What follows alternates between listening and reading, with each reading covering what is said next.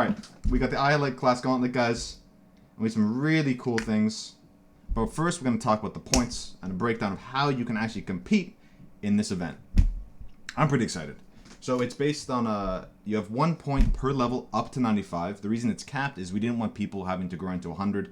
It felt like too much of a chore just to squeak out those 1 or 2 extra points. And maybe people would skip bosses to get those last 5 points. Like there was a choice. So just cap them. You get to level 95, which, if you're trying to compete for those like really top prizes, is a realistic goal over 10 days. And allows people to catch up too. If you die at like 96, you still have a chance, depending on the day, to get back there. We did include Delve for the first time in, I think, 3 gauntlets. It is capped at 300, so it's only 3 points. But with all this added difficulty, getting to 300 is actually really hard. Yeah, as well as that, over the last couple of leagues, because I know some people like to take a league off Delve here or there. Over the last couple of leagues, Delve has been steadily like compressed. So 300 is a lot more difficult than it would have been, say, 9 months, a year ago, however long ago, since the last big Delve compression. Yeah, it's definitely gonna be a challenge, and I think just an added avenue for players to gain points, or like to squeak out that extra, oh, you know what, maybe I can't do Elder. I mean, Elder's not a difficult boss, but maybe that's the one boss you just feel uncomfortable with. Maybe you go to Delve, get the 3 points from there. So we'll see. We also, obviously, what Gauntlet is known for is boss kills. So we have Elder at 2 points, Shaper at 2 points, Normal at Ziri at 1 point, Uber Elder at 5, Uber at Ziri at 6, and Awakener 8 at 4. So even if you get Awakener 7, but you have the Uncharted Realm bonus, it does count towards Awakener 8. Even if you do Awakener 9, it still counts. So it's as long as it's 8 or above from any means, you're good to go. Level 83 Mastermind, which, as we saw last time, destroyed Karn with some brutal shotgunning. So definitely a really scary boss. The Elder Guardian Invitation, Shaper Guardian Invitation, and Maven. We didn't include the Feared or the Synthesis boss invitations purely because they're a very RNG fight to get SSF in 10 days. There might be bounties for those things, but at least for the main core points, we wanted it to be a semi-realistic option to achieve each of these things during the race, right? It would feel terrible if you're locked out of first place or reaching a prize solely because you didn't drop a Cortex or something. So, yeah. And I mean, if you do drop a Cortex, you can just run it and get a flask, and then you get a benefit anyways. Exactly, right? The benefit is getting the map, so yeah, RNG's RNG, but we wanted to limit it. Just get the flask. Just get the flask, first try. Or get an Explode Nebulous, no problem. Imagine. We're going to have some Aura Stackers in day 10? We'll see. But on top of all these points, why are you collecting these points, Octavian? And it's got some really damn cool prizes. Wow. Look at that. My God, we just reaching level 50. There's a random draw for some shirts.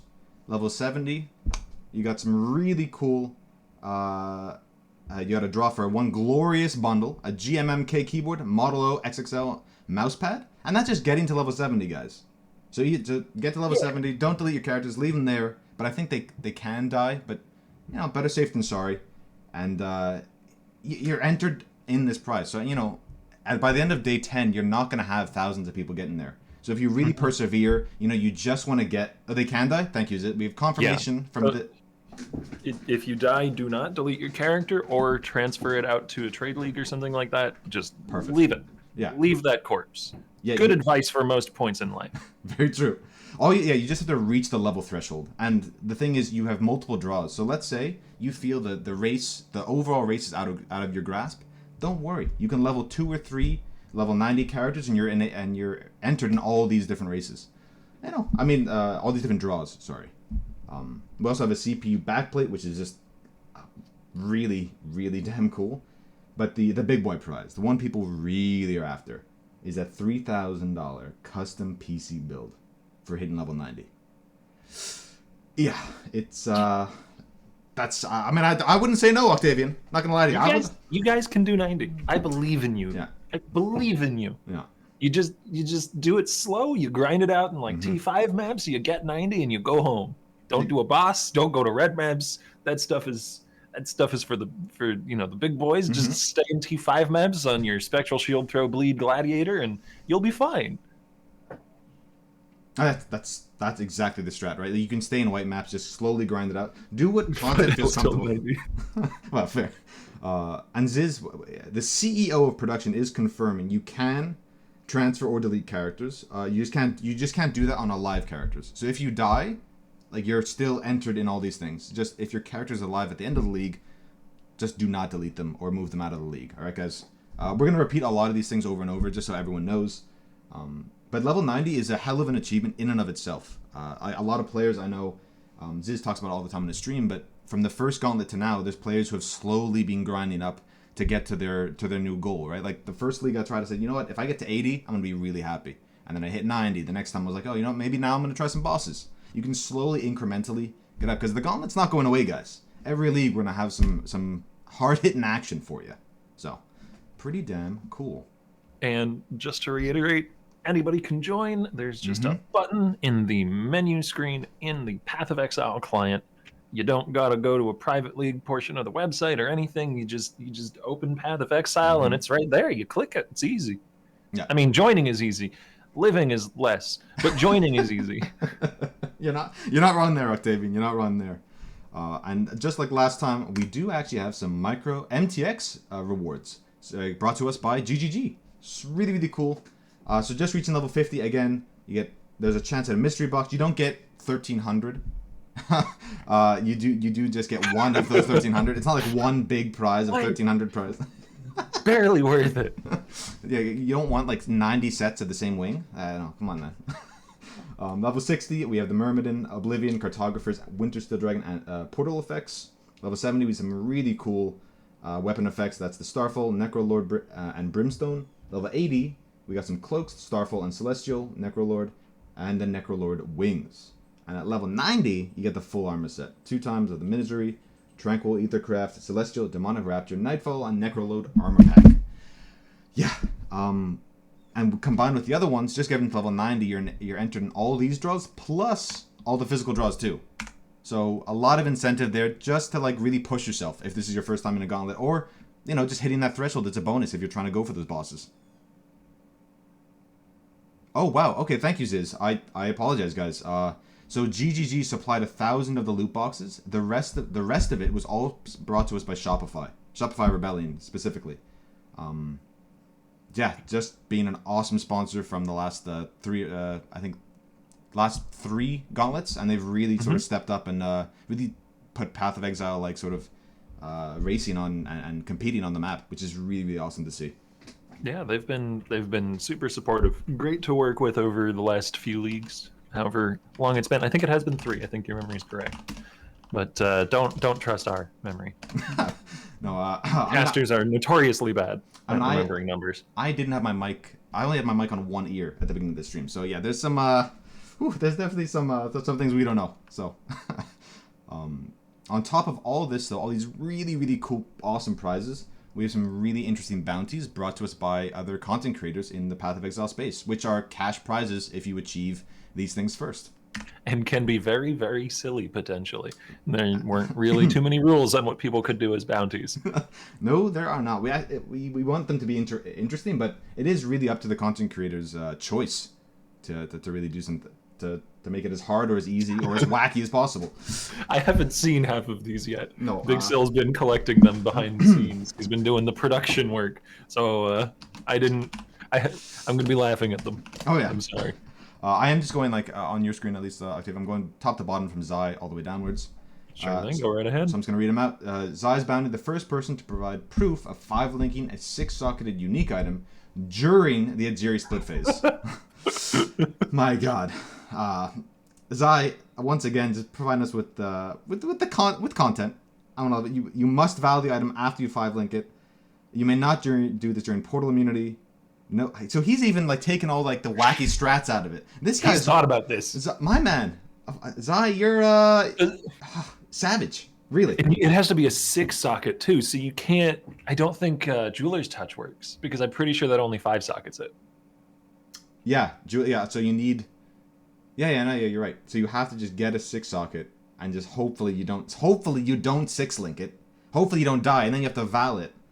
So Zai's actually in chat. Do you have to val it during the split phase as well? Or is it just like immediately Just- after? Just says after you 5-link it. Doesn't say Oh when my after. We God. found a loophole. Okay, we found it. All right. Just do the really hard part, and then I guess you have a tiny loophole at the end. I think it's challenging enough anyways. Just validating the split phase. Okay. You know what? I actually love this bounty because it makes like a goal for a lot of players that maybe see like first place not as like realistic for them, which is fair, right? There's some crazy competition, but like doing something like this, it's $250 in the bank, Octavian. I mean, I'm not gonna lie. Yeah. I might roll after the cast if you know what I mean. It was a quick and Z reaction, you know. Just Bramblejack has never looked more appealing in my life, if you know what I mean. So we'll see. We have the great Lord Walden's bounty. First person to provide proof of finding a variation of a rare named Stink will win $150. Okay, so I guess you're gonna actually hover over every rare. This is how you slow the game down, guys. This is what it takes. Or you capture a beast named Stink, and then you can itemize it, and that's proof. Isn't that the ultimate though? Because then you permanently have Stink. You own Stink. Oh my god. But I think I was watching, I think it was Steel Mage a couple days ago, who was looking through softcore trade and standard trade to see if there was a beast named Stink, and he found one, both online and offline. So you're saying it's possible? You're saying it's possible? Yeah, it's possible. Oh my. Alright, moving on to the next set of bounties here. We have Q1. I've definitely pronounced that incorrectly, but the first person to provide proof of killing Doedri the Vile, Doedri in Act 8, while affected by 10 stacks of the red effluent, will win $150. Now, this one is relatively easy to do if you have like a leveled character, like some gladiator at level 85 or 90 or whatever, and you can just sit there and tank it. But the problem is, somebody's probably going to try and do this during the story to beat you to it, because, you know, it's first person past the post wins the money. So it really depends on how risky people want to try and be during the story to win that 150. I mean, I think you're going to see people like I know Tai last time he wanted to do the the Alira bounty. I mean, he did it incorrectly. It had to be in maps, but like he just rushed right to it. And this is something that you're going to see. I think a couple people maybe just say, look, the first like 3-4 hours of the race I'm going to sacrifice, but I want the $150. I want to get that bounty. So I'm excited to watch. We also have Surgog's bounty. First person to provide proof of killing the Maven's Invitation, the Hidden, with at least 4 modifiers will win $250. So there's no, you know, you don't have to do it under very specific conditions, but, you know, are you going to see people, like, just chaos spam till they get just 4 mods? Probably, right? Like, you're not going to exalt a 3, like, regaled. You might annul. If you got a 5 mod one and one of the mods is really nasty, you might annul, try and save it. If you don't have another use for those annuls at that point. I think this is one that we're going to see people go for towards the end of the race after a lot of other goals are completed. Just to bank an extra 250 if they can manage it, and if they die, oh well, they've got everything else they wanted done. Agreed. I think it's something. If it doesn't happen organically, then it's going to be something people wait for. But yeah, I mind you, why the only reason to like make your invitations like rare and stuff is just for the extra loot, but really in this, like, the points and stuff is what matters. So people usually will run it white until the end, right? So you're 100% right. And we have Yolonu, the French streamer. First person to provide proof of having an entire normal stash tab of Quicksilver of Adrenaline Flask will win $260. Okay. You just gotta farm the div card, baby. Just gotta farm the div card. Yeah. No, alts. I mean, probably alts. I mean, you gotta pick up every Quicksilver in the game. Like, you gotta highlight them on your filter now. Like, you gotta. This isn't easy. Like, the people are. There's gonna be people specifically targeting this bounty. They're just like farming like Act 9 or something like that just for tons of Quicksilver flasks. He's such a little bit of a memer because, as a lot of people know, Adrenaline got hit a little bit hard in the recent patch, and I think Yolanu wasn't too happy about it. So he's, so he's just saying, "Hey guys, let's bring all the attention to it in a big event. You know, you need like, what is it, 32 flasks or something, fully rolled." I think that's correct. I don't. It's something like that. Why are you asking me to do math on broadcast? You know what? That's rule 1. We're moving on. We're moving on to Deedledoo's bounty. First person to provide proof of killing Awakener 5 or higher with Bringer of Rain equipped wins $150. And the main skill must have the melee tag. The main skills must be in Bringer of Rain. And must do all points of damage with the main skill inside Bringer of Rain. So Yeah. I guess we don't have Deedle Do to ask here, but I am curious as to how precise he's going to be with that last line of text. Like, can I use a War Chief Totem in one link? Can I use a shield charge and accidentally tap him with it? Because that's damage. Probably yes, but if you're really curious about this bounty, I'd get in touch with Deedle Do and make sure.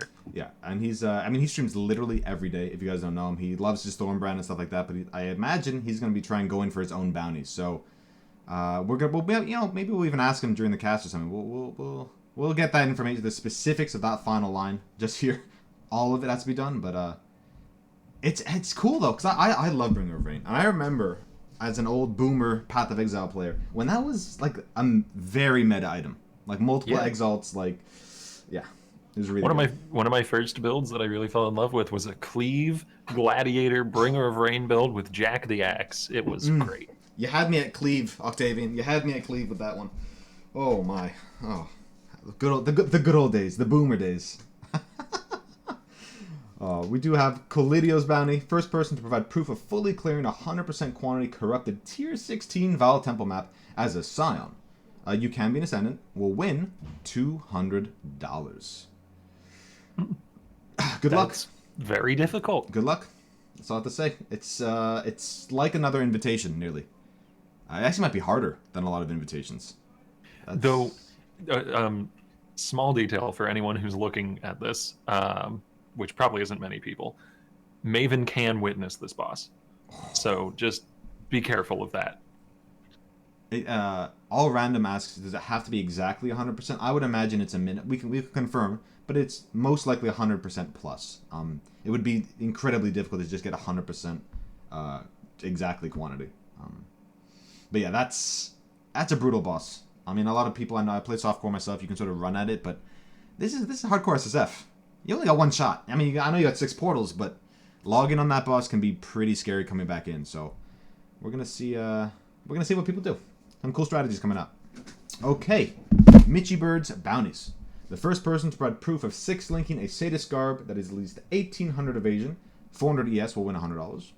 And the first person to make it through the mudflats to submerged passage at level 1 naked will win $100. Must be completely naked, no flasks. The intention here is that you de-level to 1, make a fresh instance of mudflats, and run through completely naked. And for those of you... Oh, go right ahead. Oh, no, I was just saying, must do the breaking some eggs quest as well.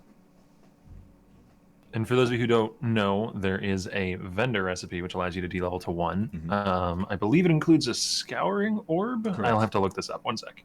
No. I believe it's a scour and 20 wisdoms or something? Or 40 wisdoms? Yeah, some number of wisdoms. I just didn't want to say the exact number and have it wrong, so people would vendor the wrong thing.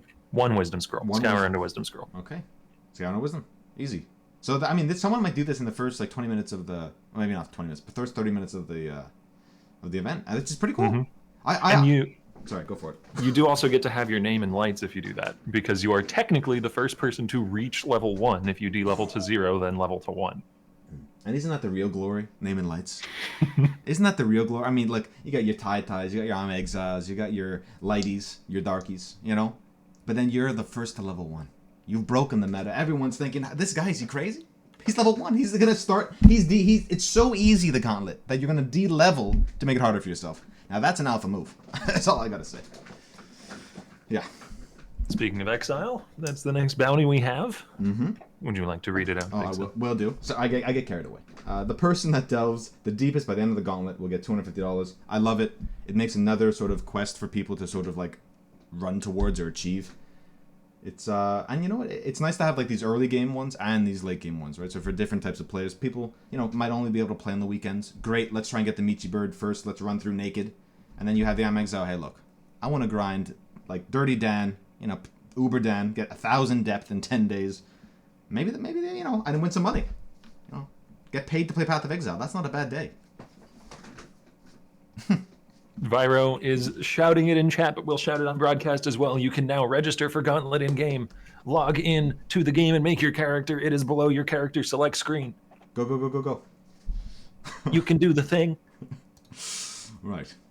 If you're not level 90 in 10 minutes, why do you even play? We've got Mox Pebble's bounty next, though. First person to provide proof of running through blood aqueducts. completely naked will win $150. Wow. That's I'm not sure that that'll be done. Oh, I know. You know what? I guess if you go, you need like acro, phase acro, like tons of like movement speed on the tree, and just try and dodge. Don't get hit, right? Easy. Just don't get hit. A raider? I mean, you'd still have your ascendancy points, so you'd have like perma-phasing and onslaught. That seems the best way to go about it. Or do you go saboteur with a blind aura? That's fairly nice too, yeah. I mean, it's not bad. I mean, you're probably right with raider, but still. The speed and the phasing, because you can't bring a flask. I'm assuming. True. Yeah, I know you're 100% right. Yeah, you pretty much have to be raider to do this. Yeah, as Chad is saying, being completely naked means no travel skill. Well, if you don't have any gear on, you can't socket one. So yeah, you wouldn't have a travel skill. No flasks, no nothing. And what's interesting is like you're gonna, you can't get corpse exploded, so that's one thing. I guess you won't be hit by a revenant. But I think the detriment is worse than the benefit. You know. So we have Rise QT's bounty. First person to die at level 98 will win 265, and Rise, ever being the troll, he does it again. You know, why is he just adding a bounty that he's going to claim? That seems a little greedy. I mean, to be fair, I think that's Lighty's attempt with the next one too. Just win the gauntlet, $1,000.45. Okay, Lighty.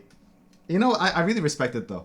Like that's just the added incentive. Like he was, I mean, look, him and Exile, they love each other. They're really close friends. They talk about strats, but I think Lighty hates losing. He really hates losing. So. You know, I think this time he's coming back with a vengeance. I think he's been practicing a lot off stream. I think this man, he wants it bad. He wants to reclaim the title. I'm faithful. I'm faithful to the old guard. The old guard, yeah. Yeah, he's self-funding. He's still funding. Self-funding. Okay, so we got Ziz with about 10 different bounties and Steel Mage as well. They did a stream versus stream yesterday that really bumped up the amount of bounties and the amount of and the prize pool overall. So thank everyone in chat who donated to that pool and to Ziz and Steel Mage. We got to make this event even cooler. So and can I chime in just before we read off this list? Any bounties that do not end up getting claimed, I believe the money just goes to the general prize pool and is split among it, right? Correct. Yeah. Okay. Which is, you know, it's really cool. So you can make these really difficult bounties, and if no one achieves them, hey, you know what? It's not like that's removed from the prize pool. It just gets. Just add it up. Tapped on top, you know? Stacked on top. Right. I'm gonna rail these off real quick. Deepest all killed by end of gauntlet will win $250. The first person to provide proof of having an empower level 4 will win $100. The first person to provide proof of singing Brother Bear, I'm on my way during Awakener, as well as actively fighting the last stage without missing lyrics, will win $500. Okay. I have to hit pause here. Okay. All right, sorry, I didn't mean to interrupt. No, it's not you. I just mean Ziz. Like, this man is, okay. Enough said, right? I mean, it's going to be tough. I mean, I don't even know that. Are you going to have to read... If you don't know the lyrics, are you going to have to, like, maybe have it on one monitor, read it while you're, like, right-clicking? Hopefully you have a one-button build. My God. That's, proof. Just film yourself, guys. Just record it. For person to kill Shaper with the lowest combined resists will win $150. Chaos does not count and must have 3 resists the entire time. Okay, so you can't just, like, in the in-between phases or when you fight Malachi in the beginning, just, like, have max res. Like, you know, people might go into the negative with this one, actually. I'm not sure, but... Yeah, Shaper is, in theory, pretty much a completely outplayable fight. Mm-hmm. You could do the whole Shaper fight without getting hit by anything, if you're very good at it. I mean, it's pretty darn hard with LMP on his orbs, but yeah, it's doable, technically. It's hard, yeah. But really cool at the same time, right? It allows players to, like, you know, have something that they can, like, strive towards. Maybe they practice in Standard for a little bit and they're like, okay, now I feel ready to fight LMP, crazy, insane Shaper, but it's going to be fun to watch. We also have the first person to provide proof of dying at level 69 with a full set of gear will win $100. The first person to provide proof of killing level 85 Verena will win $100. And the first person to provide proof of leveling up from Uber at Ziri will win $300. And the first person to provide proof of leveling up from Cyrus will win $300. And the first person to provide proof of dying level Wave 20 Simulacrum will win $200. Doing. Like, I think you said dying. Oh, doing. Oh, sorry. Okay, of doing. I thought it was dying. Thank you. Of doing Wave 20. Okay. Whew. I actually love the last one. I mean, the other ones are insane. I mean, good luck. I mean, that takes a lot of planning, and you have to know exactly like the threshold that you'll get from the actual map of Uber Ziri. But Wave 20 Simulacrum, it's been missing from the last few gauntlets. Like, no one's really had an incentive to go in there. So I'm really happy Ziz has added this this bounty towards that. Oh, you see my cursor? Yeah, that's okay. We're going to move on to Steel Mage's bounties. We have the Rise QT Quest. The first person to have all classes at least at level 80 win $500. And this is classes, not ascendancies, so you know you don't need to do Sab, Assassin, and Trickster. You just need to do one of those. I think I really love the bromance between Steel and Rise. This little friendly rivalry, just a little bit just poking the bear a little bit. Gotta have some fun, right? The first person to provide proof of unlocking all Pantheons will win $200. This includes all unlocks with divine vessels. There is a recipe for divine vessels now, by the way. If you're going for this, it'll be very useful to know. It's a divine orb and a whole bunch of flasks. I forget exactly how many. I think it's 7. It's 5. Five. No, I am prepared to be wrong. It's a bunch of flasks and a divine orb. Get a divine orb and throw flasks in the vendor window with it until you see divine vessels as a result. Because it's 5. Okay, so you were right. It's because it's unlikely you're gonna drop. Well, maybe you might drop like 13, 14, like or like by the end, but especially if you want to race towards this and get do it first, you're gonna have to use the recipe for sure. And I would suggest things like farming the corrupted boxes in Glenok or the Tyrn's End Invasion boss nodes for 6 links to give divines. Makes sense. Yeah, you really want anything. If you're chasing this bounty specifically, you want as many divines as possible. So that's definitely the way to go. Like corrupted areas just give you so many. Like it doesn't seem apparent, but if you run like 100 of them, you're gonna, or like 50 even, you're gonna have a lot of divines by the end of it. Right, the first person to provide proof of killing Uthrid will win $200, and the first person to provide proof of killing Adziri per class will win $100. Love that. It just incentivizes every class to sort of just chase after Adziri. Probably day 1, maybe day 2. I like seeing incentive for Uhtred as well. Uhtred is I love. I'm gonna rave about this a few times in the podcast or the broadcast, not a podcast. I love the new bosses. I wish they were a little bit more accessible. I feel like I say that every week, but I do love the new bosses, and Uhtred in particular is going to be very nasty in Gauntlet because the most dangerous things that he does are all projectile based. Yeah. So the extra proj mod instead of AoE this time around for the Gauntlet is going to make Uhtred an absolute monster. Yeah, it's brutal. Like that $200 is not easy to get. I mean, just spawning the fight, right? It's going to be a challenge for a lot of players. Because Expedition in and of itself is quite rippy content in the base game. You tack on all the Gauntlet mods, suddenly it's maybe something you want to skip, or at least early on, until you sort of have maybe your block or your dodge sort of set up. So I guess we'll see. We'll see how people tackle it.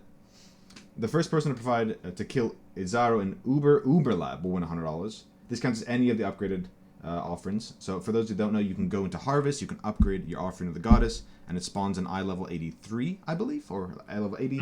It's 83. It is 83. Perfect. There's some variance between them. The tribute, I believe, is the one that lets you enchant a belt. The traps in that are way more potent than in the others, whereas things like Gift to the Goddess, I think Izaro gets higher buffs. So there's a little variance between them, but they are all eye level 83. Perfect. The first person to provide proof of having an albino Roa feather will win $100. For those that don't know, it can spawn, I believe, in the is it only the mud flats? Yeah, so you can get literally an albino Roa, and they drop a feather, which is part of the whole fishing meme, or not meme, whatever side of the fence you are on that one. Wins $100. It's crazy rare. It's something that people might farm for. It might just also be one of those RNG things. Pretty cool to see. First, $100 for the first person to provide proof of having a full set of Lion Eyes unique items will win $100, which can be farmed in the beginning of Act 6 for the cards, which is really cool. And the first person to provide proof of killing the Cortex boss will win $100. So adding on to that RNG factor, but instead of just saving the fight, and if you drop it day 1 or 2, maybe you want to rush and kill Cortex, right, for that bounty. Yeah, I like that there's incentives for some of these difficult boss fights that you might run into, because then it means that some of our some of our top end players who are going to be grinding a lot and in the end game might drop a expedition that says it has a boss in it, or might drop a Cortex and then be tempted to do it and maybe risk their run a little bit more, that sort of thing. Totally agree, right? You want to incentivize players to take content on that they might otherwise not, right? And I think it's awesome. I totally agree with you. We do have this is the final bounty I had. There might be others that have been since added, but I mean, production made this last night. And it is Mind Liaison's bounty. The first person to provide proof of crafting the Danyo gloves featured in the help page in-game will win $50. And that is a frosted fish scale gauntlets of skill, adds 1 to 2 cold damage of attacks, and 6% attack speed. And that's a $50 bounty. And it says they have to be those exact gloves, so don't you quality them. Don't you quality them. No, don't exactly. do it. Damn, yo. Yeah. I think this is... you know what? I think to me... I mean, obviously the gauntlet's about like pushing yourself and like, doing all the boss stuff. I love these little memes that we have. You know, I think this is so much. It just makes it fun. This is the most competitive. Okay. Of all. You know what though? You can get this at like what, level 2 or something like that. I think fish got that's 2 or 3. The strat is Gwenin for fish scale gauntlet. Oh basis. No, you're right. That's the strat. That actually is the strat. Oh my god. Okay, Octavian, you gotta be competing, man. You're wasted here as a caster. You know all the strats. Oh my god. I have some links here, which we'll have in chat periodically. There's the rule set, and we also have a trailer, which I think we're going to play after this. But before that, we would like a special thank you towards our sponsors, Shopify Rebellion, GGG, and Redbull. Shopify Rebellion is the main sponsor. They are providing a lot of the prize pool, both monetarily and, as you saw, through MTX, and they've been sponsoring the last 3 gauntlets. Amazing partner. We love them so much. GGG for sponsoring the... some of the MTX rewards, but on top of which, also making it a public event. It wasn't always the case, but they've made some changes to their system that really allow us to make this as public for everybody as we can, and really sort of puts on the map and lets people have some fun, right? It kind of sucked when it felt restricted to 10,000 or 15,000 people, so big shout out to them. Red Bull, as you can see, well not now, but there's a fridge next to me. They have sponsored the casting for Octavian and I, and just awesome partner. Super excited to work with them, and I don't know, it just feels it's getting more and more professional. I say that as I didn't have noise on my mic for about 20 minutes, but it's a more professional cast this time around.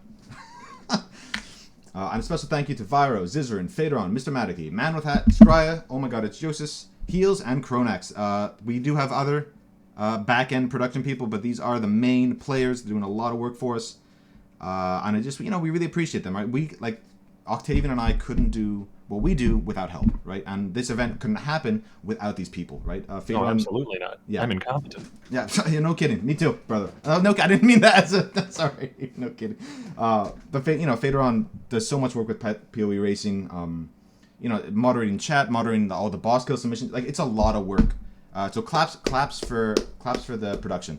These guys put in tons of work. Literally. I think Virus put hundreds of hours into making all these events for people. Ziz too. So, it doesn't get seen, but it's a lot of work, guys. So I'm just excited to be part of the team. I don't know. It gets me all emotional, honestly. Seeing that this has come to this, we've gotten to this point. It's pretty cool. I think that's the end of my. I think that's the end of the presentation. Yeah. We've still got how long until the actual event begins? About 17 minutes until the event begins.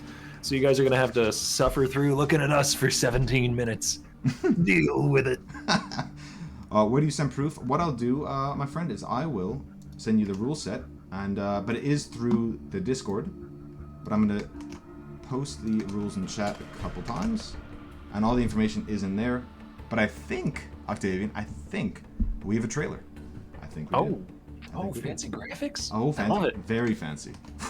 From the CEO of production himself. Let's see how it goes. Let's see if... and for the couple of people that I saw asking where Zizaran is, Ziz is competing and he is streaming. He's on his alternate account. If you want to find it, it's Naraziz. You can just take Zizaran's name and turn it backwards. Correct. Yeah, Nightbot just posted. It's !alt. And I'm going to pop us over the trailer. All right. It's about 6 minutes long, so for those of you who want to step away for a little bit, there you go.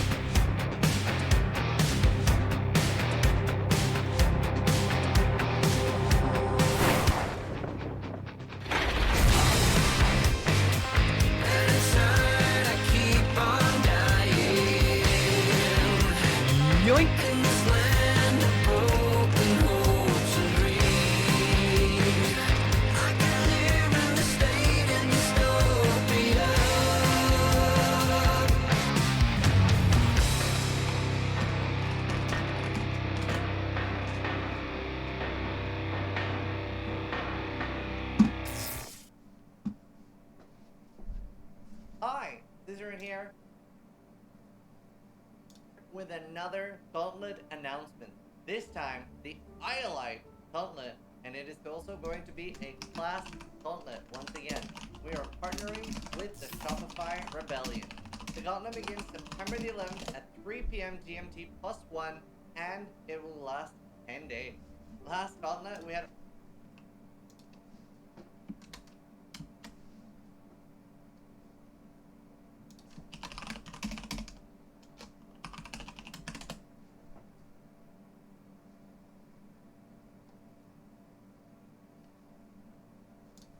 over 250,000 unique characters made and 45,000 unique accounts participating. So thank you so much for everybody that took part in that. And as always, Shopify is going to be matching donations to the prize pool up to $25,000. And on top of that, they're going to be providing loads of unique rewards, loads of unique prizes, and also going to be buying Path of Exile microtransactions to give out to you guys. The Gauntlet is an ever-evolving event, and we're always going to try to mix it up and change things. This time, we're primarily focusing on classes, rewarding the top 3 of each class with a lot of cash, and there's going to be a first place trophy overall as well, and they look really, really cool. So for this one, we're bringing back the classic Gauntlet modes with LMP and Delve is back as well. And you have to remember, for this Gauntlet, the game has gotten a lot harder, so we don't know if everybody or a lot of people will be able to finish at all. Maybe there will be some bosses that are just not doable. So for example, the top Templar is going to include the Templar and all its ascendancies. So it's about making like a lot of competition based on class rather than just one build being super top heavy. Evens the playing field a lot. And do remember, if you're unascended, you're not in your own category. All Templar, unascended, Hierophant, Guardian, all for the same one. And this time, just like the last time, Grinding Your Games has made the Gauntlet an actual in-game event. So below your character create screen, you will have the ability to join with just the click of one button. Everybody is invited. There is no sign up needed. You can decide 2 days in that you want to join and participate against this hellish landscape of death. It's great. And we've added Delve as points for this league, so make sure that you check out the updated point sheet with the rules and everything to make sure you know exactly what can let you win this gauntlet. Last time, you guys really seemed to enjoy the casting on my channel, with the last time being Havoc616 and BigSil. They absolutely nailed it, really, really good. So we are bringing back casting for this event, and we want to introduce a new partner for the gauntlet, Redbull Gaming. Redbull is looking to get into the ARPG space, and they're going to be covering all the casting and costs for that, and they're looking to get more involved in events. So again, thank you and welcome to Path of Exile. Casting is going to be on my Twitch channel, and I will be streaming on my alt channel, Naraz's, just Zizaran backwards. It'll be approximately 4 hours every day, and it might go a little bit longer depending on how exciting things are. Casting for this time is going to see a return of BigSil and Octavian is going to be the second caster for this time. So pretty great casting, and I hope you guys will tune in and check it out. And as always, we are going to be doing community bounties. So make sure you check out your favorite streamer, see what sort of like a fundraiser for bounties they're gonna do, and we'll have some really, really cool niche things that you can go for that isn't just like the normal point system. So as always, really cool bounties. And do remember, anyone can contact us with like a larger amount of money and put a bounty on something. So we are also continuing with the MTX and physical drawings that are random based on what level you hit. And as you can see, we have some really fucking cool rewards. So maybe you're playing at a more casual pace. Maybe you just want to take your time and you're not racing for rank 1. Well, there's still some really cool stuff you can win. 95% of the money raised is going directly into the prize pool, and we're taking 5% to make sure that we can pay people like Spraya, Faderon, and all the people helping behind the scenes to make this event possible and great for you guys. And thank you so much for all the support.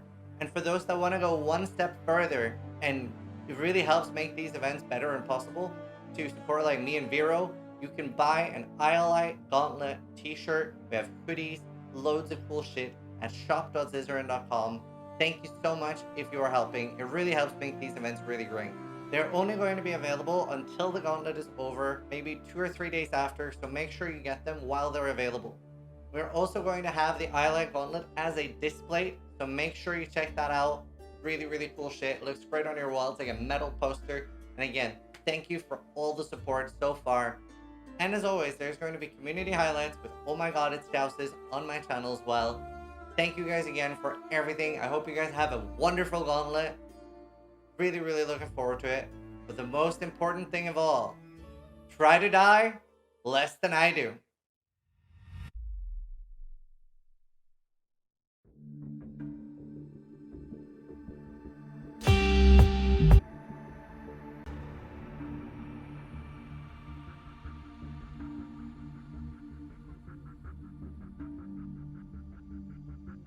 Hello? I was muted. Hello, gamers? Wow. What a day. Wow. Looks like I gotta mute when the YouTube's on. I gotta unmute when the YouTube's off. Hey, this is like my second time streaming, guys. Give me a chance here, okay? Give me a chance. Okay. I appreciate you, BigSil. Oh, I know. We actually have a couple people waiting on the beach, but you know, let me pop them on. But we'll still be there. Mainstream. I'm crankled. Do I need to adjust my camera? Okay.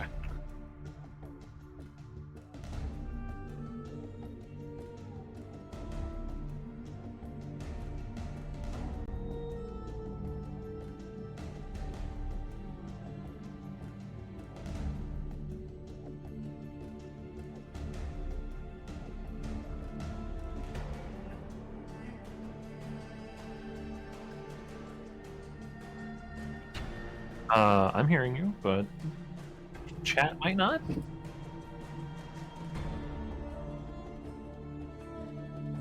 Okay, chat. There you go. Okay.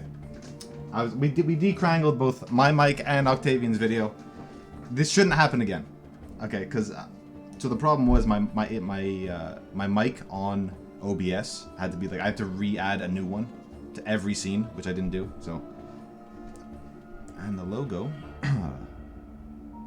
Actually, the logo I can fix too. I can fix the logo. I apologize if my camera wobbles a little bit. I'm on a different setup than usual, and my key presses are so mighty and strong that they make the table wobble very slightly. It's just I got them gamer key presses, you know. Been training for years. No, you gotta do what you gotta do. You know, I mean, you've been handling it pretty well, I think. But I don't think I'm on screen right now because we've got a bunch of players on screen as well. We should. You should be. That's No, you should be on screen. I hope you're on screen. I am? Oh, I might. Okay. I hope sorry. so. I really hope so. Hello. Yeah, no, I think we're good. I think we're golden. Okay. Sorry, chat. Okay, this is the day one hiccups. Won't happen again. Basically, Rise could just maybe he's practicing the don't get hit, but he has skills and stuff on, so I don't know. In Blood Aqueducts. Do I know the global event? Please fix the. Oh shit! I'm sorry, guys. I don't know why that's. What's wrong? It keeps DF leveling. DF leveling. Like it's going not full screen with my screen. Yeah, I don't know why. That's strange. Maybe if you're tabbing around or something, that would be causing that. Okay, and apparently my cam is backwards, so I'll flip that too. Sorry about this. Rise might be just testing to see the survivability of a Forbidden Right build or something. I expect to see a few people try and do Forbidden Right. I actually think Templar is going to be one of the less competitive ascendancies, but it is a tough one to get going from scratch, even in regular hardcore, let alone Gauntlet. Mm-hmm. It's I don't know. I think people have gotten used to it, especially like playing softcore, playing on like just regular hardcore trade or even SSF hardcore, but getting it going in a Gauntlet style event is really rough. Like you can't get. I don't know that you don't want to be near that glow life ever. You don't want to like be sacrificing the 30-year HP all the time. No. It's it has a couple of strengths to it, so it's not like completely hopeless. I just think you really need to be able to you need to understand the strengths and weaknesses and be very experienced with the build for it to get anywhere. And I actually feel the same way about things like the Seismic Trapper that are going to be very popular, I imagine, but I think the Seismic Sab is going to be a lot more forgiving than Hierophants. Mm-hmm. I honestly, I really agree. It's also just, it's great on no gear as well. Like, that's a big factor for me, at least. Like, I mean, it helps to have gear, of course, and people are going to be farming up, like, low-level areas a lot, but, you know, I feel like with Sab, like, there's so much innate you get with the class, like, you're immune to shock, you're immune to ignites, which can hit really hard. Ignites can really sort of hit you like a truck in this event. And I am going to get Karn on screen at the beginning for at least a little bit, because I really hope he hasn't changed the spicy strat that he's going for. I imagine some people in chat know what I'm talking about, but I don't want to spoil it. No, Karn always has some tricks up his sleeve. I mean, I pioneered the, or at least that's what I understood, the ground slam tech for Uber Ziri last league. So the man really sort of does, like, he reads the patch notes and he sees things others don't. The man, I don't know, he thinks up strategies in really cool ways because he's thinking about Gauntlet all the time. Like, he's, like, as of like week 2, he's prepping for this event. Like, he wants to win so badly. Oh yeah, Karn is an extremely dedicated player, and also very, very solid within his niche. I don't think I've ever seen him play something that isn't in some capacity melee. I mean, you can argue how melee the ground slam Call of Steel build was back in the day, where you'd melee the other side of the screen, but he plays skill gems with a melee tag, and that's pretty much entirely it. I do think we might have the wrong screen there hooked up to Karn's feed though, because I don't remember him having a webcam.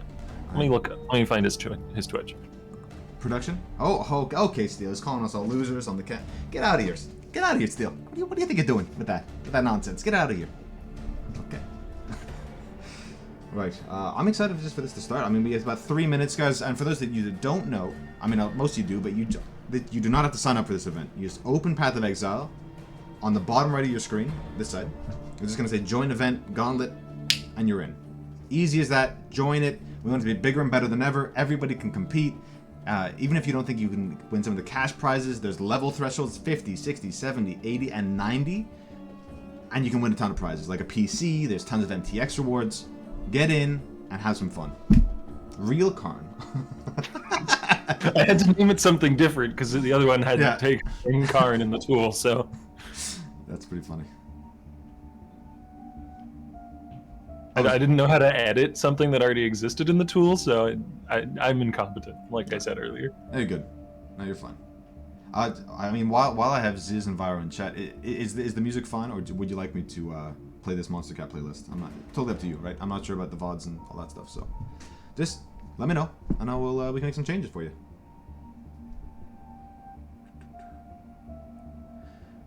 And if you are looking for Zizaran's broadcast, do !alt in the chat as he is streaming on his alternate account. Nara Ziz. It's just Zizaran backwards, but that can be annoying to type out, so just !art and you're fine. Music's fine. You had the purple... Oh, okay. If it happens again, I'll switch to Edge. Okay, perfect. Thanks, Viro. I appreciate it. Again, I'm currently using Firefox, so we'll see what goes today. And please, chat, if there's anything you want us to change or do, just shoot us a message. We're happy to make, changes to the event to make it as good as we can for you. I mean, this whole event is about making it fun for the viewers, right? I mean, me and Octavian are gonna have fun regardless. We like watching Path of Exile. So let us know. We're gonna have a good time. Increase the volume. Screw you guys. Look at that global chat go mad. That's funny. Okay, I think I can increase Octavian's volume a bit. There we go. And I'm gonna increase my own just a smidge. A bit more gain. That should be all right. All right. We have 2 red shirts and 1 raider. Sorry, ranger on the screen. Oh, they're off. And these should be. Well, the duelists might struggle a little more. Meleeing Super Hillock can be annoying, but it's certainly doable if you kite him in the correct direction. You want to run away from his sword hand once he pulls the sword out. I think there's a lot of deaths. A lot of deaths. I think those spitters are really stun locking people. Oof. Yeah. I mean, some people maybe just want to see their name pop up, so they're like letting the zombie slap them. If the zombie does have 5% base crit, so technically he can crit you and like freeze you because of the extra cold that he has. Okay, because for those of you who don't know, any physical based attacker skill, which is pretty much all melee skills in this game all get added elemental damage in the gauntlet, so things are hitting really, really hard. And you have obviously negative 60 res or negative 30 res, right, at this point, so yikes. Oh yeah, I'm like less than 0. I was about to say 0 resistance at all, but like actually less. Yeah. Oh my god, that slap that Karn just took. But he's going to have a lot of opportunities to practice this Hillock fight, as we'll hopefully see. He did drop an Iron Ring immediately. That's pretty nice. Huge, actually. Yeah, like just getting his damage up, just even that threshold. Well, it's not even little, but that threshold up, it makes everything smoother, right? Like you want to start ramping up your character as soon as possible. Character singular? What do you mean? Character. Don't you mean 5 different characters like Karn is doing? He's gonna want. Oh, is he? No. He's doing it. No, what you are thinking? Yes, he is doing it. Oh my. Okay, so Karn is farming Onigoroshi. This is what I wanted him on screen to begin with. Okay. I saw his stream title the last couple weeks, but I thought he was just messing around in standard or something. No, he's not joking. Okay. Okay, show me something, Karn. This is for real. Karn just really doesn't like the League mechanic, so he doesn't want to see it ever. So he's deciding to stay in Twilight Strand. That's a joke. I don't know his opinion on the League mechanic. You know what? I actually think it's awesome. I really think that, like, because who else is doing this? Like, there's probably no one. Yeah. And this isn't for a bounty either. We went over the bounties earlier. Yeah. There is not an Onigoroshi bounty. This is actually the strat that Karn independently came up with. Yeah, he thinks this is the best strat to win the event. Well, I don't know about that, but he thinks it's a viable one. Yeah, true. That's fair. I mean, mind you, Karn doesn't do things without reason, right? Like, he's pretty methodical with this stuff.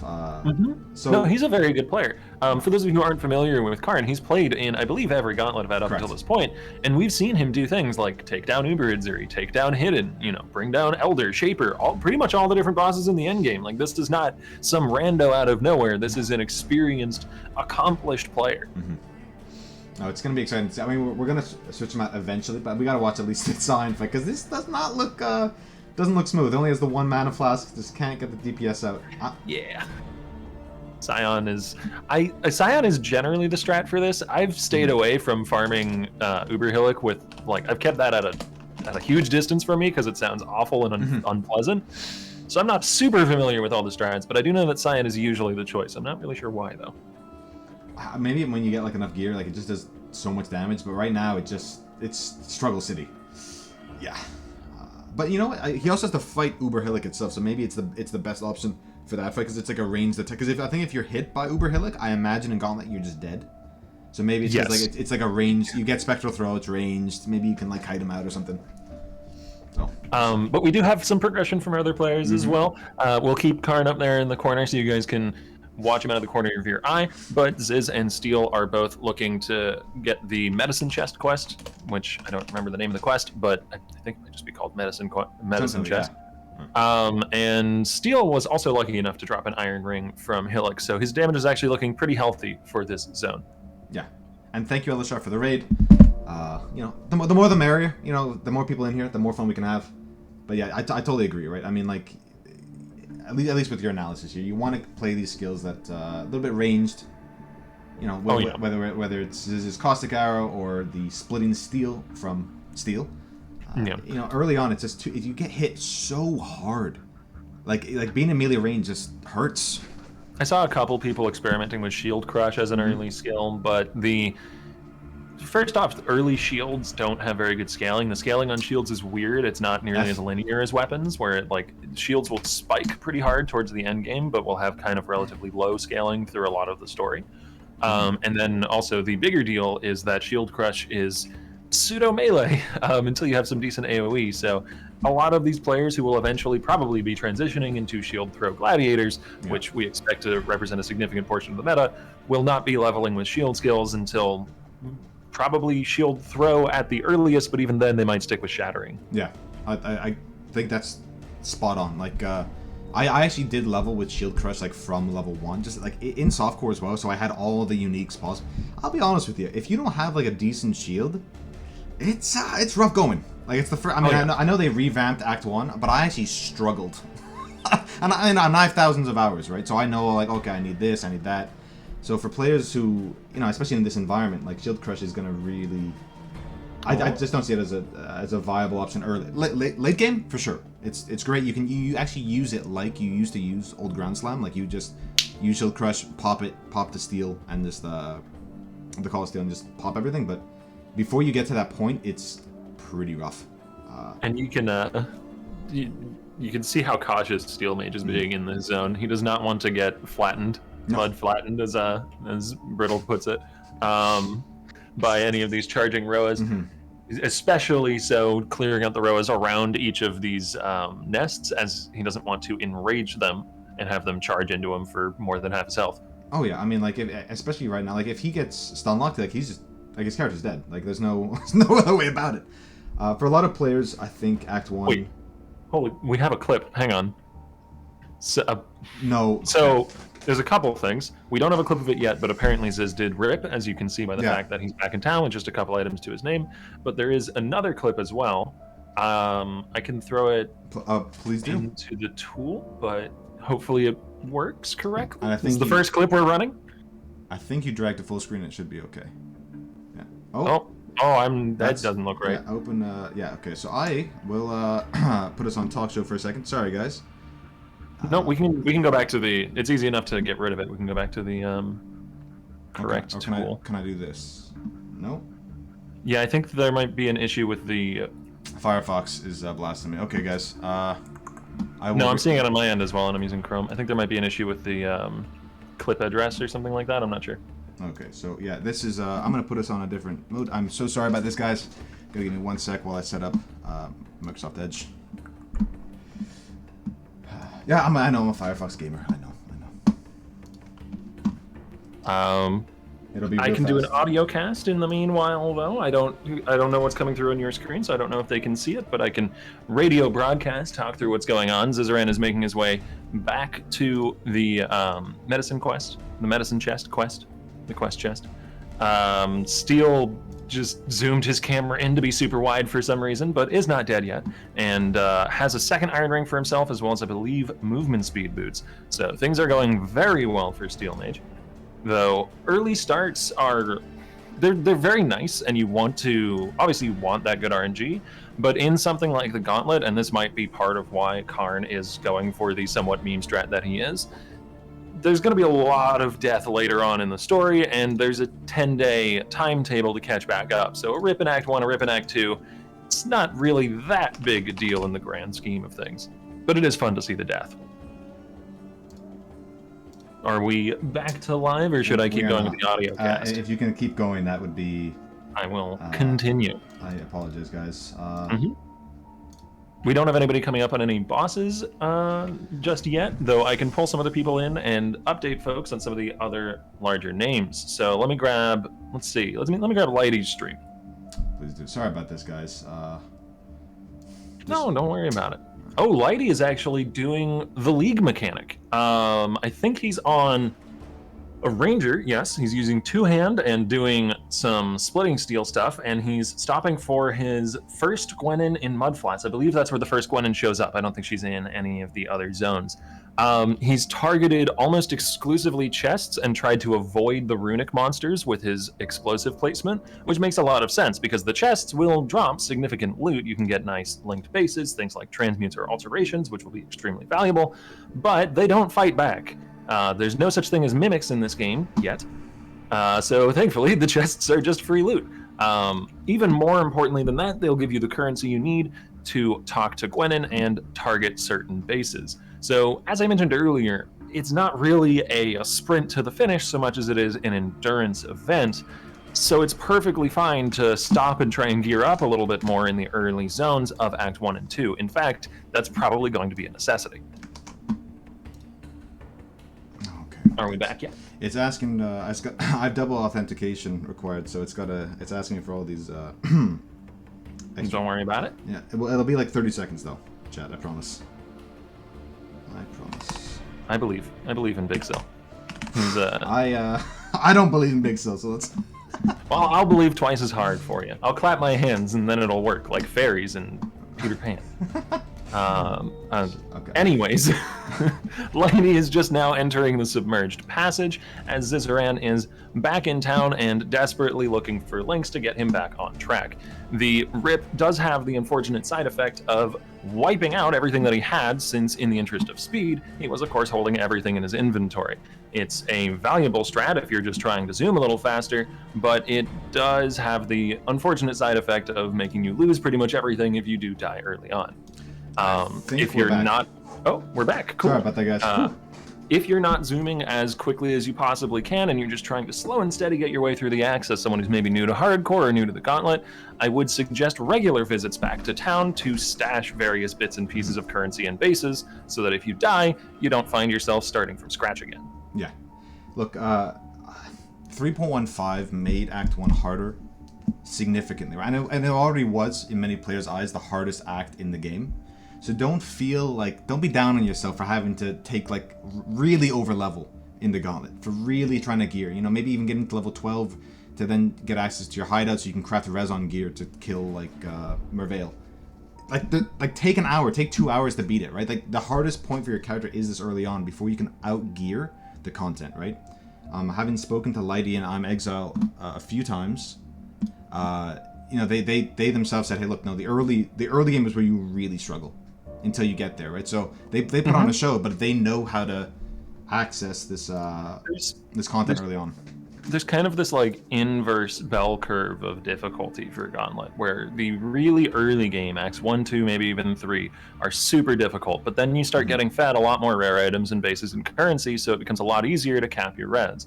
However, once you get to things like Act 7 or 8 or 9, or then eventually as well in the end game, the bosses start getting a lot more mechanically intense, and not only that, they start scaling off a lot of things like extra proj more often. So then you get that, okay, we have Lighty frozen, he has to log out, interrupting my spiel, but yeah, he made it. He made it. He's fine. It's a lot better to start over from the waypoint than to start over from the Twilight Strand.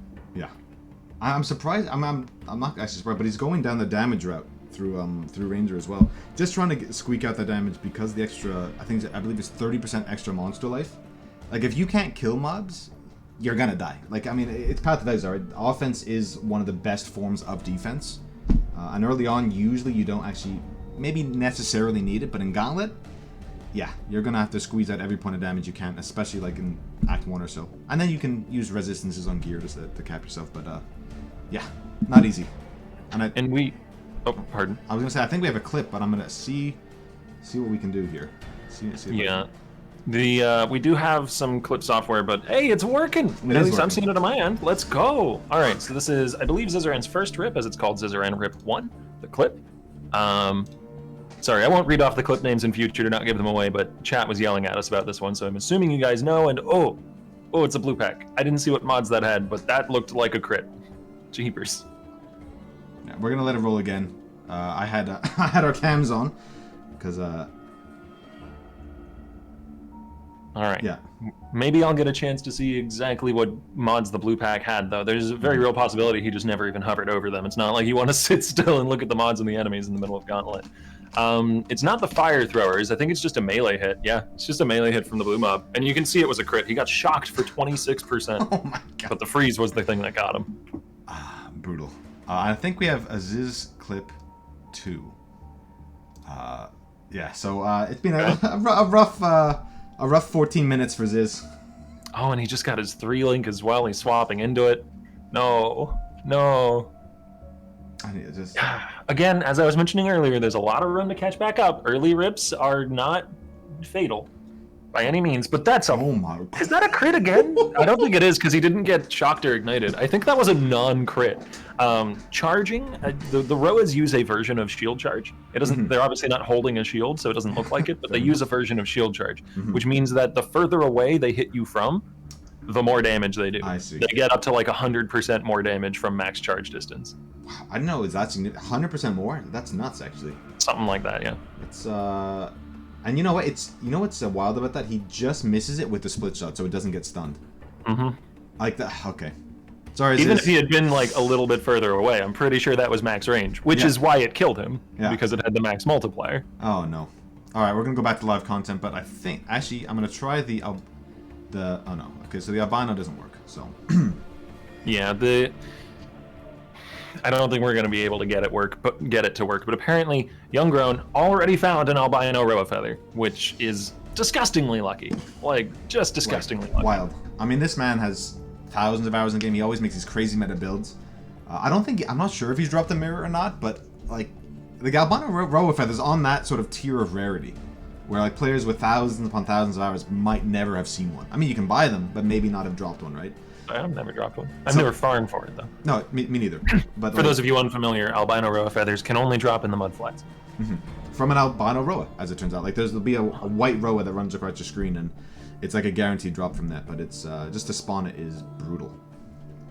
Looking for some red sockets there for Lighty. He wanted to get access both to Steelskin and Warbanner. And I think, is he going to buy those wool shoes for Wanderlust? Yep. No, he did get move speed. It wasn't Wanderlust, but he got move speed, and that's good enough. Yeah, I think Gwenin, especially early on, like where you can just target from these sort of leveling uniques, like Gold Rim is going to be huge for a lot of players. Like potentially 120 all res, well, not all res, 120 res across the board.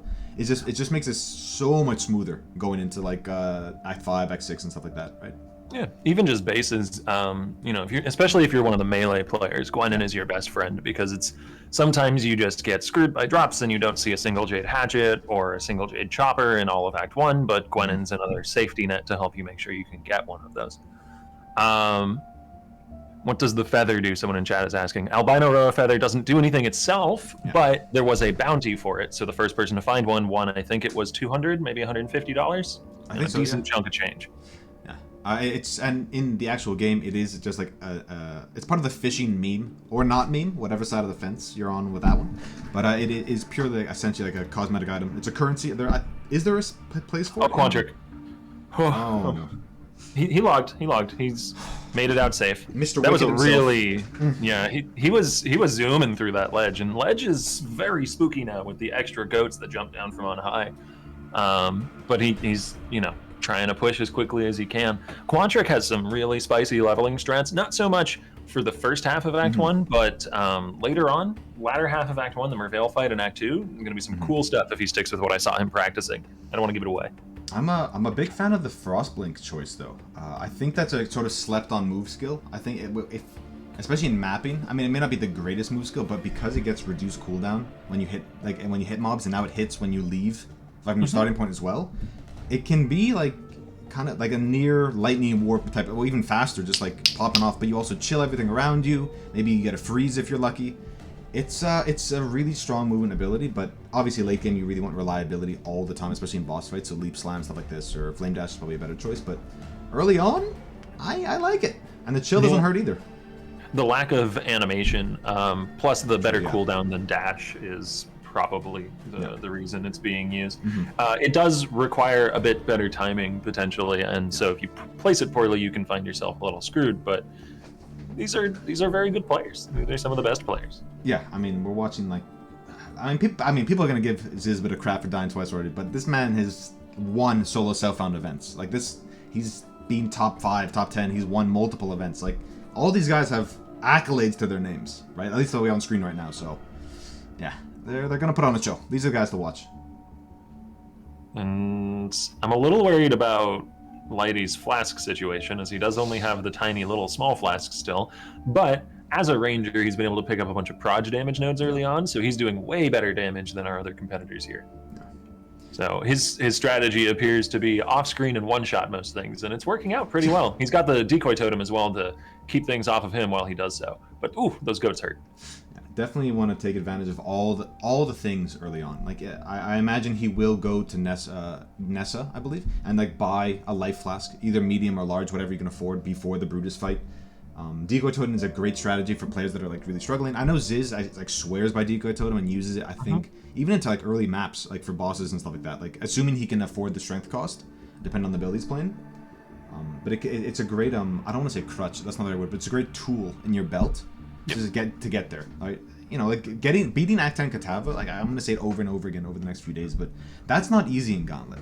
It's like if this is your first Gauntlet, just like take your time, play slow. Like we're gonna give tons and tips and tricks throughout the entire event, the entire cast. If you have questions or you're struggling, like just type in chat. Hopefully we can help you out. I don't know any of these streamers are like they're gonna be willing to help you too.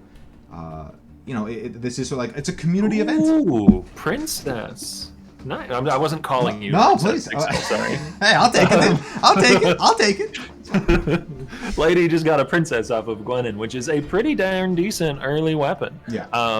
You know, the fizz gained as extra isn't going to be that amazing when you have so little fizz early on, but it has double fizz rolls, so it's just like a really nicely rolled rare, essentially, with a bit of extra damage on top. He does have to worry, I guess, about taking increased damage from ghosts and skeletons. There's actually a lot of those in Act 1, but it'll probably be fine. We'll see if he swaps to it.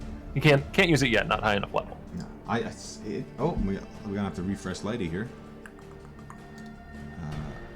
I am on Edge as well, so I'm not sure why this is happening. I do have all the different things. So let's see if we can get Steel Mage on here. No. It might just be Twitch is attempting to load ads or something. Can we get Rise on? Give it a minute. There we are. We got Rise. We're fine. Hey, a lot of shattering steel, boys. A lot of. You know what? But it's one of the strongest early game skills, right? It's alongside like your Stormblast mines and stuff like this. I'm surprised we're not seeing more of that, but I guess none of these players are playing Witch on screen, so. The Witch leveling is still extremely strong, and I saw some folks going for it. I believe Lily was doing a lot of Witch leveling practice. But the end game builds lean a lot more heavily towards Ranger and Duelist now than they do towards Witch. Detonate Dead is still something that some players were experimenting with, but single target kind of fell flat for a lot of them in the end game. So I think we'll see a handful of Necromancers from the top players, but I don't think it will be that popular. I think going into like the late game, especially for these top players, you really want block or dodge, and a lot, maybe even dipping into both with a Vow of Grace type thing. Like raw mitigate, like sorry, not raw mitigate, like full mitigation is huge, right? Like if you can just avoid a hit and just negate that damage, that incoming damage, it's too powerful of a mechanic to give up. And block obviously has these wonderful synergies with like a life gain on block and all these other things. So you know, it's going to be a mechanic a lot of players gravitate towards, which is why you're seeing, as you so aptly pointed out, a lot of Gladiator, people are going to dip into Necromancer for like the Bone Offering, a lot of Raider for the dodge. You know, it's too good, especially in a Gauntlet scenario, right? It was good in 3.15. You attack on 60% monster damage, minus res and all this other stuff, and it just becomes even more and more powerful. And on the topic, which we touched on briefly earlier, of tools that, you know, some players who are taking it a little slow and maybe are new to the Gauntlet can use, one thing that I highly recommend if you're playing something like a Shadow or a Ranger is to pick up a Bear Trap before Brutus. There's a lot of little corridors that you can kite him through now, and Bear Trap will slow him a lot. So if you are able to either get the Decoy Totem or the Bear Trap, or even both, it can be very easy to keep Brutus off of you. I actually really like the Bear Trap tech, because I find even in just like playing software, he was like one tapping or just two tapping my Decoy Totem, and it wasn't coming off cooldown fast enough to like keep him permanently distracted, or my uptime of damage was so low, like my mana was just getting chunked, because you don't have like maybe 2 mana flasks or 3 mana flasks at that point. So like I really like the Bear Trap tech, and that's awesome. Yeah, it can be quite useful for a lot of, even just having it for like a quick rare that's bearing down on you, that can be a little tougher because you don't necessarily have the choke points that you can lead the enemy through. But we're going to pull up Baker on stream now, since we were talking earlier about how there weren't that many casters. Well, caster leveling setup, like spellcasters, not shoutcasters. There's 2 of us. And Baker is going for a Witch start. I'm not sure exactly his plan. I haven't actually caught any of his practice runs, but my guess is Necro Detonate Dead. Summoners are a little tough to make work in Gauntlet because of minion survivability. It's possible, and if you can get over that hump and you can get enough res for your minions, and you can get things like Meat Shield or Fortify, then it's actually a pretty powerful build, but it's really hard to get past that. Yeah. I mean, like, minions... The struggle with survivability on the best of days at times, like in the regular league, unless you like, I mean, you have the tools, but in Gauntlet, as you said, it just falls a bit flat, right? And maybe when you get syndicate operatives, like if you go inspectors like later on, like you can just out damage everything, but it's what is scary. Did we lose Ziz again? He's back on the Twilight Strain. He's a witch this time though. Maybe he's muling something. Is he muling? I don't see any reason he would need an Arcane Surge. I hope he's muling something.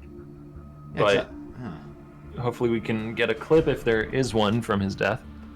Assuming he died. I did miss that. I mean, I would think he is muling, because Ziz tends to find a strategy he likes, which, I mean, he's rerolled Ranger twice. The Ranger was to mule. Oh, okay. Oh, okay. Decoy onslaught. Okay. Okay. So the Witch is his actual build, which is cool, because we've seen, as we mentioned earlier, this is only the second Witch we've seen on broadcast so far. Okay, perfect. Oh, well, we went from all melee now to 2 casters. Okay. Love it. Well, pseudo melee. I know splitting steel. Yeah, steel skills. They will eventually be melee. I'm pretty sure they will be. I mean, well, shield throw isn't really melee either. They're gonna be gladiators, okay? They're going down the melee ascendancy list, yeah. True melee is not a thing that's gonna do super well in Gauntlet. We might see some absolute chads go for a strike build. Oh, can you imagine someone's playing like ancestral totems or something? Like warchi totems or something? I don't know. I don't think we're gonna see it, but it'd be pretty cool. Because you get taunt on them. You get let's see if we can get waggle in here. Sure. Another witch. So I'm just heading into town as well. I'm trying to nip all those purple screens as fast as I can see them. Like, so we'll see. Just check Discord. We'll do. Sorry, buddy. Install this. Oh, for Chrome. Okay. All right. So apparently we have another fix coming for the purple screens. Excellent. Fix number. Oh, hopefully it doesn't. Perfect. Can I pull Lighty back onto the stream, see where he's gotten to? Go, please. No. You do whatever you need to do. Whenever I saw purple, I was just trying to ding it. No. Give it just a moment. It should load into Lighty's stream. Rise is fiddling around with his weapon. It looks like he got... Is that a last resort claw? I mean, I guess the life gain on him from a claw would be nice, but it doesn't seem like he actually really wants to use it. As the two-hander is going to provide a lot more hit damage early on, that base damage being super important in the early levels, even if the attack speed's a little bit slow-ish. And I think we do have Lighty actually fighting Brutus down there, making pretty good use of that decoy totem, but as you said, it does kind of get one-tapped. He's waiting out the cooldown to drop another one, but he's having to log. Oh, that's unfortunate. I apologize, guys. I tried to make him full screen, and I think it might have reloaded the stream and played another pre-roll ad. Yeah, that's... Yep. Twitch is... I'm not going to go into it. We're on official Twitch broadcast. I'm not going to go into it. But we have Rise in the ledge. We'll see if he chooses to farm that out. It was a place that some racers were considering doing a bit of farming in, but it's actually gotten a lot more dangerous now. So a lot of people have opted for just going for a few resets on mud flats even. It's just as a slightly lower level zone. There's really nowhere in Act 1 that's extremely safe anymore. At least not with Gauntlet mods. I'm going to take a 30-second break. It's going to go on Top Show just for the two of us, and I'm just going to change over to Chrome. Third browser makes the charm, so let's hopefully this pans out for us, guys. Again, I do apologize. Sorry about the hiccups, chat. Yeah. We do have a 10-day long event here, though, so while the first day may have a couple of technical hiccups, we will get those things solved, and everything will be better for the rest of the event, which is quite a long one. Though, just so you're aware, we will not be here 24/7 for the whole 10-day event because we are human being people and not robots. So we're going to be casting for 5 or 6 hours a day during the event. Lighty has gone back into re-engage Brutus, though. I can do the radio casts if we don't have it up on screen just yet. No, he's kited Brutus all the way back to the beginning of the zone, and he is doing his best to keep him off of him with the taunt totem. His damage is actually quite good for this fight, but even quite good damage with Gauntlet mods is going to be pretty rippy with Brutus. Yeah. As he is keeping his distance, the Quicksilver Flask helping him out quite a bit with that, and seems to have it on lock. He's just kiting him back and forth up and down the hallways and only turning around to DPS him whenever he's got the totem uptime. He's baiting him into doing the triple slam with the totem, which locks Brutus into the triple slam animation, and then he just DPSs during that, and then runs away, and then rinse repeat. Yep, there's another triple slam. This is not a quick fight, but it's a very, very safe one. The other benefit of kiting him around, of course, is that he's getting that extra bleed damage. He's got a chance to bleed in his links. An excellent early link, not just because of the bleed damage, but mostly actually because of the flat fizz early on. And he's done it. Brutus is down. A couple of rare bases, nothing too relevant, it looks like. Does get a heavy belt for strength requirements, but yeah, I think it's just going to be vendor fodder. Yeah, so I think we...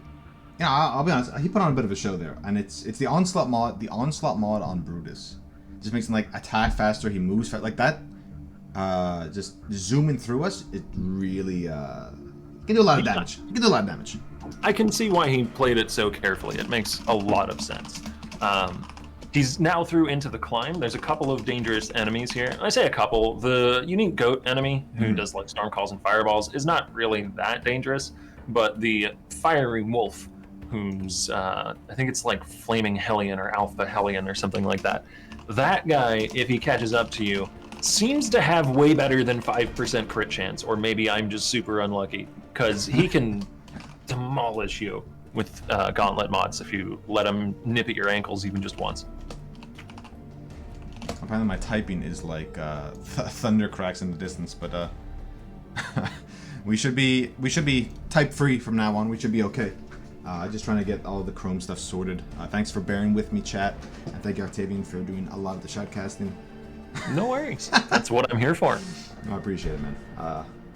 This is not using my normal setup, so hopefully we can get this nailed. We want you. Go ahead. We don't want chat to miss anything, and I don't want to miss anything. I want this to be a great experience for everybody. So yeah, of course not. Well, of course we want to. We don't want you to miss anything. I entered in there right at the time where it sounded like I was saying I didn't want it to be a good time.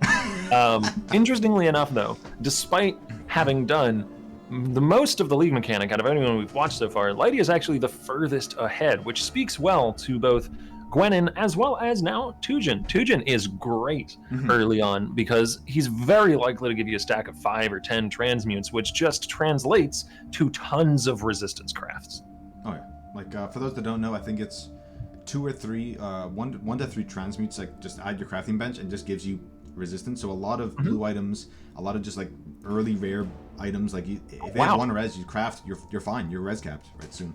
Quite quickly. Zizaran has had a bit of a rough time of it so far, as he did have those couple of rips on his early ranger mules, but I just saw him hover over a wand in his stash and it had +1 gems on it. I hope it was +1 lightning, given that he's probably going to be leveling with Orb of Storms and Stormblast Mines. I didn't read it quickly enough to see which, but he's holding on to it, so I imagine it's relevant.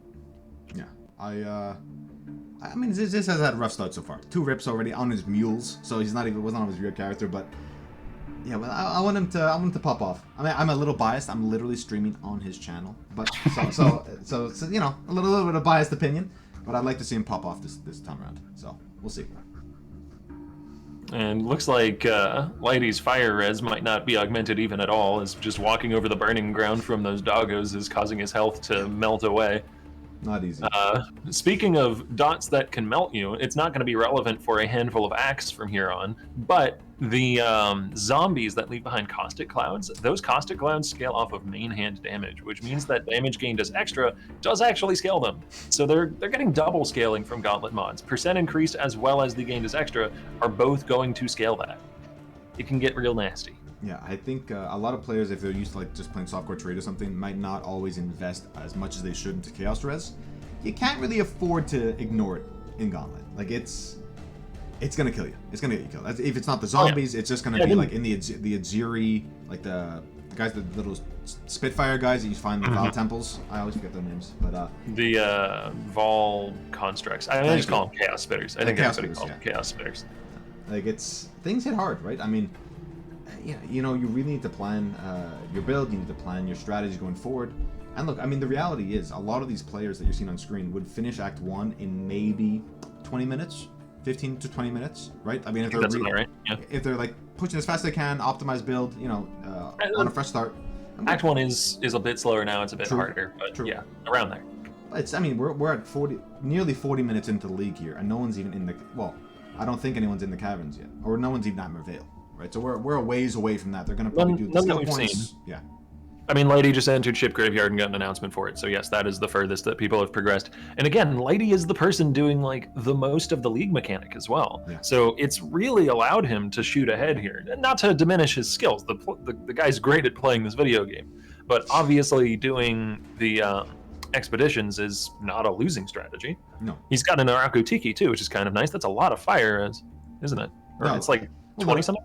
30? Yeah, and it's a little, and there's some regen on there, which may not be incredibly significant, but really nice to have, and honestly, just some life, right? It's just a good. Oh yeah, it's like 50 life. Yeah, Wow, it's just really a nice good. little. Well, I say little. It's when you're really struggling, you're starved for stats. Something like that is just he might wear it well into like Act 3, Act 4, right? Until he gets something better. Oh yeah, that amulet is probably not. In stat requirements, might be a little awkward. That's the thing. Right? Excuse me. So that's something you'd often use the amulet slot for, but usually that's because you need the dex for something like Smoke Mine, and not only is he playing a ranger, so dex is easier, Smoke Mine also get nerfed, so we might not see as much of it. Yeah, I would be very surprised if we saw any Smoke Mine, right? I mean, I think if you're looking for blind, there's Dim Knight Flask, there's maybe Flesh and Stone, but it's 35% res. The blind is a little hard to obtain early on, and is really useful for Weaver. One of the strats you can employ with Weaver is to sit right on top of Weaver with the blind from Smoke Mine and like 700-800 hit points if you can grind up before Weaver for a while. And then her melee attacks are extremely unlikely to one-shot you because they aren't likely to hit and you have enough HP to survive them, and you never get shotgunned by the range attack. She'll only do it if you walk away. Exactly. Like it's these tips and tricks that I think a lot of people just don't know, so we're happy to bring them to you. Right? Like Weaver is like kind of this raid boss in for the Gauntlet, right? As is Act 8 to Adrian, right?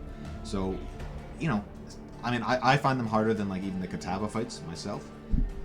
So you know, don't feel bad if you're hitting this wall and saying, God, how am I gonna get over this?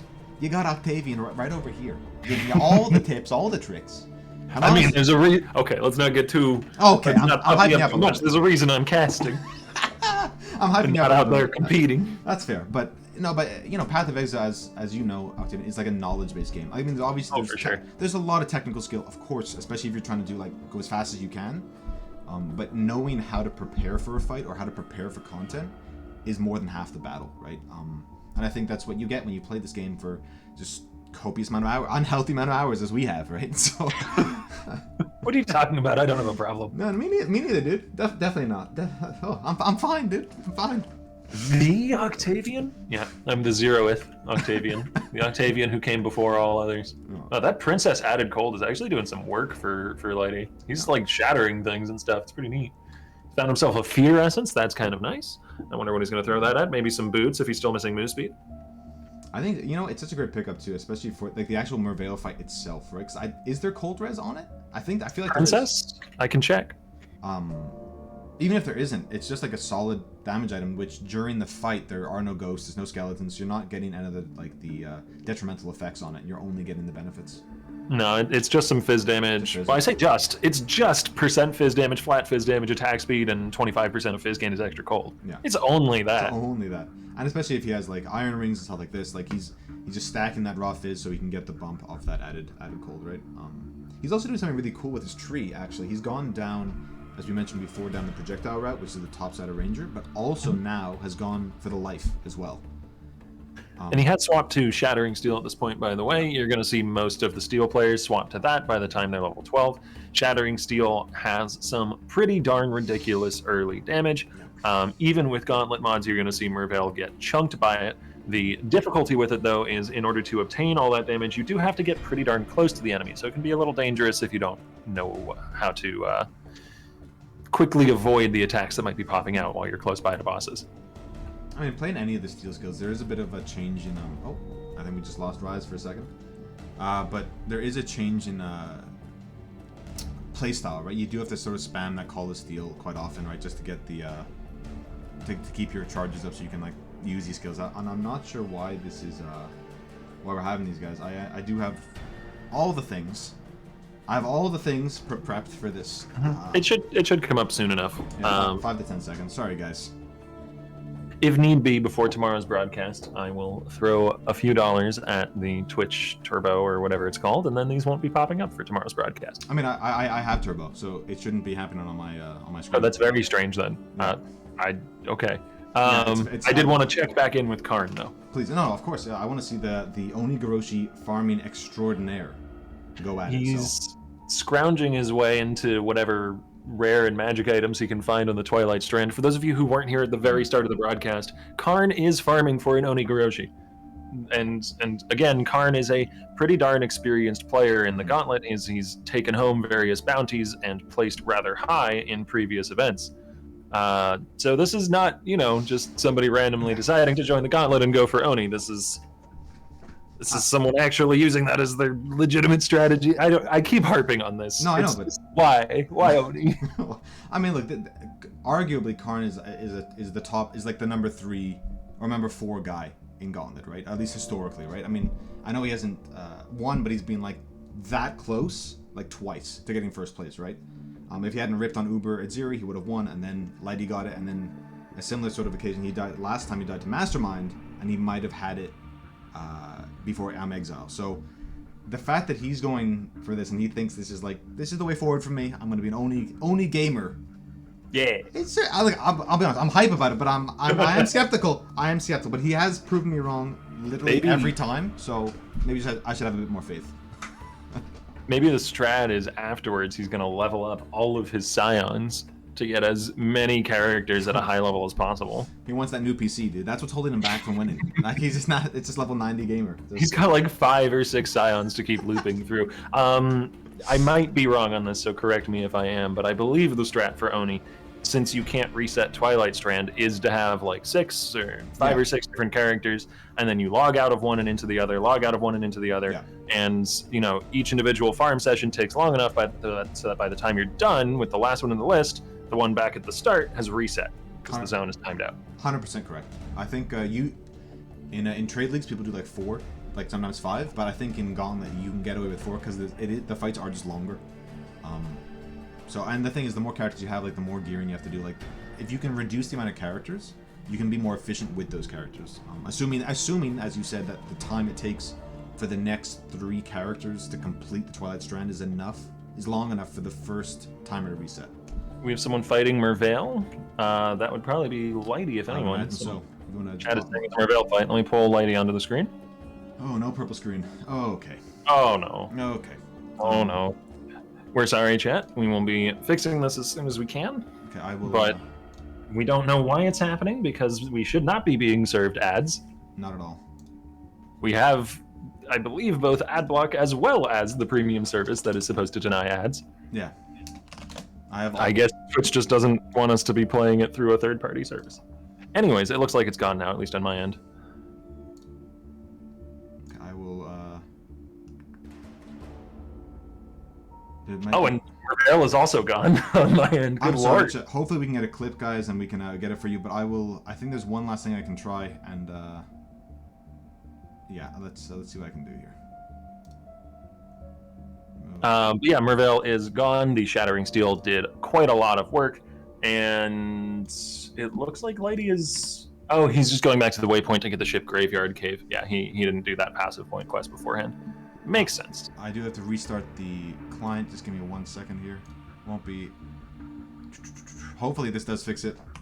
I don't know why it was happening in the first place, but... Awesome. Yeah. Hopefully it works. Hopefully this gets us there.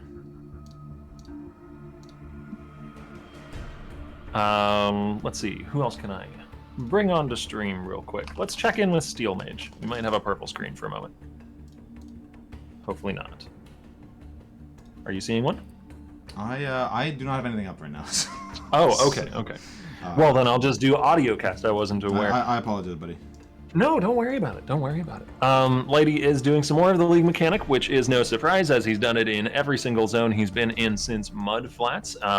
Really valuing those mechanic currencies. This time around going for a Tujin. I think he was earlier looking to try and buy some transmutes and didn't have the money for it, so hopefully he gets himself some more artifacts. And Zizaran as well, I think, is doing his first league mechanic, at least the first one that I've seen. By league mechanic, I of course mean the expeditions, current league. Though, I mean, technically, if you count like a Rogue Exile, that's doing a league mechanic too. Priority, as I mentioned earlier, is going to be on unearthing as many chests as possible, and of course, maybe going for some runic monsters here or there, but even just a blue pack of runic monsters is going to be very nasty. The Witch setup actually has a much harder time doing expeditions than the Steel builds, as the Steel builds are able to range the monsters a lot more easily. A lot of the damage from the witch leveling setup comes from the Orb of Storms, so you have to get close enough to drop that, which is fairly dangerous in itself. And you can see that Zizaran is having a much slower fight against the expedition mobs than Lighty was. Though to be fair, Lighty is also much higher level and better geared. It should be about 30 seconds, chat, and we should be good to go. Okay. We do have Steel. Is that coming through on yours?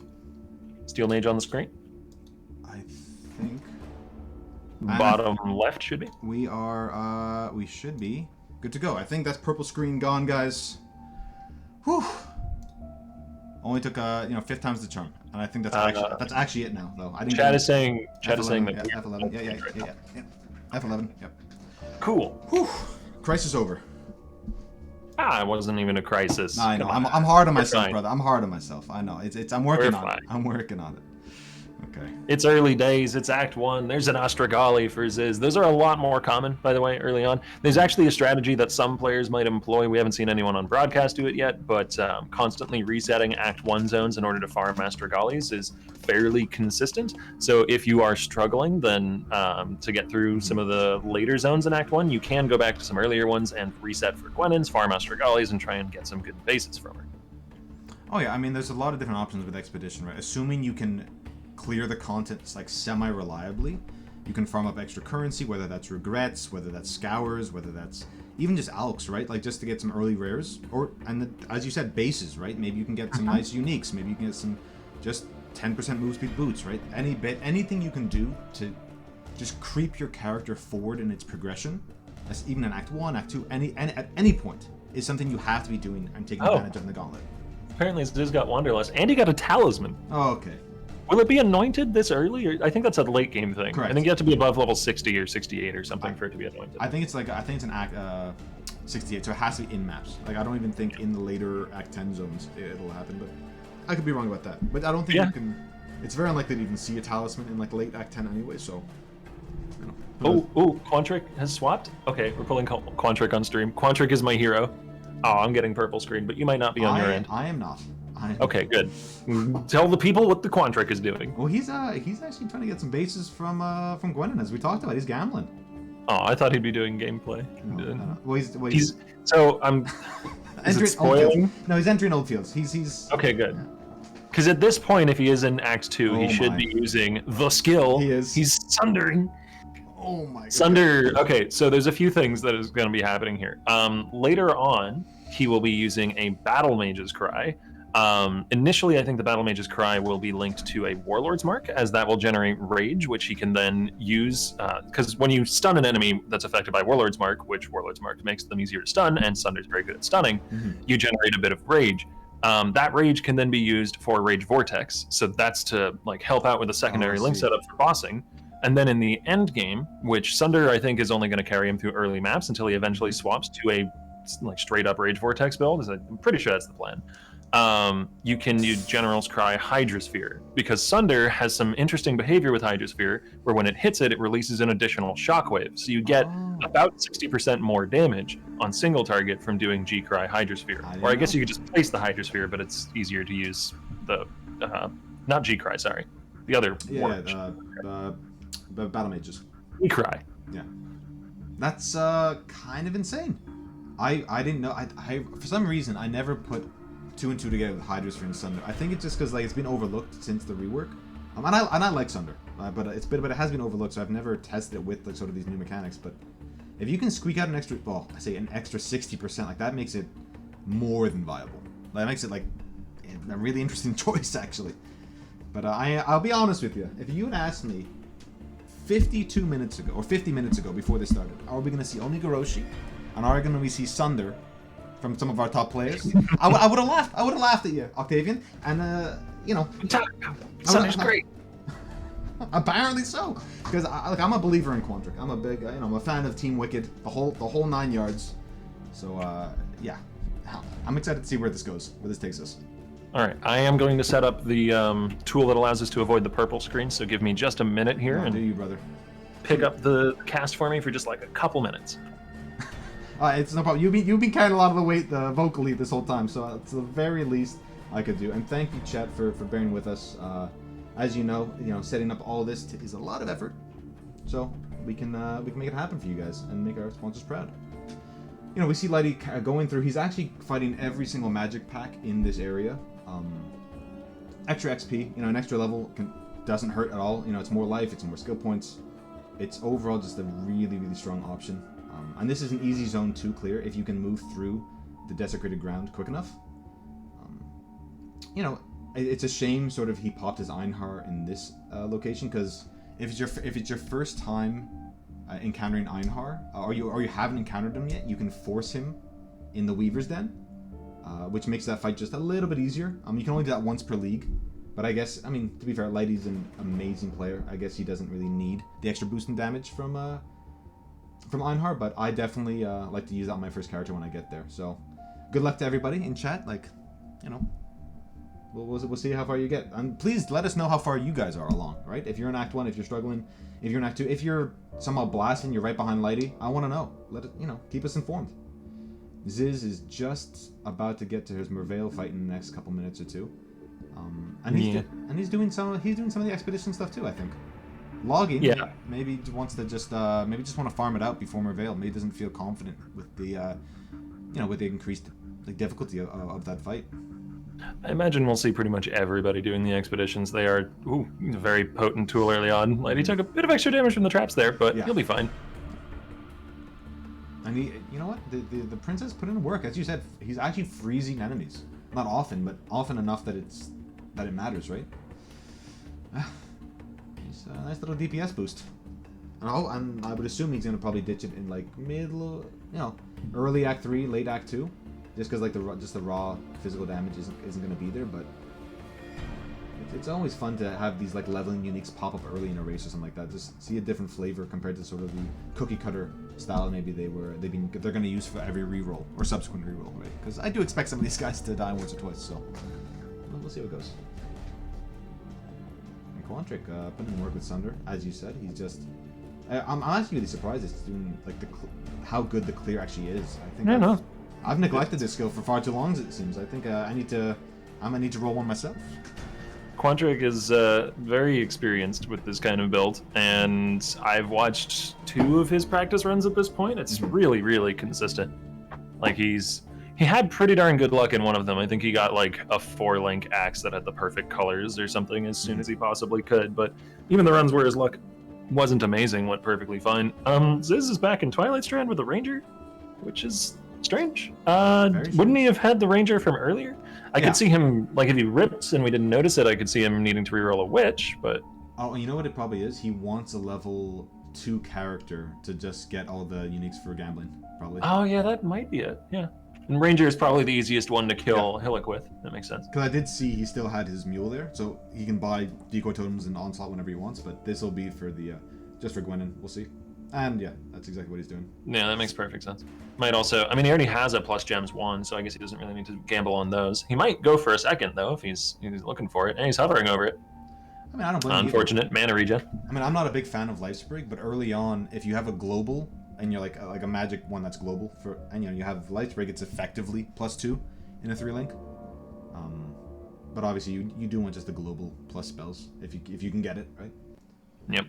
God dang, Lighty is zooming at this point. He's got the Blood Rage rolling for Frenzies. He picked up his 2nd Quicksilver already. He is making some distance. Still using Princess, and I imagine that'll carry him probably through the rest of Act 2. It's going to start falling off kind of soon, though, as it is a very low level base. Oh yeah, it even has Skitterbots, right? This man is about the damage, right? The War Banner, he's using Vitality and the Skittery boys, so... Yeah. Though, honestly, if he's planning on going Shields, which... I think he's been practicing Toxic Rain stuff, so that might not be the play, but there's going to be some Raiders going Shield Throw, as we're going to see Shield Throw represented in almost every class. The Princess is a great main hand for that, but I do think Lighty was practicing Toxic Rain stuff, so. And when would you think he's going to make that change? Probably just maybe Act 6 or well into maps, or just into maps, do you think? I think we may see it earlier than that. I've not been able to watch any of his practice runs because he's been not streaming them, so I don't know precisely when he's going to swap, but Toxic Rain Mines can output some pretty sick single target damage even as early as like Act 3. Yeah. It's just a matter of whether he feels safe using that as his clear skill. I think there's a big comfort level with Call of Steel and melee skill. Well, pseudo melee or melee in general for Lighty, especially in these last Gauntlet events. So maybe he wants to push out, even if he could switch in Act 3 or Act 4. Oh, that's a scary bear. Oh. Sorry, I didn't mean to interrupt. No, interrupt away, I was brother. galloping. My god. Yeah. Excavation is spooky. Excavation, right? I was on the right screen. I think Ziz is about to enter his fight soon in Shimmervale. I'm not sure unless he's resetting this zone, but and maybe he is. Maybe he just wants to farm like all the gear, the tabula, the gold rim, you name it. But I don't think he would have that many reroll tokens. So is he just gonna make a new character every time to get a free respec or? Well, as that's an option. But with the buff that they did a couple of weeks ago now, time flies. It isn't that hard to get Gwen in reroll currency early on.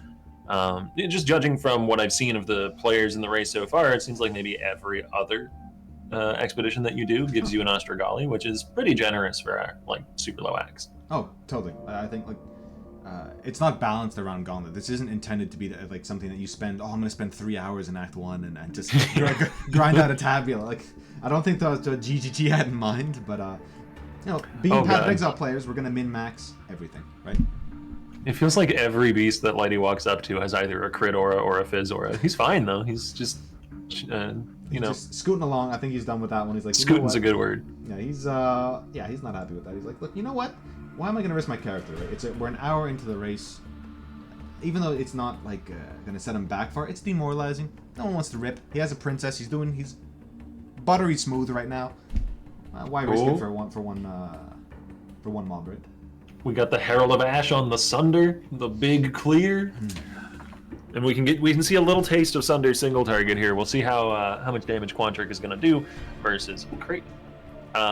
The tools that he has for scaling this are things like obviously the totem, but also the banner, and you can see Creighton's already chunked to half. Wow. You know what? With the loss of Seismic Craw, I thought it was going to hurt it a lot more, but it looks fine, really. No, I mean, Seismic I don't think is something you'd even have at this point, right? Because Seismic is like... Is that Act 2 or Act 3? I thought it was Act 2. I thought you got it like right now, like right after. Yeah, it might be when you get Blood Rage. You might be right. Yeah, for like killing Fidelitas, I think, right? I think. But 10,000 hours Path of Exile, by the way. Don't know where you get Seismic Cry, so. Creighton's gone. A couple of people when I was watching Quantric's practice streams would bring up Seismic in chat, and he would always go like, he would say something like Seismic trash or Seismic. Yeah. So he's probably not going to be using that. Probably not. And I don't blame him either. Like without the damage aspect on it, it just falls a bit flat now. Like AoE's great, but like losing a gem slot for it just feels like a lot, right? Sunder gets quite a lot of AoE scaling from levels as well, so it wouldn't mind the help from Seismic, but it doesn't really strictly need it. And you don't want too many War Cries in your rotation or it starts to get a bit cumbersome, and he's already going to be going for Intimidating as well as Battle Mage's Cry like we touched on earlier. Yeah. And Oak is just demolished. Goodbye. Oh, okay, there we go. You know, Oak can be a really annoying boss early on. Like, especially, like, I think when they just did the first rework, I think it was like this raid boss. Like, I know myself and Quinn, two professional players, of course. Like, actually, I was like hard blocked by Oak when they like released this rework. I was playing one of like the new skills released. It was really undertuned, and I just couldn't get him below like a quarter life. Yeah, that was fun times. I was patched like an hour later, so GGG was on it quick, but that was pretty funny. When Enduring Cry was just this monster of a regen. And the princess has reached the end of its life as Lighty swapped over to a two-hander. It did an excellent job of carrying him through Act 1, though, and giving him the ability to pretty easily slap down the expedition monsters. But he has swapped over to Shattering Steel on a two-hander. Well, it's one of the reasons like he's this far. Well, I say this far ahead, but that he's ahead, right? Like it was able to smooth that curve for him. But you know, Shattering Steel really benefits off just pure fizz because it does use impales as its base, where that cold damage doesn't come into play. It's still great, right? But it just isn't the best way to scale it. So moving off of it quick is probably for the best. And who would have thought that the Sunder was going to massively outperform Shattering Steel for Yeah. an Oak kill. That said, the Oak kill that Lady just performed was perfectly fine. I have no qualms with it. But I'm just really happy that Sunder like basically 3-tapped him. Yeah, it's it wasn't living up to the to the number one player standard, right? I mean, Sunder really popped off there. I'm actually really happy about that too. Like, I love when we have these like this diverse meta, and I think 3.15. I know people might disagree, but it sort of allows, especially in Gauntlet, for all these different sort of playstyles because it's unknown, right? Like the playing field is brand new for this event. I know that people have been practicing and stuff. They all came to slightly different conclusions about different things, and it's really cool to see those sort of like decisions being made even as early as Act 1 and 2, right? Actually, I think Quantrix. I mean, I know he's behind Letty, but it's really close. I think it's just like a zone or two. It's not much. Yeah, I think they've taken slightly different paths. Like, Lighty already did this Trial of Ascendancy, but Quantric killed Oak slightly before him. Act 2 can vary in that way. I'd say they're roughly on equal footing as far as, real progression is concerned. Oh yeah, neck and neck type thing. I think... I'm not sure if Quantrix killed Weaver yet, but I feel like that's probably the last thing you want to do. Like the last... Because you can do the task first, you can do all the bandits first, right? I think... Yeah, the Marauder does have a little bit of an easier time doing an early Weaver if you have the damage for it, because you get so many life nodes early on, you can hit that break point where Weaver isn't going to one-shot you a lot more quickly. We see Lady help Alir as well, just, the extra res, the mana, like it's crit as well, but which won't come into play until later, but definitely something most players are going to want to do just for that 20 res. And you can swap out of it later on, right? When regrets aren't that much of an issue for you, right? Like 2-gen is a thing. You're gonna have regrets. So yeah, definitely wanted to just take advantage of all the things. Get all the skill points before you face Weaver. Get as strong as possible. I did touch on it earlier, but if you haven't experienced Einhar yet, or you haven't like triggered him, and it's your first character, you can actually like force it for the Weaver fight, which is a cool little strat for people. He definitely has a lot of damage. Yes, he inherits all of the mods from the Gauntlet itself. Yeah. So he'll get the turbo and the monster damage in the game as extra, and will shred through things. Yeah. But the one worry you have to have with Einhar around is if he decides to stand on behind you, and you're between Einhar and Weaver will sometimes aggro onto Einhar, fire her projectiles, and then you get shotgunned to the face. So try not to position with you between Einhar and Weaver, basically. It's kind of like playing Golem Mancer, right? Like, I think that's why a lot of people just hate having the one Golem just running around. Oh, for four Fizz res. Yeah, but if I'm gonna get one tapped by Azaro bombarding my Golem, maybe I don't want that, right? Speaking of Weaver, we do have Exile coming up on the fight as he's going to prep a bunch of mines, dash in, and instantly phase her. Perfect. That's exactly what I do. If you can just avoid fighting her, do it. Like, if you can that's what mines do, right? You can pre-stack the damage, and I know it has been nerfed, but it's still strong enough that where you just see Exile just still blasted through it, right? Oh yeah, definitely. And he also prepped for this fight for a little while longer than you would in a normal run, obviously. Yeah. Going for a plus flat damage 1 before he even does Weaver, and all it takes is a few simple dodges to avoid a potential shot or two, and Weaver is gone. It's really cool to see he I don't know, it's an hour in and he's killing Weaver, right? I think I think on League launch, people losing their minds, oh, I feel so far behind. I'm they're already in Act 10 and I'm just starting Act 3 or 4. And then you're seeing, you just add a little bit of difficulty and everyone's a little bit closer. Everyone's here, all right on top of each other. And good lord, Call of Steel just shredded that Weaver to bits. So Lady not having any difficulty with the fight either. Have we seen Quantric get past it? I don't think he's gone for Weaver yet, so we still have one more Weaver fight coming up soon. I know we're having an Act 2 rework next time, or that was at least in the works, I think GGG said, so I wonder if they're going to bump Weaver a little bit, or if they're going to change what skills she uses, or how that fight interacts, because it's definitely an iconic Path of Exile fight, at least to me, because I used to play the campaign 3 times over, so I'm going to be pretty interested to see how this affects the Gauntlet next time around. Yep, they've touched up a couple bosses in Act 1 with the changes to Brutus and the changes to Hailrake, so it wouldn't surprise me if Weaver does get some love. A lot of Chaos Bitters, Exile playing carefully around those. They're not going to do oodles of damage just yet, but they will be a huge worry as you get into something like Act 7, where Chaos damage is going to start to ramp up a little bit. Oh yeah, it's definitely something that you just need to be conscious of. Like early on, not as bad, but as you said, Act 7, Act 8, the Aziri fight, you need to be on top of it. And Sunder v Spider. Thank you, Me Cool, for the supporting the stream with 5 gifts of subs. You're supporting the Ziz, Viro, and all the production crew that get to make this happen. So thank you so much, man. Appreciate it. We've got Sunder v Spider here, making good use of that smoke mine to blind the packs of spiders, as well as blinding Weaver. Quantric is through the first phase. The spiderweb stacks are proving a little cumbersome for him, though. He's already got the slow attacking Sunder. Does manage to break them off. And looks really smooth.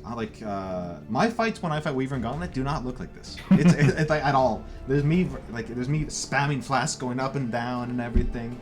There's a lot more panic, a lot more sweating involved.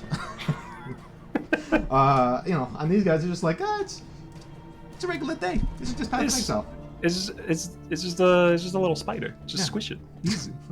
The existence of all those ads around Weaver performing a similar function to what I mentioned with Hydrosphere earlier, where those ads are going to cause an additional shockwave, so give you that extra hit versus the boss. So they're actually helping, providing damage. Not only from that, I guess also from Herald of Ash.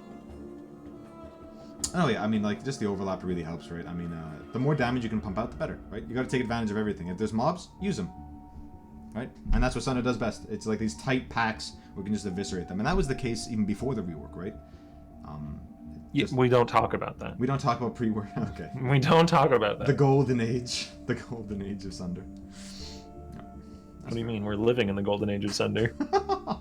I'm pro current Sunder. I'm loud and proud. To be fair, this is the first time we've seen Sunder in the Gauntlet, so maybe you're right. Maybe you're right. I'm gonna get some flack for that, I'm sure. I mean, to be fair, I mean it's like a practically different skill, right? I mean it functions mechanically similarly, but it is essentially a brand new skill, right?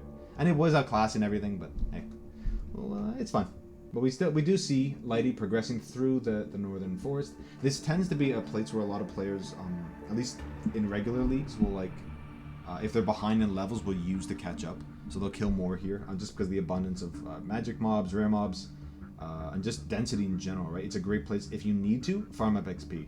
The Devourers can be really scary, especially in Gauntlet, so be aware that they're gonna get the LMP, they're gonna have all the extra damage on top of them. But if you can just find these packs of spitters or the spiders, just do it. If you can, right? I mean, the higher level you are, the better. It's not just an extra skill point. It's extra base life. It's extra base mana. It's all these pieces of the puzzle that you need to fit, and it starts coming together, right? Early Act 3, Act 4, you slowly start getting your gear and your character above sort of the difficulty of the content, right? Not the content curve, sorry. That's what I meant. I am curious as to when we're going to see people start to skip over the expeditions, as they've been doing pretty much every expedition in every zone so far. There's going to be a threshold where they reach where it starts to be a lot less impactful in terms of upgrades obtained per expedition. You might see, just 2 gens run, something like that. It could also be like an area level thing, right? If they're maybe wishing for this dream unique, right? Maybe they're wishing for a specific shield or something like that, like the Titoconius shield, which is amazing until Act 9 or 10, even. Maybe it lets them swap over faster, stuff like this. I think it really depends on what they're sort of hoping for or wanting, right? Even 2-gen, right? If they can grab extra regrets or extra alks early, or even essences. Rog is going to start showing up soon, actually. Yeah. And Rog is extremely powerful in this kind of situation. You can fill a hole in your gear a lot more easily with Rog crafting than with essences. Oh, especially for any of these melee characters, or even Lighty. If he is going to do exactly as you said and go with Toxic Rain, if he can craft a +1, +2 bow with attack speed early on, come on, it's a game changer for his build. He can swap over early, right? I know who knows. Any amount of gem levels. Yeah, and if anyone's going to do it, it's going to be Lighty, right? I mean, this man. Obviously, technically, one of the best players, of course, goes without saying. But I find where he shines best is with his gearing, his plan for gearing. He's so efficient at it. It feels like there's no sort of gaps in between entering maps to get into yellows to reds. That to him looks like a smooth curve. I myself struggle, and I know a lot about the game, yourself included, right? I know you do as well, but I don't experience the same game that he does. He just knows, okay, I'm going to use Harvest for this. I know the essences are from here. I'm going to use them exactly for these specific reasons. And it's Ziz is fighting Brutus. Sorry, well. Oh, we can pull that up. Actually, can you drop in the full screen? Let's see if we can get him on there. Let's see if this works. Oh, easy. No purple screen. Let's go. Oh, but I have the cast above. No. Okay, there you go. And he's kiting around in the same area here, trying presumably to keep him near the Orb of Storms to get the max damage. So not the same strat that we saw out of Lighty, or I believe it was Steel, kiting him through the entire arena, instead just keeping him in the small zone. But still an effective one. He dropped a Bismuth Flask. That actually might be kind of useful moving forwards. I don't know if you want to give up... I mean, you don't want to give up a Quicksilver. You'd have to give up, what, a Life Flask for it? That seems less than ideal. Yeah, it's just a really tough choice, right? Like the extra res, huge, but like it depends. You know, it depends on your gearing, right? If you can afford to drop a flask, like drop a Quicksilver Flask for the res, or you really need the res because your gear is just terrible and you can't craft anything and you have all these weird suffixes, then maybe you use it. But relying to cap your res on a flask just feels bad, especially with the current iteration of flasks, which has been contentious to say the least. May not be something you want to just rely on long term. Especially because it doesn't give chaos res either, which might be like the one thing you want to pop on top. We've got boss fight again. Let's pull this up on full screen. We've got Lighty coming up on the Vol Oversoul. I believe this is the first Vol Oversoul. It's the first one we've seen on broadcast, at least. Maybe there's some unnamed player, not unnamed, unknown player who's already blasted past this. I like how the like Lighty has all the other like pro players as like friends, so you can like just track their movements. Easy way to keep track of the competition. Keep your friends close and your enemies even closer. The extra proj in this fight doesn't do that much. We'll spawn some extra monsters, but I don't believe it applies to the falling rocks. I don't think those qualify as a projectile effect. Neither does the laser. The taunt totem doesn't really seem to do much in the falling rocks phase at the very least, but he's already got him down to half. Oh, that was he just face tanked all 3 lasers and barely even had his health move. What the heck? Yeah, he's I think he's capped at his lightning res. We saw him early, like late Act 1. He was just crafting lightning res everywhere, which I thought was odd because he's about to fight Merveil, but I guess he was much more scared of this fight than he was than he's a Merveil. Yeah, and Merveil has a bit of lightning too. The one of the scarier things in the Merveil fight in Gauntlet is her I forget the name of the ability, but she fires off a lightning orb, and obviously because it's a projectile, that'll get tripled, and you can get shotgun. It's an AoE effect as well, so getting good lightning res is certainly a solid idea for that fight. Putting on a bit of a show there too. I'm gonna pop us onto 4. If you can add a 4th, can do a 4th stream, yeah, that's gonna be pretty cool. So we got 33% more action for the viewers. My God. Hey. Only at the cost of our beautiful faces. Oh, Electric is fighting. Let me bring that up full screen. Thank you, buddy. We'll watch some Sunder action. It's Sunderful. Hopefully not Sunderwell. Oh, I'll stop. No, I'm a big fan of puns. You're good. You're good. Yeah, I mean, you might be, but I don't know about chat. That's fair. His damage versus the boss actually looking okay. This is where there's kind of a gap in like melee weapon upgrades, so somebody doing a strategy like this might have a little bit of a hard time scaling damage for Oversoul, but weirdly enough, Oversoul is a much easier fight a lot of the time. Mechanically, it is less dangerous than Merveil, I would say. What's really going in his favor is he does have Einhar here, right? Like his damage... True. Like he's not being able to take advantage of the shotgunning stuff. He doesn't have Hydras here yet. There's rarely mobs on screen for him to use, but having the Einhar just really just bumps him that little bit to get him to where he needs to be, right? Yeah. He does need to worry about getting a damage boost before something like Dominus or Piety. Those are going to be much more of a roadblock if he isn't able to improve his weapon significantly before then.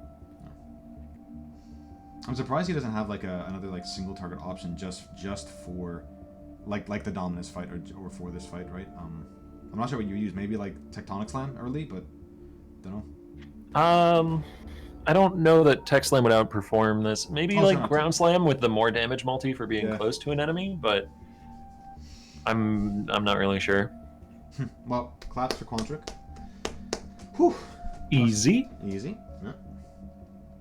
We'll go back to our split screen and see where some of our other racers are. Zizaran is Wait. Progressing through Act 1 still, I think Ship Graveyard is where he's at, maybe going for that passive point quest, and Rise has a wide swing. I was about to say, this man RNG'd the wide swing, which is going to pretty much carry him into the middle of Act 3, maybe even like early Act 4. It's not great. It's not a great option, but it's definitely an option that's strong enough to get you there. Yeah, it just saves him from having to do any weapon recipe crafts early on, which means he can save that currency for the next upgrade weapon that he'll go to after this. I'm sure Quantric would love that wide swing, as the AoE from it would be a lot more effective with the Sunder playstyle than with Shattering Steel, but it's decently strong enough. Also, interesting strats where he logged out while holding something, so he was able to carry an extra piece of gear over into town with him. Rise, that is. Oh, he's min-maxing everything, right? Like, these players, like, you really want a lot of alts early on. Not just to buy gems and stuff, but just maybe craft a res or just alteration like a good base. So identifying all your rares early on, definitely a strategy you want to be using in any league start, but especially in the Gauntlet where every piece of currency really counts. Yeah, and given that Tujin's going to be very likely to give you maybe a stack of 5 or 10 transmutes, you're not as pressed for those, so IDing the rares and getting the alt/Augs out of them are pretty good. Even the Augs are relevant, as 3 Augs will translate to a movement speed craft. Yeah, like I think people sleep on movement speed in general. Like, I think a lot of players like see it as this end game sort of system. But I'm sorry, not end game system. This end game sort of goal, like, oh, I want to get like 100 move speed, 200 move speed, and zoom through maps. But early on, like, it's a huge defensive layer. Being able to dodge, right? Like not getting. I know like the meme and joke, like, oh, not getting hit, but literally, right? If you can avoid being hit, like it's a pretty good. Sorry, I didn't mean to interrupt. No, you're fine. Rise has got to be really frustrated because he got an Einhar in this zone and he was bringing him along to help him out. And a beast runs up to him. Oh. Rise manages to capture the beast, and Einhar's like, yep, we're done. One beast. One beast. Rise turned around to click on Einhar and was like, what the hell, man? Oh, damn it. Filling his menagerie one beast at a time. I mean, that's Like, he doesn't get him for the rest of the zone, but it wasn't a zone with a boss in it or anything, so it's not like he was banking on that strat. It's just kind of funny that Einhar just decided to leave. He took his beast and left. It's pretty fun. I actually think that's hilarious. Because I mean, the thing is, like, early on, if you can collect a lot of yellow beasts, you can sort of like curb that sort of drought in late game. But if you're only getting one per zone, like, it's gonna be a bit of a struggle. So. And for those of you wondering about Karn's progress, he does not have an Oni yet, and he's probably not going to have one for another 7 hours. Yeah, we're gonna tune in occasionally, but the Oni farm generally is like a 6 to 8 hour grind. It can be done sooner, but just the average is around there. So we'll tune in before the end of the stream, of course. But yeah, I don't know. I want to know how fast he catches up with it, right? With the power it brings and like the 6 link and everything. I just really hope he doesn't die after getting it. Mm-hmm. There's the potential for a heartbreak tragedy there. Yeah, it'll be reminiscent of his like last Gauntlet, him dying to like Mastermind, which is like a safe-ish fight, but like after 8 hours of fight, like, do you just quit the league or do you like go for it again? Because you already have all of the scions ready. I mean, I don't go for it in the first place, if you're asking my opinion. But Karn, there's a chance he goes for it again. That man is a absolute monster. Yeah, he's a machine. And do we know what sort of build he's going to play, at least? Or do you have any sort of inkling? Is it going to just be like... I am not actually certain. I've only ever seen him practicing farming for the thing. I've not seen him actually do a build with it. I'm sure he has one planned, but I wasn't able to hop into the stream in time to catch that. That's fair enough. You know what? I'm trying to catch a lot of different broadcasts. Well, yeah, trying to do our research as we can, right? I mean, there's only so much we can watch, though. And you know what? I'm excited for a surprise. Nothing wrong with that. Pretty excited. Get to see... you know what? If we see Tectonic Slam or Molten Strike, I'm going to lose it, though. Because I saw your... I actually saw you... You've been playing some Molten Strike. Put a bit of a show on with it, too, if I'm honest with you. Yes, I've been playing Molten Strike Juggernaut. And yes, I do live in 2021. That's not in Gauntlet, though. That's very much a Trade League build. Yeah, I mean, you definitely want all those pieces, right? I mean, how's the single... Weirdly enough, how's the single target? The clear, I imagine, is okay, but how's the single target feel on that? I've got like 2 to 3 million single target at the moment. So respectable. Yeah, definitely respectable. Yeah, a lot of room to scale still, but it's been enough. I've been doing endgame with it and such. It's been fairly comfortable. So yeah, you can get the damage there. Definitely not a Gauntlet build. It's an accuracy stacking version of it, so you need like really specific uniques and bases. Fair. No, I think accuracy stacker like had a bit of resurgence when NBA Extreme like did his accuracy stacker last league and sort of made it a bit more mainstream. In this league, it just feels like a lot of people are playing it because it feels like one of these avenues that you can take to really squeeze out big damage. Obviously not available to players in Gauntlet, but just a cool thing for players to know. Quantric does have a 4-link for himself, though. Just checking back in with our Sunder friend. Let's do it. He managed to get a 4-link helmet, and that's going to help quite a bit with the damage that he was lacking in the Oversoul fight.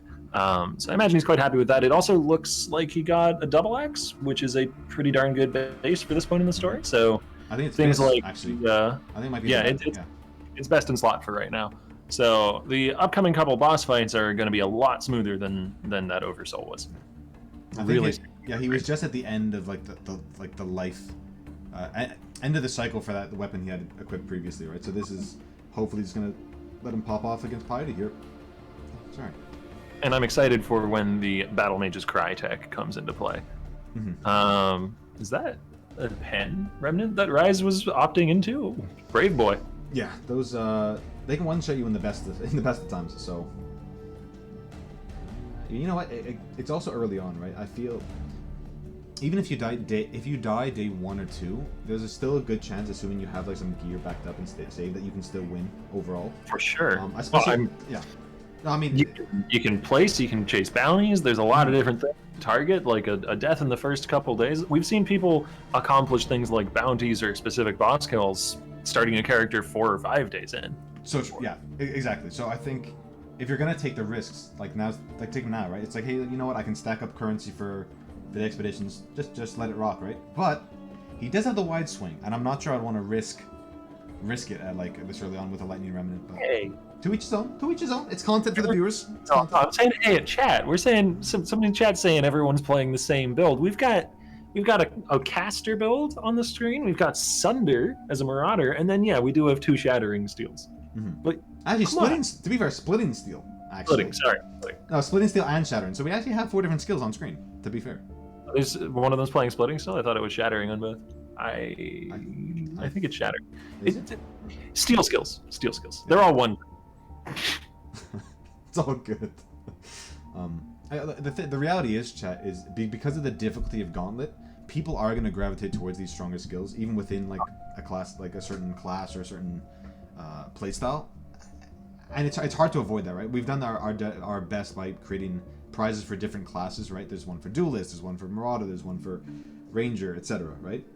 But there are just stronger skills that exist, especially on like a very bare bones league start, right? Where everything's harder. So, I think day 2 or 3 or even 3 or 4, you're going to see a lot more diversity. But early on, it is going to be a bit of, a smaller set of skills that people are going to gravitate towards. I mean, we're going to see Onigoroshi tomorrow. We're going to see Onigoroshi in a couple hours. So, I mean, if that isn't different enough for you, chat, I don't know. I don't know what it is.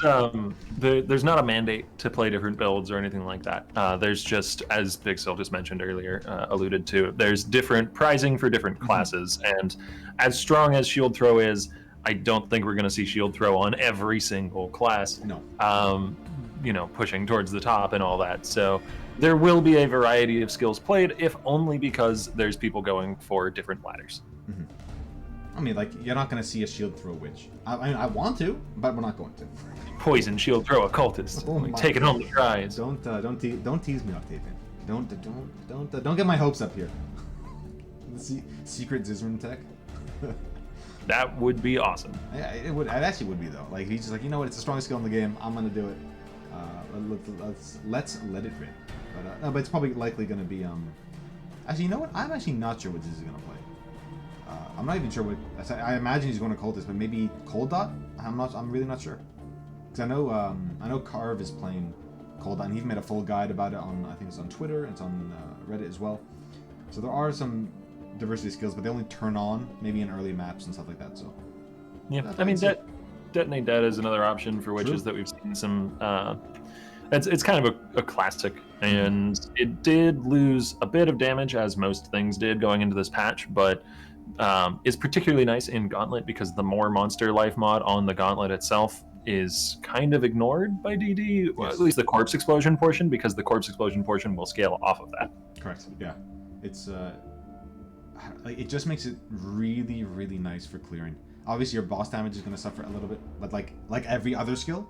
But when you're actually mapping, actually no, never mind. No, you can ignore the as well because your corpses will have like the ones you desecrate also have the 40% life as well. So yeah, it's just a really strong all-around skill and definitely a comfort pick for a lot of players, right? Even though they haven't played it maybe last Gauntlet, and people have been playing DD or Cremation for the last like 18 months to 2 years, right? So yeah, it feels good to go back to something reliable, like, and which is why you saw Lighty and Karn and Amexal like play a lot of these slam skills for so long.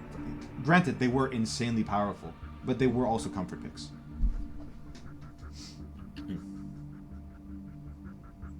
Alright, just I'm wondering how long Amexal is gonna stay in docks. I'm not sure if he's just like look. I think he's already found the item, or he's about to find it here. But is he gonna run another one just for extra EXP, or is he just gonna move forward? I'm thinking he'll just move forward. Yeah, I imagine Exile's not the type to sit around and farm in his own for a while. Not that that's an awful thing to do, but he just found himself a 4-link. That's awesome. And good colors too. Blues and 1 green. That's what you want. And double res, so not bad at all. Not bad at all. And yeah, it just moves on. I mean, docks is a great place to fix your leveling issues. I mean, generally you are going to be over leveled, but you know you can over level more if you want to, right? If you feel you need to. So, or you can just gear up. Since we were talking about Detonate Dead earlier, I figured I'd get Pak into the tool here, as he is one of the strongest Detonate Dead players, I would say, in the game. But I'm a big fanboy. Oh, me too. Yeah, big Pak fan. He, I don't know, like, he makes it look so smooth because he just knows the build in and out. He knows exactly what is like the best item upgrade for him to get at any current point, which is a really like underrated skill, right? People think just follow a build on POB or they just follow a YouTube guide, but knowing which is the most impactful at which point in the game, especially in something like an event like this, is really important, and hopefully can push him to the top, right? Oh, look at that! That was cool. I don't know if you guys caught that, but Pak just dropped the totem beforehand, and then in the same frame as clicking on the strong box, flame dashed away from it. So he was frozen by it. It was a freezes you box, but he was frozen around the corner, away from the monsters. So it was safe regardless. That's really cool. He just tried to do it again there, so he's gonna Yeah, not a freezes you box this time, so it doesn't look as flashy, but it does seem to work. Because it isn't instant, like because your travel skills become instant, like when you haven't used them on recently, like you are actually able. Obviously, we just saw it. Are able to actually click and dash at the same time. Requires a lot of practice. I don't think I'd be able to do it, but you know, Pak has been training for these things for a while, right? So just taking any sort of little squeeze out a little bit more items out of every zone, right? Doesn't have to waste a wisdom scroll on identifying stuff. Save some time. I mean, he's doing whatever it takes. We're hearing from a couple of people in chat that your mic's a little quiet or needs some gain. So if you can adjust that would really help. I got you, chat. Sorry about that, guys. I think I lowered it before someone said it's lower, so. No worries. Yeah. No 4-link yet for... Is that... Yeah, that's Lighty up in the top, right? So a little unlucky on his part, but his damage does still seem to be keeping up despite that. And he does have some great defensive tools. Still rocking the Araku Tiki, of course. It's got life and res, why would you not? And got a really nice double res strength belt, which I imagine you're happy with. As a ranger, strength is not your, strong suit. You're not wrong there. I mean, like, heavy belts are a wonderful base to drop for rangers, for witches who just need those. Like, even if you're playing minions, right? Like, you need strength on so many different support gems and stuff like that. So heavy belts just playing this wonderful role of just fixing that for you. And I think that was great by GGG to add that, right? Like, I know Marauders and stuff struggle with int and other things, but not as severely as some of these other builds would be crippled without strength. So it's nice to have a different base to fill that niche or that role. I don't blame Lighty for just dashing his way past Gravicious. That is one of the nastier fights early on. I mean, he's a nasty fight on a regular league. Like, for just on Gauntlet, just forget about it. Why subject yourself to that nonsense, right? Where you can go back in like a couple levels and just steamroll them, right? Some of the caster players, as we see from Exile right now, a great example, are actually probably going to go for this fight, despite how dangerous it is, getting shield charged and stun chained there. That's nasty. Because you really want Cremation for single target for things like Dominus that's coming up soon, and Piety. And this, it's locked behind this kill. You got to handle him if you want the meatballs. Yeah. He's actually, honestly, make it look pretty good, smooth. Like his that's only the first real big hit he just took, and yeah, Griffiths is down. Yeah, a couple of those, the shield charge guys gave him a little bit of trouble, but he was able to shred through them, and Gravicious himself is just a matter of keeping your distance. Speaking of shield charge. Yeah. That's pretty close. I actually really like that he kited Gravicious down, so you just avoid those extra spellcasters, like the female spellcasters up there, like they conductivity, they can shock you, and then all those things just make your life a nightmare. Shield charge is just so nasty now. Yeah. I don't know whether the monsters got the buff to it or not. They must It may just be the Gauntlet mods, but the Gauntlet mods plus the fact that it does get a more multi for distance traveled, and you're just going to get hit by it way more often with the speed. It is a dangerous, difficult thing, both in the Roas and apparently in the Blackguards. Yeah, I mean that's you just wait. You know what? I would just run through. Yeah, just run through the zone. I mean, I know there's a lot of there's always some big blue packs there, but just get out of there. Just move on, brother. We know you're a great gamer. You don't need to prove it to us. Just keep going. We want to see you get the match. We want to see some popping off. The entrance to this zone can be a little nasty as well, as it does have a habit of spawning blue packs and league mechanics right at the start as you turn the corner, which can be fairly useful to farm, as the expedition in the zone is going to be really frequently right at the start of it. Mm-hmm. I doubt that's something we'll see X-Style do, as he seems intent on blasting forward as quickly as possible, but if you are into Act 3 at this point in the Gauntlet and you need a place to farm up some resources, the very start of Lunaris Temple 1 is a pretty good zone for that. Yeah. It can be a little rippy, so be cautious when you turn the corner, but you'll find essences and expeditions and things like strong boxes, things like that, right at the start really, really often. It's just the way the algorithm for the zone spawns. Now, you pretty much want to be doing all your essences and like most of your strong boxes, assuming you can do them. There's just it's too much value, right? Like essentially a targeted alch early on, or even late game, is just so powerful. But if you can just slap res automatically and then craft another one on top, like it's too good to ignore, right? Can we get the fan favorite Timmy? If somebody tells me his Twitch handle, then I can find it and add it to the tool. Yes, I don't know his Twitch.tv handle off the top of my head, and it needs to be exact or else it'll break the tool. So I need to know precisely his Twitch name. And thank you, Mr. Maddock. He just posted a link in chat. I believe it's Zizaran's help for the Gauntlet, just some tips, tricks, and how to progress and all this stuff. So if you do need some help, guys, and you want to be able to pause and go back and stuff, Ziz made a wonderful guide, and he's relinked it again there, guys. Thank you so much. Tims. I'll pull it up and see if this is in fact his stream. I mean, this man decided to POB his build mid-race, and it was a short race. It was an Act 2 race with Elias a while ago. So one of our production crew in the background got me the link. I'll get it in just a moment. Awesome. And we're seeing everyone just sort of kind of keep pace with one another. I know no one's too far ahead. Amixal goes a little low there, gets frozen by the by freezing pulse, but able to log comfortably and can get right back to it. I think he's doing library he's doing library before Piety. I think maybe he wants he obviously wants something very specific, right? He's not just doing this for the extra XP, but he could be just trying to get the waypoint and just trying to level a bit more before Piety. Maybe he knows the threshold he wants to be, but we'll have to wait and see where he goes with it. And Timmy just starting Act 3 and doing some yeah, we got him. Nice. And just doing some excavation, actually. Yeah. What's that? Is that City of Sarn? He's progressed pretty darn far. That's awesome. I'm not sure if he's just gotten there or if he's repeating the zone. Because City of Sarn, the first area, amazing place to farm up for gear. And just levels in general. And I keep talking about this, but it is important to know, there are areas which are safer to just... I don't know, if you feel unsafe and after just killing a boss, spend the extra 30 minutes or 20 minutes gearing up. The worst feeling is going to be having to restart from zero, right? Yeah, I mean, that's another reason why I recommend banking things as quickly as you can a lot of the time. Ooh, that's pretty good luck. He got 1,000 ribbons. That's a very nice chess piece early on as a spellcaster. Unless it's global flat. It might be global flat, in which case it's nice for everybody, but it's definitely nice for a spellcaster. I'm going to go full screen with Lighty here, though. So we'll have Timmy on the screen again in just a moment. As we have a Piety fight that I can't see because of a purple screen, so take it away. Alright, he in the fire phase, dodging, dipping, ducking, and diving. out of the phase, not just going to try and DPS down, is using Decoy Totem to really avoid those triple lightning balls. And tries to keep all these sort of portals down when he can. But his damage is okay. It's not really where he wants it to be, but this ice phase is going to be something he really wants to avoid. Just run behind cover. Just kill time.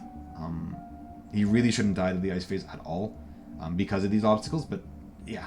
Sometimes things can go awry when you can't sort of keep these portals under control, which is proving to be pretty difficult, actually.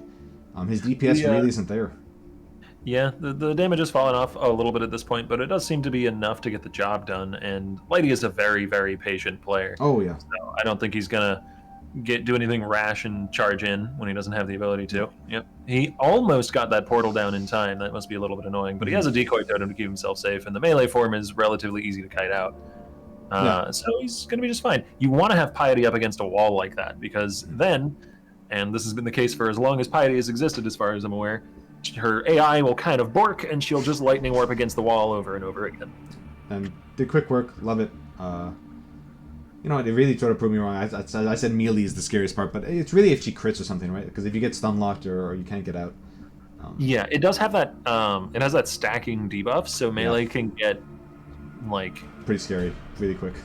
Yeah, it can ramp to being really dangerous. And I think the thing that was holding him back damage-wise is the fact that Lighty still doesn't have that 4-link, which is probably a little frustrating at this point. Yeah. It looks like he's got one in his inventory, though. He just needs to swap around some colors. No, I think that's a... Was that helmet a 3-link or a 4-link? Is that a... Oh, it is a 3-link. I was debated by the art. It looks like a 4-link to me, but yeah, you're right, that's a 3-link. So he's still hunting for a 4-link here. That's gotta be really frustrating, right? Especially because these players are overgearing, and they're doing the expedition stuff. Not having a 4-link at this point. Oh, I see one there, actually. 4-link gloves. But they're on an ES base, so unlikely to get green, green, red, red. Unfortunate for Lighty, but that definitely explains why his damage fell off. Because I was thinking, like, he has the weapon, he has these things. Why is it feeling so poopy? But yeah. I couldn't think of another word. No, it's broadcast safe. I know. It's broadcast safe. It's a good choice of words. I see some desire to check in with Zizaran on stream. So let's do it. Let's bring him up. For those that don't know, I know this is Zizaran's channel, but during the at least the casting that Octavian and I are doing, he is streaming on his alt account, which is Zizaran backwards. Naraziz !alt. But we're gonna have him on here anyway. He is in Act 2. So he's just trucking along. I know he had a couple rips early on his mules, so he's a little bit further behind than he would like. But by no means is he, like, miles behind. Like, no. Not at all. There haven't been miles yet to trek. Very true. I think Lighty is going for library, actually. Yeah, okay. Wonder what gems he's after here. I mean, it gives him more time to potentially find a 4-link as well, so a little bit of doing something productive while stalling before the Dominus fight in order to try and get that damage to a more comfortable place. And we'll see if there's any gem links in particular that he needs to pick up here. Normally on like a melee run through, so something we might see Quantric do, the library is done in the Gauntlet early on to get access to Fortify before the Dominus fight. But that's obviously not going to come into play if you're doing Shattering Steel. I mean, interestingly enough, I'm Exiled did library as well. I mean, it was during the fight, so I'm not sure if he actually completed the quest or not. But it could just be to just get the waypoint, get that extra bit of EXP before entering the high tower, and then you know, just why not? If you're gonna do that zone anyway, get the EXP while it's efficient. And I am super hyped for Timmy's performance. This is a player that kind of was it like 2 leagues ago, 3 leagues ago? Yeah. That's the earliest I can remember him being participating in any of these events. So he's still like relatively new to the competitive Path of Exile scene, and he's is that 6 overall, assuming his overlay is correct. Yeah, I think he is. And the thing is, he was a huge memer and like so much fun to have on streams. Like I know he as I mentioned before, he POB'd his build mid-race. So, like he just brought up POB. He was like, "Oh, which starting point should I take?" Like the guy's a legend. We all love him, and it's great to see that he legitimately is a competitor now, right? He's like, you know, I love this. I love Path of Exile. I love racing, and now I'm just gonna get good at it and turn the meme into a dream. You know, it's power to him. Yeah, honestly, like it really goes to show that like perseverance and like practice just can take you this far, right? Like I know, like I'm Exile. Like he only started playing Path of Exile like during the Awakener race or just before, which was about what 18 months to 2 years ago. Like he's in the history of Path of Exile, a fairly new player. I mean, sorry, go ahead. No, you're good. You're good. I just wanted to highlight the fact that IMXL has actually swapped over to a trap at this point. He was doing Stormblast Mines up until now, but he swapped over to Lightning Trap. Interesting. Presumably with Pierce in the links, maybe added Lightning as well. He did have that 4-link with the 1 green. This will cost him some onslaught uptime, because he's not really spamming out the Orb of Storms. I don't know if he even has that anymore. It seems like he might have replaced it with a Lightning Spire trap, but is going to absolutely skyrocket his damage. Yeah, forget about Cremation. This man's using Flamethrower Trap and Lightning Spire. Awesome. Yeah. And I imagine he'll probably eventually go into that physical build with Exsanguinate Mines and maybe Seismic, right? Yeah, I believe that is the end game plan. You can get something like 7 to 7.5k life on a Saboteur with that kind of build while still doing decent enough damage. Yeah.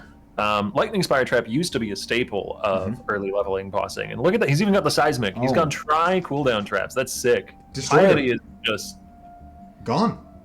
Yeah. Like that's compared to Lightning Skill, that was so fast.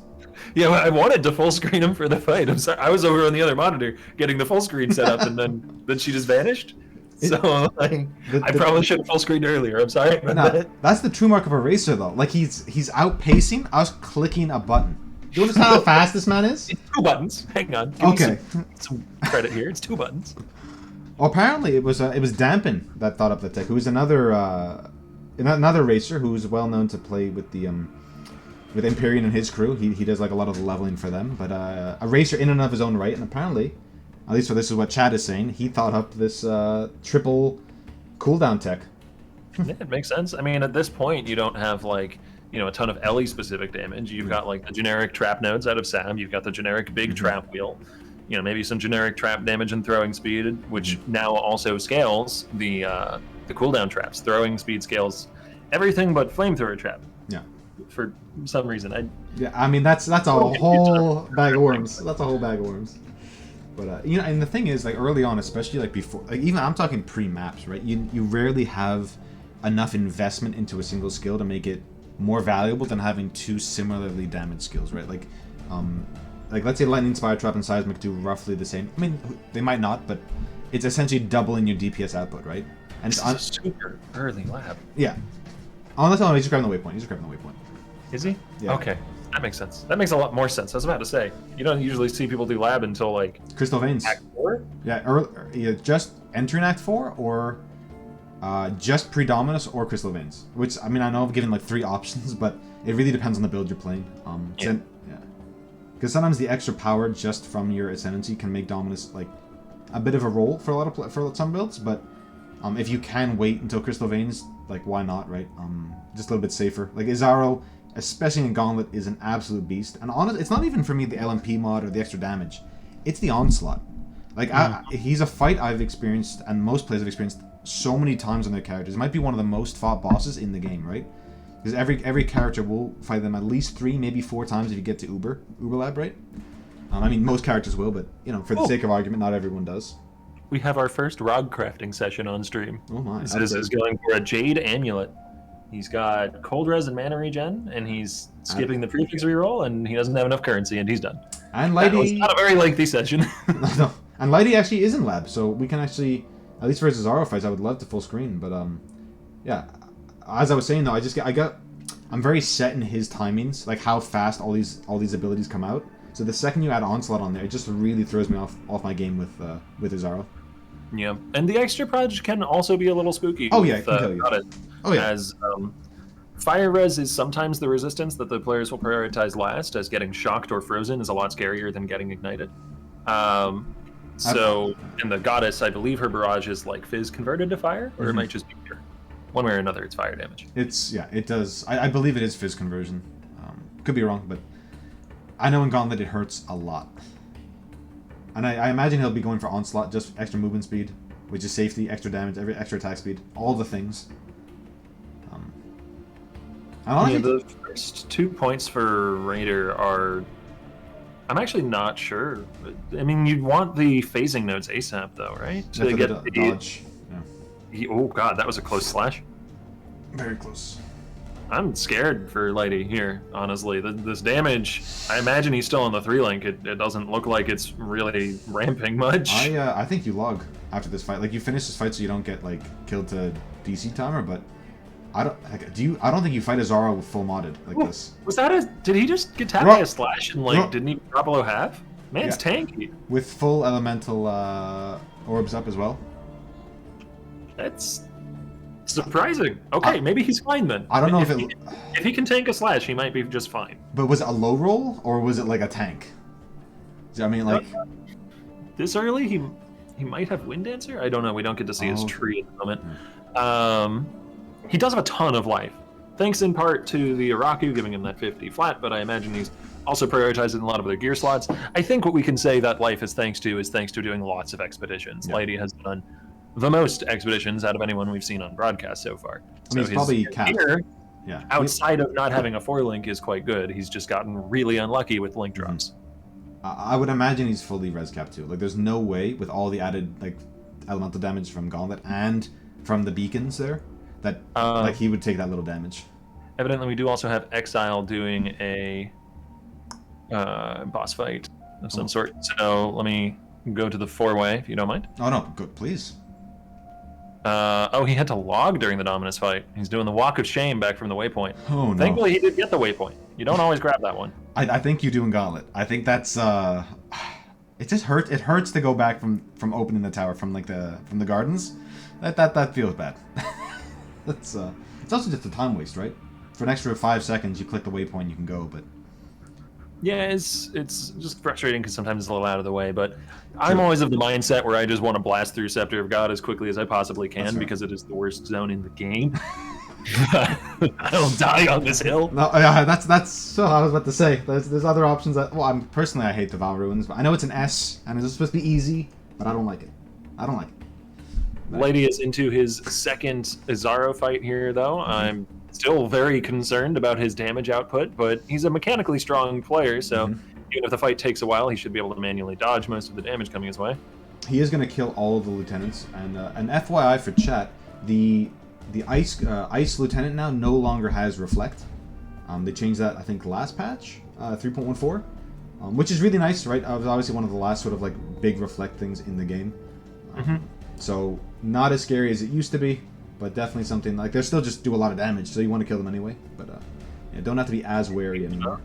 Speaking of lots of damage, I'm Exile is onto Dominus. Doesn't have charges on all his cooldown traps at the moment because he used something to deal with the unique smaller mobs, but still has him down to half health. Good lord, just the vomit of lightning projectiles onto the screen from the LMP Dominus. Visual clarity when, my friend. Visual clarity when.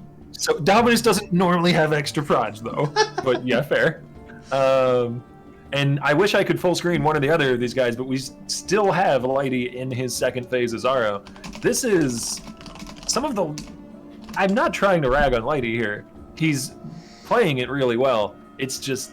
Yeah. That is very dangerously low DPS for this fight. I'm Exile just blasting the Dominus, nearly finished the second phase already. The downtime in between phases allowed him to really recover all his cooldown traps and done. Yeah. Wow. Okay.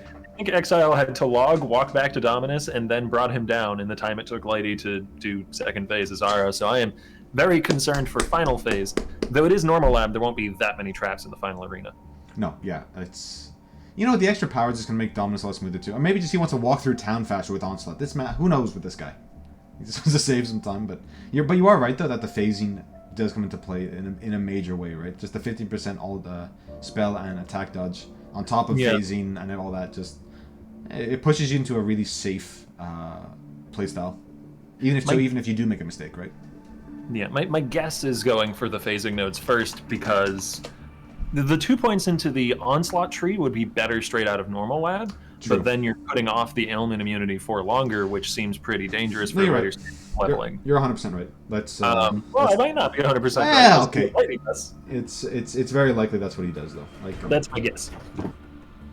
My mindset's still not fully Gauntlet mode, which is my mistake. But you're right. The ailment, the pseudo ailment immunity with the tree. True, it is simply 50% avoidance at this point. So he would have to invest in the tree a bit to make it straight immunity. Which by Cruel Lab he should have. Like if he's going that for Cruel, like you're gonna have that already taken. Yeah, I think that is a point back in the favor of the Onslaught tree, though, as that doesn't have that prerequisite and frees up your tree a little bit more. So, could be either way. Honestly, every single node in Raider that these players are going to be clicking is pretty good. Yeah, I doubt anyone's going to take any frenzy route. Honestly, you just like it's great damage, it's great move speed, but you know what it doesn't have? Defense. And that's kind of what you need. You want to get everything you can in Gauntlet. So final fight. I'm going to go to full screen for Lady. And I have a purple screen, so take it away. Alright, well, he's just laying down the decoy totem, which does work against the Zaro. I'm just trying to dodge all the abilities, honestly. The decoy totem does go down really quick. Tons of mobs. It's actually proven a bit difficult to clear out the mobs, but he's doing it. The totems are coming into play, or the elemental ailment totems, or whatever they're called. Decoy doing its job, and actually survives a full slash, so decoy totem doing work. Yeah, he does seem to be quite tanky, as I no longer have a purple screen. Yay. So I think that's going to be Lady's saving grace here, as even a few love tabs from the goddess barely make health move. This man is a tank. Yeah, this is like, I'm not sure if he's dodging a lot and he's just RNGing it, but it doesn't seem to be, like, he's just not taking a lot of damage. Yeah, that tap from the shield hit actually chunked him a little harder than some goddess proj did, which is surprising. May have simply been like a crit or something on his Zara's end, though probably not, because there would have been a shock. But he's got the fight done. Zara's so going to bleed out here. Awesome. Let's see what he gets from the treasure keys. Whew. And that's on a 3 link, by the way, chat. So, yeah, the man's putting in work. Oh, gets a unique dagger. Won't be good for him, but, you know, no one turns down alchemy shards, right? The chance orb as well that dropped is pretty nice. Having a couple of those in order to buy some of the later support gems is really important. Oh, he does actually have a 4 link. He's not high enough level to use it yet. He had a 4 link pair of gloves in the stash there. He started to roll bows too, so he may be swapping to Toxic Ring relatively soon. Let's see.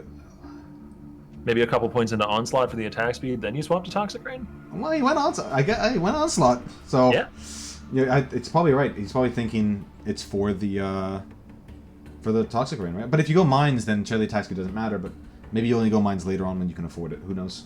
Yeah, the tech now might be going for the ballistas. I don't know how early you do that in the end game. People go the ballista route pretty consistently, especially on Raider. Oh, as we have I'm Exile progressing through lab, so we've got another player going through normal lab here.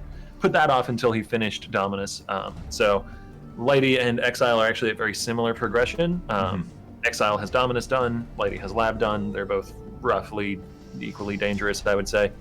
I mean, and they're also two of the last. I mean, I'm Exile won the last gauntlet, and Lighty won the 2 previous to that. So it's I don't know, man. Like, they really want to win. They want to prove themselves. I know Lighty wants to retake his title. I know I'm Exile wants to be the 2-time, and I'm gonna match Lighty's winning streak. You know, so we'll see. We'll see how it goes. And I know Karn is hungry as hell.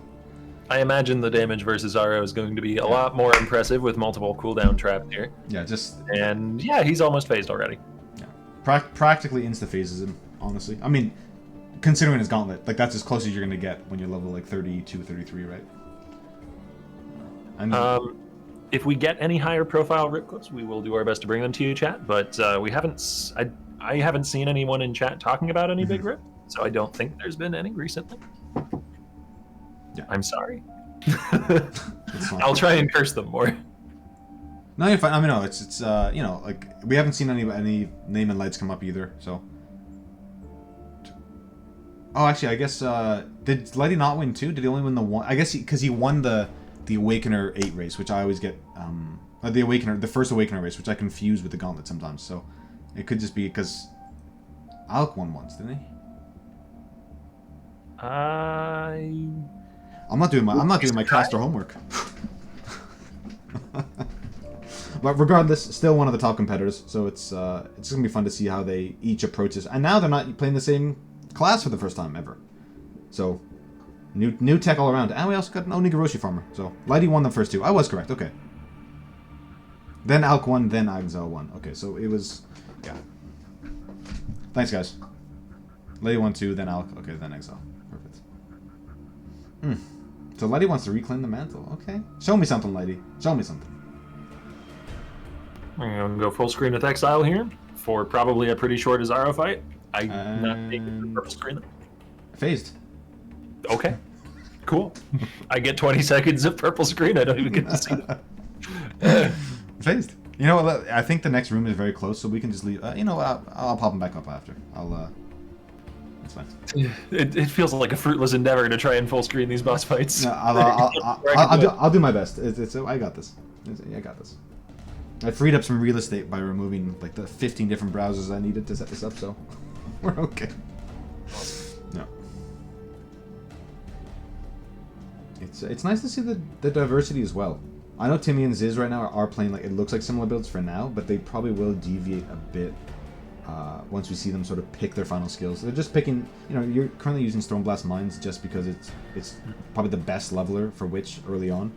And we do have Lighty fighting Dominus, or I mean the mobs before, so I'm gonna full screen him and we can watch that. Because I feel like Exile is just gonna like just walk all over Izaro, so if we can watch this Dominus fight, that'd be pretty damn cool. Yeah, I don't know if he's gotten to the 4-link upgrade yet. Not yet. He is not. Damage doesn't look amazing still. It does actually look a bit better than before, and that's probably, I mean, that's twofold. One, he got to swap the Onslaught gem out, so he got a better damage gem. I think it was point blank. And two, he's got Onslaught permanently in boss fights now because Raiders. So DPS is better, but it's still not nearly the level of the cooldown traps we've been seeing. No, it's struggle city right now for Lighty, a little bit. Yeah, and this boss in particular can be really difficult with the frenzy charge stacking, making her faster and faster. It's it just looks so so uncomfortable. Yeah, I wouldn't want to be in his shoes here, but Lighty is a very, very consistent player. Yeah. That last multi-strike on the Reeve is actually targeting off of the taunt totem and onto Lighty, but it doesn't do much damage. Yeah, we're okay. All right, here's the big boy. Just a couple of lightning stalkers there. Oh my lord. We're getting word that from chat that Exile is completed in his lab. I'm not particularly surprised. No. And he's able to, with his flasks, out regen if he does sit there and tank it. Like yeah, you need to be on top of your flask game. Like you need to be buying the flask if you're not dropping them. But Lighty obviously doing all the tricks. Yeah, barely moving. He's fine. It's taken a while, but he's not looking in danger, right? Which is kind of the most important factor. I know Alk touched on this a few times. He's like, a lot of players when they try and build a character, they're looking to like, how do I squeeze out that extra point of damage?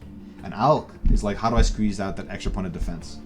And obviously Lighty taking a similar approach at least early on, really just trying to get his defensive layers up, max out his res, max out his flasks, doing whatever it takes to sort of keep that, even Leech as well, right, with his Blood Rage. So, yeah, looking smooth-ish, right? Just slow damage, but not actually getting chunked at all. Yeah, he gets maybe a quarter, maybe a fifth of his health taken away from a slash, but has more than enough flasks to be able to handle that. Yeah. And honestly, he's making it kind of hard to commentate because it's the samest boss fight I've seen in Gauntlet in a long time. Yeah. Putting on a bit of a clinic. So, like, Gauntlet is incredibly difficult, and a lot of players, like, they hit these brick walls with either Weaver or Doedry or whatever. But if you do plan and you sort of have this sort of, like, I don't want to say plan again, but you do have a strong like idea of how you want to build your character, and you really take advantage of all the things that are available to you. You know, you can make it work, right? He's even using Steel Skin, right, on spacebar, right? So when he is getting hit, you could see his positioning in that fight was very deliberate, constantly staying right underneath the gigantic blood goat that is Dominus, because he did not want to walk far enough away to get Dominus to either do his charge or his projectile attack, both of which are way more dangerous than the little mini cleave that he does. Similar to Weaver, actually, as you mentioned, right? Like Weaver, I think you pointed out, if you stay close, she won't use the EK, which is the really scary thing in that fight. Yeah, there's a number of bosses in Path of Exile where the correct strategy is actually to stay like right on top of them and run in a circle. In fact, a rather large number of bosses where that's the correct strategy. I mean, I guess you got to play melee then, guy. I mean, I guess that's the advantage melee has, right? Just remove mechanics from the game. Yeah, but there's also bosses like Uhtred where the correct strategy is to never go near him ever, don't touch him. You're not wrong. So- You're not wrong. So the advantage of a build like traps or other ranged characters is they have the option to run in close if it's the correct strategy. But if you're playing like Heavy Strike, you don't really have the option to not run in close if it's the correct strategy. I mean, wouldn't that be something? Heavy Strike in the Gauntlet. Oh. With Onigoroshi? Oh, come on, Karn. Don't disappoint me, Karn. I think we heard earlier that he's going to be doing Blade Storm, That which makes is, sense, yeah. decently spicy still, Yeah. but not quite Heavy Strike levels of spice. I would hope he's taking advantage of all like the blood and sand stand stuff, like maybe Flesh and Stone for the blind. Unless he's going Gladiator, in which case he might not need the blind aura. But when it synergizes so well, it's hard to sort of not take the full package, right? Although it is now 35% reservation, which might prove a little tough to squeeze out. But if he's using Onigoroshi, he won't be going physical damage, so like he won't use a War Banner, he won't use Pride, so maybe he regains some reservation through other ways. And to answer the question in chat, nobody has Onigoroshi yet, but Karn is trying to farm for one. That is his current strategy. We'll bring him up on stream again. But it's probably going to take him at least another handful of hours to even have a chance at finding one. Yeah, it's only been 2 hours, and it's usually minimum like... I think I've seen one at 4 hours, but it's really like a 6-hour grind, give or take, right? And you can get really lucky and do it quick, but you can also get really blasted by RNG.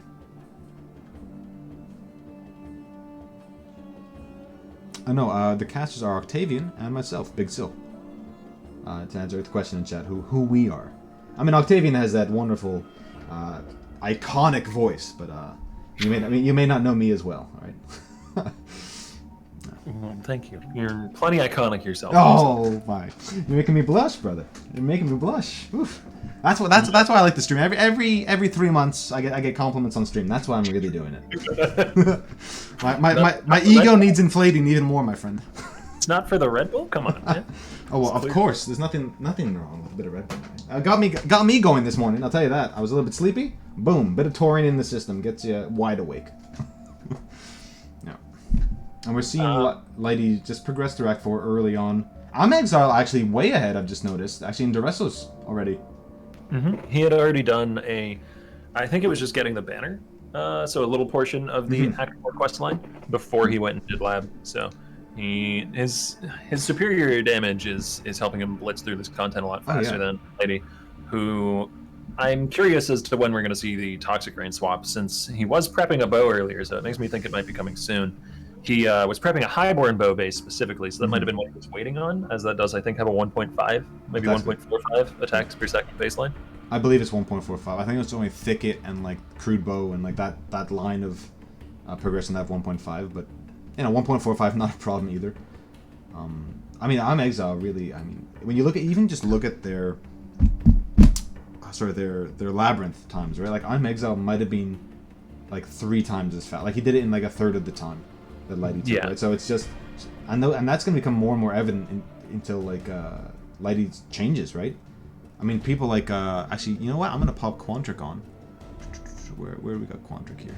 It's at that awkward point for Lighty where you maybe have the plan to swap into a different setup, so you might be speccing into some nodes that aren't really optimal for what you're doing in the immediate sense.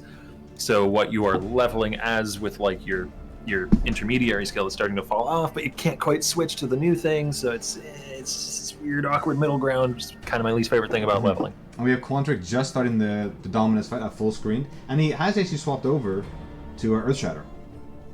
Oh, okay. At least for this boss specifically. Maybe just feels like Sunder just won't cut it against Dominus, and we'll see him swap back. But let's tune in and listen, I guess. Yeah, he does get the advantage of both endurance charges and fortify this early on, which is part of the strength of the actual melee setup instead of going like something like Shattering, where you can throw fortify into your links. Did Library to get that, presumably. I don't recognize that third icon in his bar. Is that Infernal Cry? Yeah, it is, I think. Yeah, and he might have been using it just for the porcupines in like Imperial Gardens, but oh no, he's popping it. I guess just for the extra fire damage. Why not, right? He's repping Herald of Ash, so the covered in ash effect will scale his damage somewhat. Not as good damage as the cooldown traps that we saw earlier, but certainly good enough to get through the fight, and he's extremely safe with those. Okay, did I curse the man? Okay. I was about to say, fortify and endurance charges. He's a goddamn tank, and then he eats like 4 hits in a row.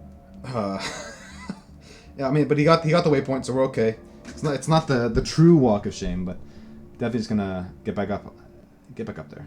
We're fine. Unfortunate. Unfortunate. He even had the flesh and stone. Like he had blind going. Yeah, it Unless could he advances after logging in. It could have just been a big crit or something, right? Like, because he looked really like he was just getting tickled, and then bang, here's 3/4 of your life. I think he's going. Yeah, that's down. He went Oh, downstairs no. by accident. Oh. It's okay. Dominus is a patient man. He'll wait. Quantric. Oh my. Dominus is a patient demon goat. He'll wait. Yeah, we're good. And it should be a roll from here. Like it didn't look outside of that one hit, looked very comfortable, right? I hope he's gonna swap back to Sunday. And I mean, I love Earth Shatter. Don't get me wrong. I know, I agree with you. I want something to live on. I'm pro tip for chat. If you don't know which way to go after clicking it, the actual visuals for the stairs are different. So as you can see, I don't want to sound like an ass, but like the ones that are curling up is the way to go to the next zone, and the ones that are just like flat on the ground are to go down. But if you're just clicking through, sometimes it's not something you notice, like the actual environment of Path of Exile. But there are clues in areas like in Dominus with the blood trail and stuff. Now it's a walk of shame. Yep. Yeah. Now it is a walk of shame because it went backwards. Yeah, true, big true.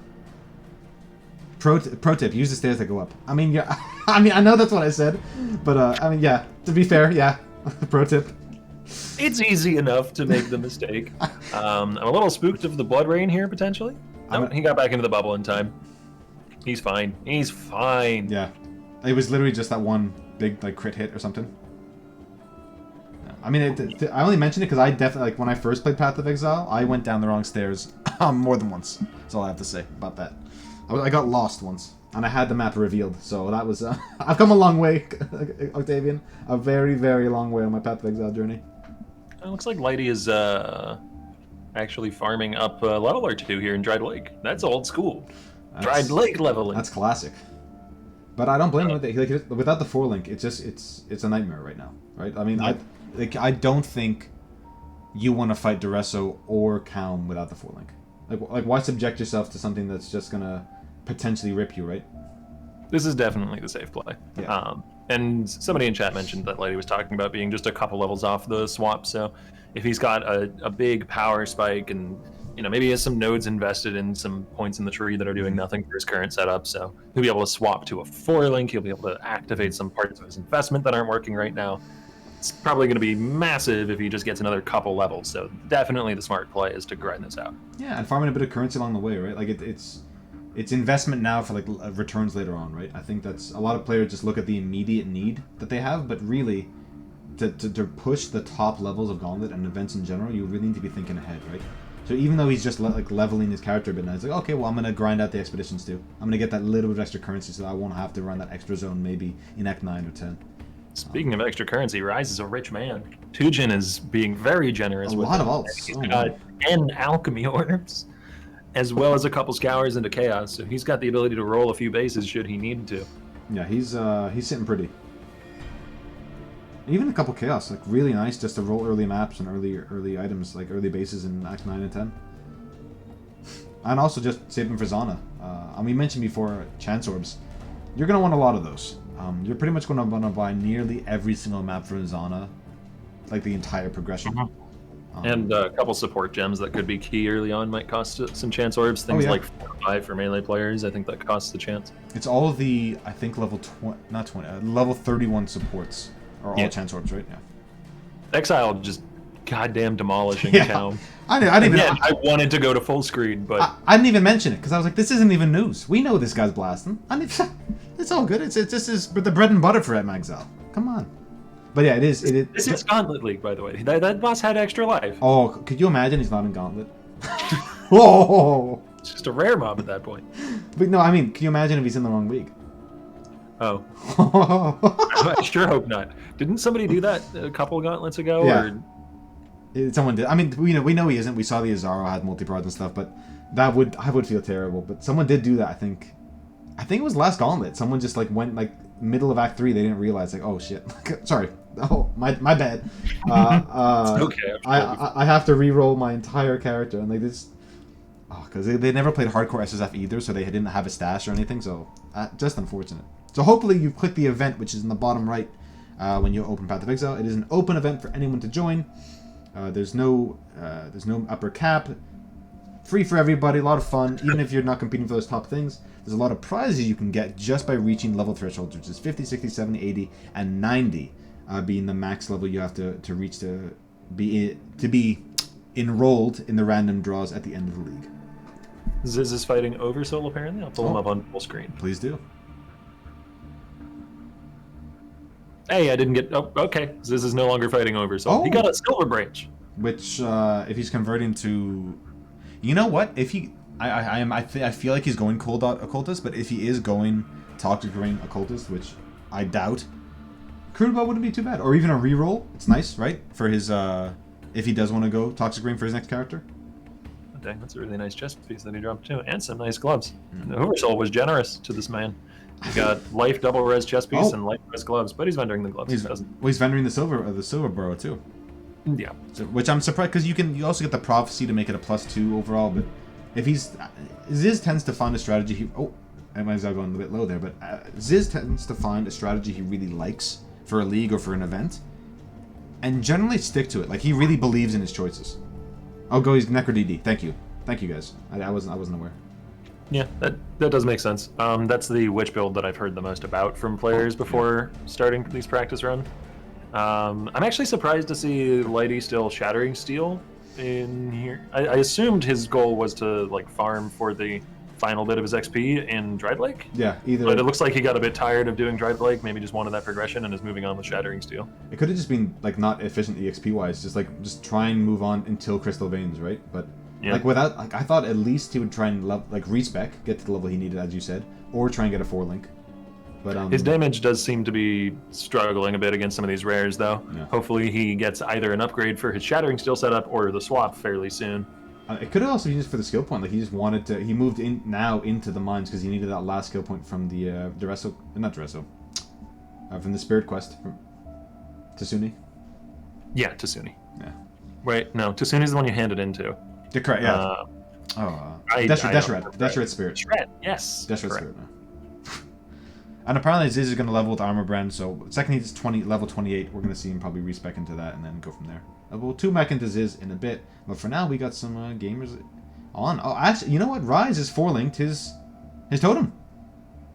I think he's I think he's legitimately playing. What yeah, I memed about this like in Act 1. I said, "Oh, wouldn't it be funny?" He's actually doing it.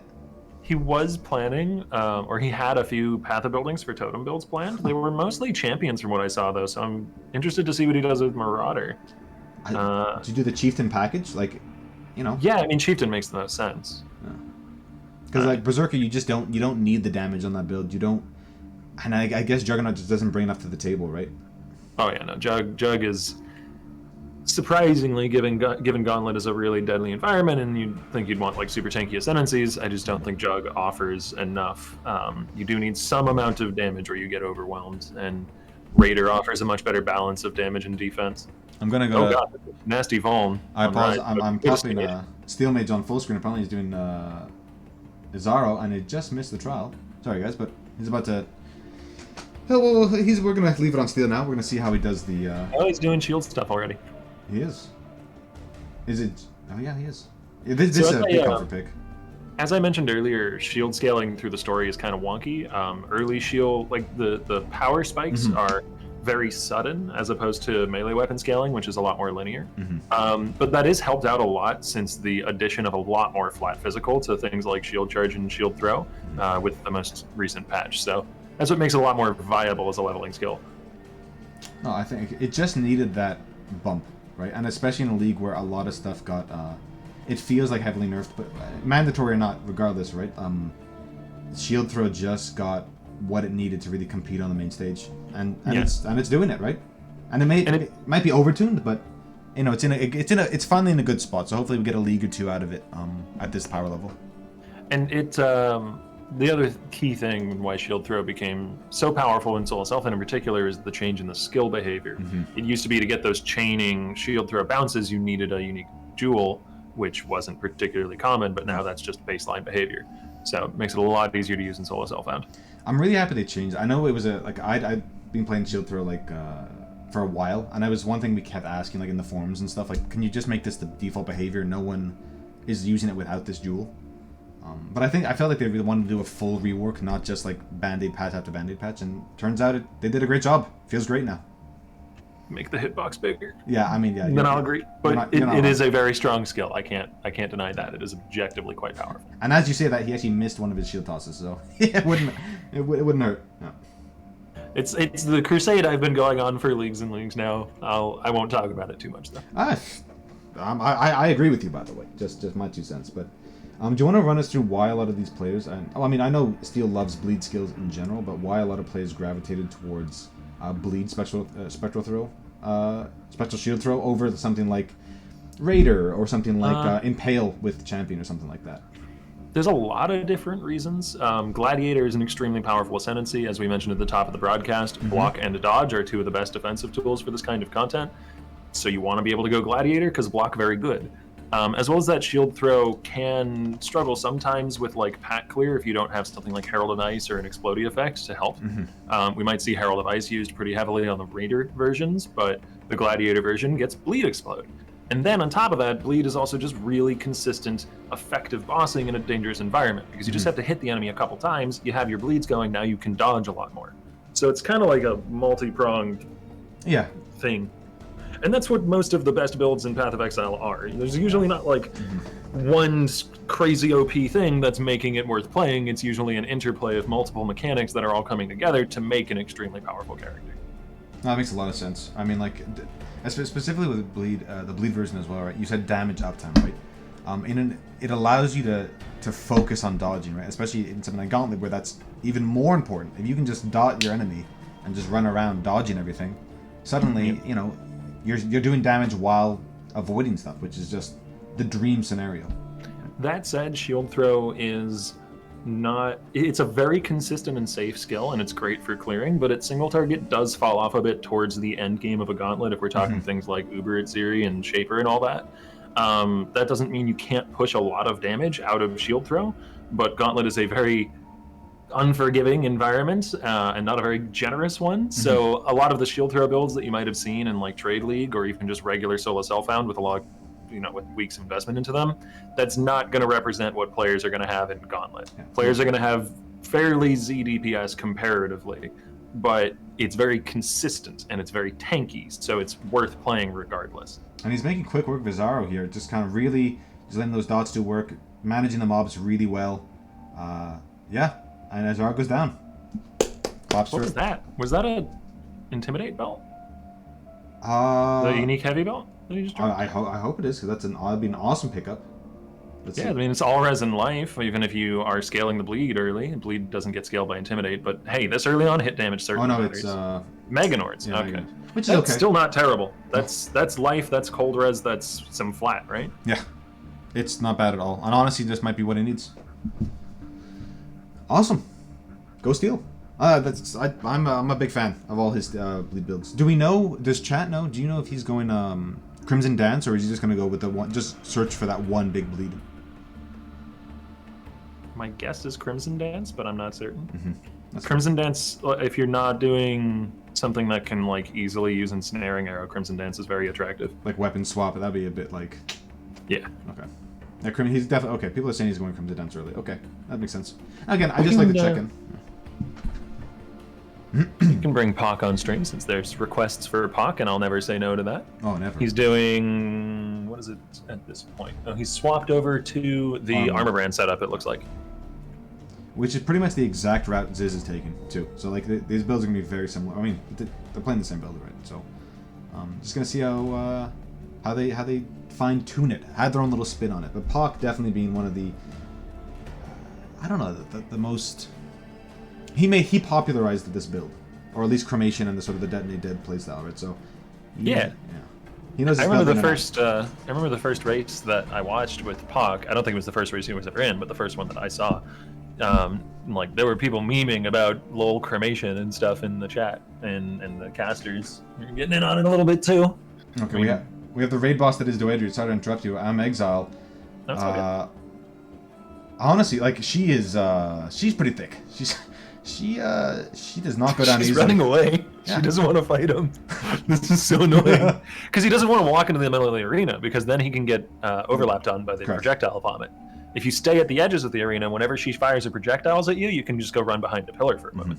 And then at most 1, maybe 2 will hit you, and probably not any. And you probably want to stay in the, I would think, stay in the enfeeble zone as well, right? I mean, like, accuracy is not a problem for him. A little bit less damage taken is not really a problem. But, yeah, makes quick work for once he can actually damage her, right? She was just running away that whole time. That strat is very easy to execute. The just staying to the edges. Obviously harder to execute if you're trying to level his melee. Oh my god, Pock. Good lord. Look at that screen. Now this is a much more dangerous fight, in my opinion, because there is no cheese for this. This is you have to be purely mechanically very good. This is the spam is everywhere. It's half the screen, Octavian. He's good though. It's done. Oh my god. And he wipes the sweat out of his eyes. Whew. All right, Pock. It looks like he's going for something that I've seen Pock do in previous Armor Brand cremation runs, where he throws the Ellie Prolif into his Armor Brand links and runs something. Eventually, you run like Ice Bite for Frenzy Gen, and you get flat cold ones, and that way you freeze things as a defensive layer for the Armor Brand. Oh, so it becomes like the supporting element to your sort of like kit. Yeah, the cremation has more than enough damage to handle single targets, so you can afford utility links like Ellie Prolif in your clear skill. And then, I mean, you just get such a safer clear. You can see the packs barely even being able to respond to Pock because they don't get to move. And Amexa is about to enter Malachi, so we're going full screen here, guys. He's got his flasks already. He's got 2 Quicksilvers, got a mana flask, 2 big life flasks, ready to go. Got double 4 link. This man is prepped. Yeah. Well, I mean, even his seismic's on the 3 link, so he's got a lot of damage. He's looking pretty sweet. Yeah, I imagine that would be kind of the annoyance of this leveling setup, is how many links it requires. But if you're experienced enough to be able to get that consistently, the reward is massive damage. Good God. Pulled the trigger a bit early there on those traps, but it doesn't matter. Still got it on quick. Piety popping up and immediately getting phased, essentially. Just being able to ignore all those big lightning balls. Malachi back up. He presets some traps. The traps and the slams are really dangerous to look out for, but probably the thing that can surprise you the most is actually his, like, I don't even know what to call it, the thing where he throws a bunch of gore at you. Yeah. I don't know what he's tossing. It looks like just balls of blood and bones. Yeah, I think that's exactly what it is, honestly. But those have a little bit of an AoE to them on impact, which means they can shotgun you. Just like the cannibals in Act 1. So it's pretty scary, boss. He's pre-stacking all the traps, even onto the heart. Oh god. Oh, that's annoying. Immediate TP out. Shouldn't be a problem. Yeah. Just gonna make this fight a little bit longer. Yeah, he lost some trap up time. He might have to... No, he doesn't have to portal out. He gets the mana flask charges back. He was very low on the mana flask there, but he managed it well enough.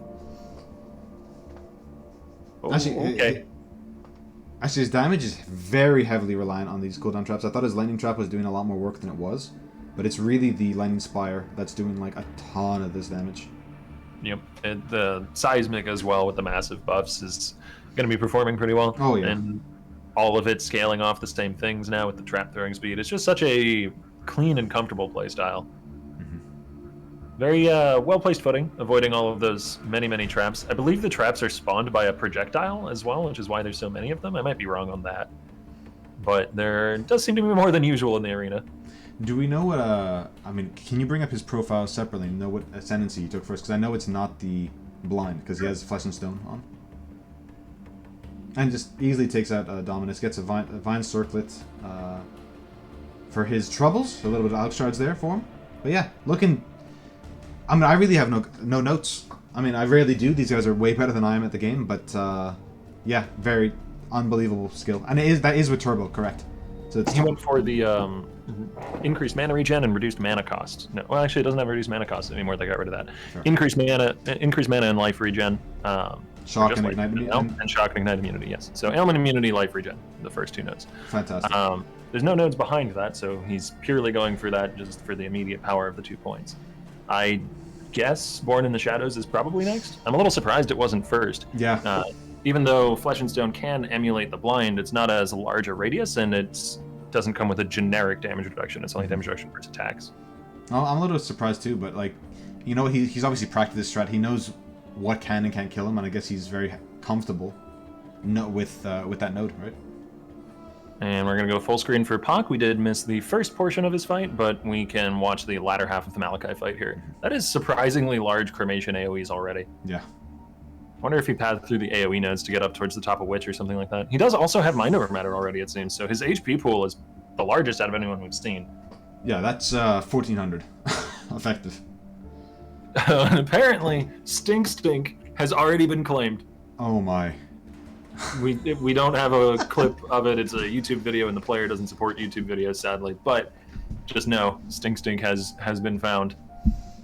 Oh, logs. Okay, no, hey, just, you know that what? was the projectile toss, the bone and blood toss. Yeah, I don't the know what to shotgun. call it. It was the shotgun. Yeah, pretty. As you can see, chat, really scary. Through 1400 life, got down to I think like 300-400. Mana was wiped out in an instant. Oh yeah, I mean like his mana isn't enough to cover his life right now, so you know, not having any mana just for him it's just an instant log, right? Doing everything he can, but okay. it's not looking as like comfortable as Exiles, but gets a lot of drops here. Oh, just his filter. I thought that was a unique or something. I was like five uniques. I don't think there are unique steel scales. So. No, I don't think so either. Well, congrats to Pak. Look great. And actually, someone in chat, Aeroplane in chat actually makes a really good point. Is that if he does, if I'm Exile transitions to exsanguinate traps early, then he can ignore. Like it reduces that life cost, right? Because it inherits life cost from exsanguinate. Do you have the cast for just a little bit though? I've got to get up for about 30 seconds to a minute. Do you, brother? I got it. All right, I leave you chat in the capable hands of BigSil. We're a team. If you can't rely on me, who can you rely on? Come on, production, I guess. All right, we're seeing Lighty just moving through Calms, Pak making his way to Act 4, and Quantric's probably level with Lighty, right? So we're seeing I'm Exile and the Pak sort of, well, leading the pack, so to speak. But you know, everyone else is pretty close behind. It's not really a clear indicator right now who's going to be like first at the end of day one or anything like that. Early map progression as well, super important. So we're gonna have to wait and see for that stuff. I will pop Ziz back on stream just to see where the CEO of production is lining up. So I'm gonna take, who do I take off? Oh no, I'm gonna take Exile off. We've seen a lot of him today.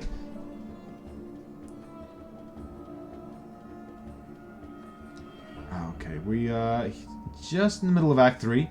Taking a bit longer to get going, but that's fine. He had some early rips just on his mules. But just, you know, and setting yourself back 30-40 minutes is pretty devastating when you're only 2-3 hours into the race already, so. I'm back. Oh, that was quick. Okay. My man. Just had to grab something. Oh, no problem. The something being some coffee.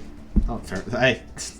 That's more than mandatory for something like this. I figured there weren't any boss fights happening right then, so I could get up and grab a little bit. But we do have a boss fight from Lighty. We can see how the Toxicrane's been doing. I'm popping him full screen just to see how his transition's going. And it's looking a lot better. I'm not going to lie. It looks a lot smoother. He has some ballistas? Yeah, he's got a second Toxicrane set up, so he's got the ballista and the self-attack going. With the onslaught early from Raider plus a good attack speed base, the ballistas are going to start feeling pretty comfy. I've leveled TR ballistas a number of times. Mm-hmm. I usually have done it as champion, so I don't get that much attack speed early, so I'm very jealous of the fact that he can use ballistas and have them feel good this early on. That looked, you know, and that looked really smooth. And with the changes they made to the ballista this patch, that they fire, like if you have the support that they fire when you fire, it can really sort of just really pump up your damage early on. As we saw, right? Like changing from Shattering Steel to this is night and day for him. Yeah, the Onslaught is going to be a much more powerful tool here than well, Shattering Steel as well. Shattering Steel is somewhat gated by the number of charges that you have, so you can't just spam attack forever.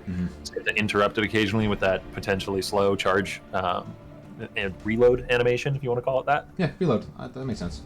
I wouldn't be surprised if we see Lady actually catch up because he's playing Raider and has all this move speed, all this attack speed. Like, he's gonna close the gap between him and I'm Exile and Pac very quickly. There's a question in chat if 2 TR setups is better than Caustic Arrow, and definitely for single target it would be, in large part because Toxic Rain has the ability to scale single target off of attack speed, and Permanent Onslaught is what Lighty went for immediately. So the Caustic Arrow wouldn't be getting anything out of the Ascendancy if you went that route. I mean, what you could do is you have TR single target, TR Ballista, and then a Caustic Arrow just side setup, but the actual like gem cost associated with that is just too high. Yeah, it's we've already seen that Lady's not been the most lucky with getting the gem links that he needs. Though he did just drop a potentially nice quiver. Broadhead is a actually relevant base early on when your hit damage is still, a decent factor in your DPS. Oh yeah, I mean, like, look, I think if it has the right stats on it, he's just gonna equip it real quick. But I don't think he even looked at it. I mean, man, just immediately. Maybe his current quiver is just really good. Yeah. I might say I was actually farming up the control blocks a little bit, just like really taking his time going through. I guess, you know what though? He did die last time in this zone on day 1. So maybe he just does not want to, doesn't want to repeat that. Yeah. It's a really dangerous zone. All the mobs in here are phys damage based, so they'll all be getting the benefit of the gained as extra. A lot of them are projectile based, so they're scaling basically as hard as you can scale off the Gauntlet mods. He's, I don't know when he's going to transition out of this build into Exsanguinate, but this is looking it's still looking really good. Like, and the thing is, like, because Exsanguinate traps or mines, whatever he plans to do, costs, I imagine his traps costs life. He's probably going to stick with this for a while, right? I would imagine. Yeah, Exsanguinate traps is the endgame version of the build. Exsanguinate for clear and seismic to help out with bossing. Yeah. And as you mentioned, it does cost life, which is really quite nice, as it means you don't really have to put in a lot of work solving mana costs in the endgame, which is something that, like, Lighty on Toxic Rain might end up having some problems with. Oh yeah, that's definitely a huge hurdle for Lighty, and I know it's controversial, but I do like the mana changes they've made.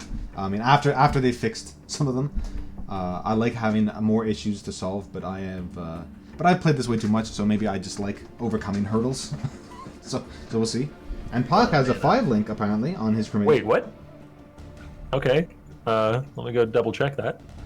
Or maybe he just dropped one, but yeah, pretty exciting. Yeah, I know, controversial opinion with the mana changes. I know, but to each his own, chat. To each his own. He's not wearing it if he has it, but maybe he's just not high enough level to wear it yet. He just showed it in his inventory. It's 2 green, 3 blue, so it's actually not a bad base either. Oh yeah, that's great. That's like perfect for the cremation. I think it's pretty much like equipable, like if he wants to. And the thing is, he might not equip it. If he feels his damage is fine, he can just bank it, save it for later, or save it for a reroll. Like, you don't want to rip, but it's best to plan for it just in case, right? You shouldn't have told me to open Pac's profile. Now I just want to look at this instead of doing the casting. Pac is one of the more interesting players to watch, in my opinion. He's always like making little innovations and stuff every time he reruns. You know, he doesn't fall into a groove so much as other players. Because this time around, he has actually made a slight adaptation where he's gone for 1 flat cold wand and 1 flat fire wand, and he's running a flame wall, as well as flammability instead of LE weakness, which is something that he would do in previous builds. So as a result of that, his ability to freeze is maybe diminished a bit, but his single target damage is going to be a lot higher because he's more focused on a single element. I mean, he also has Herald of Ice equipped. So that's to get a bit of extra flat in order to enable the freezes, which he's not really getting right now, as you can see from his clear. I just thought like he would have kept with the LE weakness. Then there's arguments either way. Lighty is doing the big boss though. Oh, one of the big bosses. My bad, guys. Let's get on full screen. Swap it up. Oh yeah, the tornado lady. Oh, she's gone. She's gone. See, this is why I shouldn't dig into Pac's profile. No, yeah, now you're good, dude. Like I think it's good that one of us is doing the deep dive, so to speak. You know what? Quantric's still on the Earth Shadow route. I really hope he hasn't benched Sunder. And honestly, it looked kind of better than this. All things being said, but maybe just for the bosses like Calm Zone, Duressa Zone. There's a lot of bosses there, so maybe just wants to focus on the single target for now. He's going for the skip. He gets it. Awesome. Not an easy skip to do, or even notice. So. Yeah, it's pretty precise placement. I think you need storm. No, not storm blast mine. The heck, smoke mine. Smoke mine, or I think lightning warp can do it too. I think. Yeah, different mine that begins with S. And yeah, you're probably right about lightning warp. I do forget that lightning warp exists sometimes. I mean, everyone does. I should probably remember it more consistently though. It's more attractive as a movement skill option with the nerfs to things like dash and flame dash. I think people just it just feels like you need to 3 or even 4 link it, which is just too much of a cost. Like when you can just slap like flame dash on or a quicksilver flask. Like that's kind of like the opportunity cost is so high, even though it's better. It just feels like too much to me. Right? But Lighty single target is looking pretty darn good now though. He's making short work of these mini bosses. I don't know if we've seen him do Doedre yet.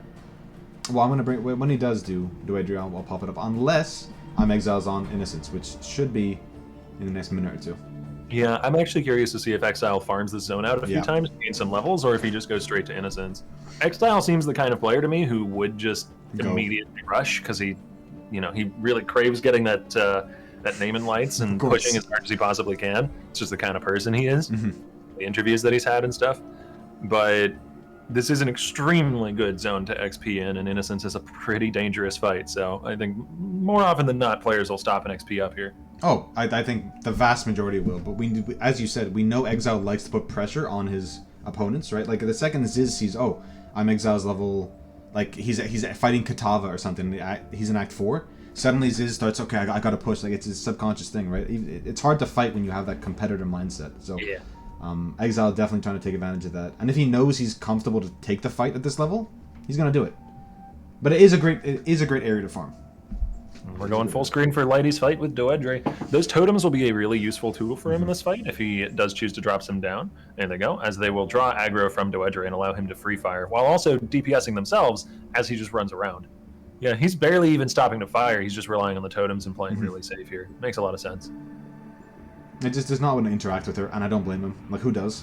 A slow Doedre is a safe Doedre. This is the best strategy available, I'm sure. As she doesn't even look, she's so confused. She doesn't know what to do. She's barely even attacking him. Yeah. I mean, the thing is, even if she takes a while to take down, if you do it safely, just do whatever it takes. This boss is an absolute nightmare, and honestly, might be harder than Malachi. Some might say, right? Like. Oh yeah, for sure. It's certainly more likely to surprise you with that big chunk than Malachi, in my opinion. Though Malachi still has the capability to do that with a similar attack to what's dangerous from Doedre. We have been hyping up this Doedre as being like super dangerous and rippy. The players understand that and are playing really, really cautiously and safe. You can see that pretty obviously here, which is why she hasn't chunked anyone. I mean, to be fair, I mean, I want to see some. I want to see some people die. I want some rip clips. But for those that don't know why we're sort of like keep saying she's like all those red balls she shoots at, shotgun. So you can hit by like 5 of them at once, if you're that unlucky. But it can happen, and I don't think there's literally any way you can survive that at that level. Like if you get hit by like 4 or 5 of them. So yeah, very, very, very scary. Spook City, one might say. And it looks like Pak is taking the opportunity to farm up before the Innocence fight, as he already had the waypoint, but he's resetting the Chamber of Innocence zone. So not really too surprising. This is one of probably the best spot for XP in like the earlier half of the story. There's been shorter races in the past where the goal is to reach like level 60 or something, and sometimes people will stop in Act 5 in that zone in order to push that far. Oh yeah, I mean it's even the mirrored zone in Act 10 is a place where a lot of people farm to. I know I farmed myself to like level 72 or 74 in one of the gauntlets, because why not, right? Like why jump into maps immediately just to get blown up? All right, it's time for the Malachi fight. As one of the meatballs actually chunks a little bit, but it's not going to be enough to damage him or to kill him. A nice, a cool little bit of tech is that when you see these traps on the ground that Malachi lays, you can pop your totem on top of it, and it'll pop it. So if you do get overwhelmed with space and you're using totems or minions, you can just choose to pop those if you choose. Yeah. It is a bit less safe with a ballista build because you have to drop them so close to you, but it's very good tech if you're doing like War Chief or you have a decoy totem or something like that. Very true. I always forget that the ballista totems have like this real range disparity on them. Yeah, they're also one of the only skills in the game that defaults to attack without moving. Oh, does it? Huh. Most skills should, but that at least some of them do. At least the one I never used does. Fair enough. All right. Thank you. Get a coffee, BRB. All right. Twitch chat. We'll wait. Do your thing. And No, somebody in chat was saying they're gonna. No, I know. I got it. We'll still be here when you get back, brother. We'll still be here. And thanks production for letting us know to actually put this on. So yeah, sometimes it's hard. I know there's only 4 streams on at once, but there is a lot in the background. So yeah, but Lighty making pretty good work. Like, doesn't look too troubled. Just dodging all these meatballs pretty convincingly. His positioning is very good. Yeah. I like the use of Withering Step. Just get those extra chaos damage taken. Doing every little thing he can just to increase his DPS. It's pretty fantastic. I haven't looked at his profile, but there's a possibility you throw Withering Touch into something like the Ballista Totems for leveling as well. In the end game, it's not worth the damage link, but early on, it can be really nice. Well, correct me if I'm wrong, but like, would you use at least late game? Would you use like one regular totem, like to cast Wither? Oh, like a Wither Totem? Yeah. I think you just rely on Withering Step for the most part. Okay. I haven't seen Lighty's endgame practice because he's been doing a lot of practicing off stream, but the lack of a totem is probably not worth it. And you can get a decent number of Wither stacks if you're consistent with your Withering Step. That makes sense. I mean, if you're playing in a trade league and you want to play a build like this, you can even go for things like alt quality Withering Step that gives 2 additional stacks when you use it, which is pretty darn sick, but that's not going to be available to our players in the race. I mean, unlikely to be available. Technically possible. Octavian, we have a question in chat. They were wondering, because they were late to the game, can we restart the entire event so they can catch up? Is that possible? I'll talk to Viro. You talk to Viro? Well, please inquire, because I haven't started either, and I wouldn't mind being on the same playing field as these guys. Yeah, when do the casters get to jump in and start brawling? Can you imagine, like, a second cast ends, boom, reset, like BigSil and Octavian didn't get to play?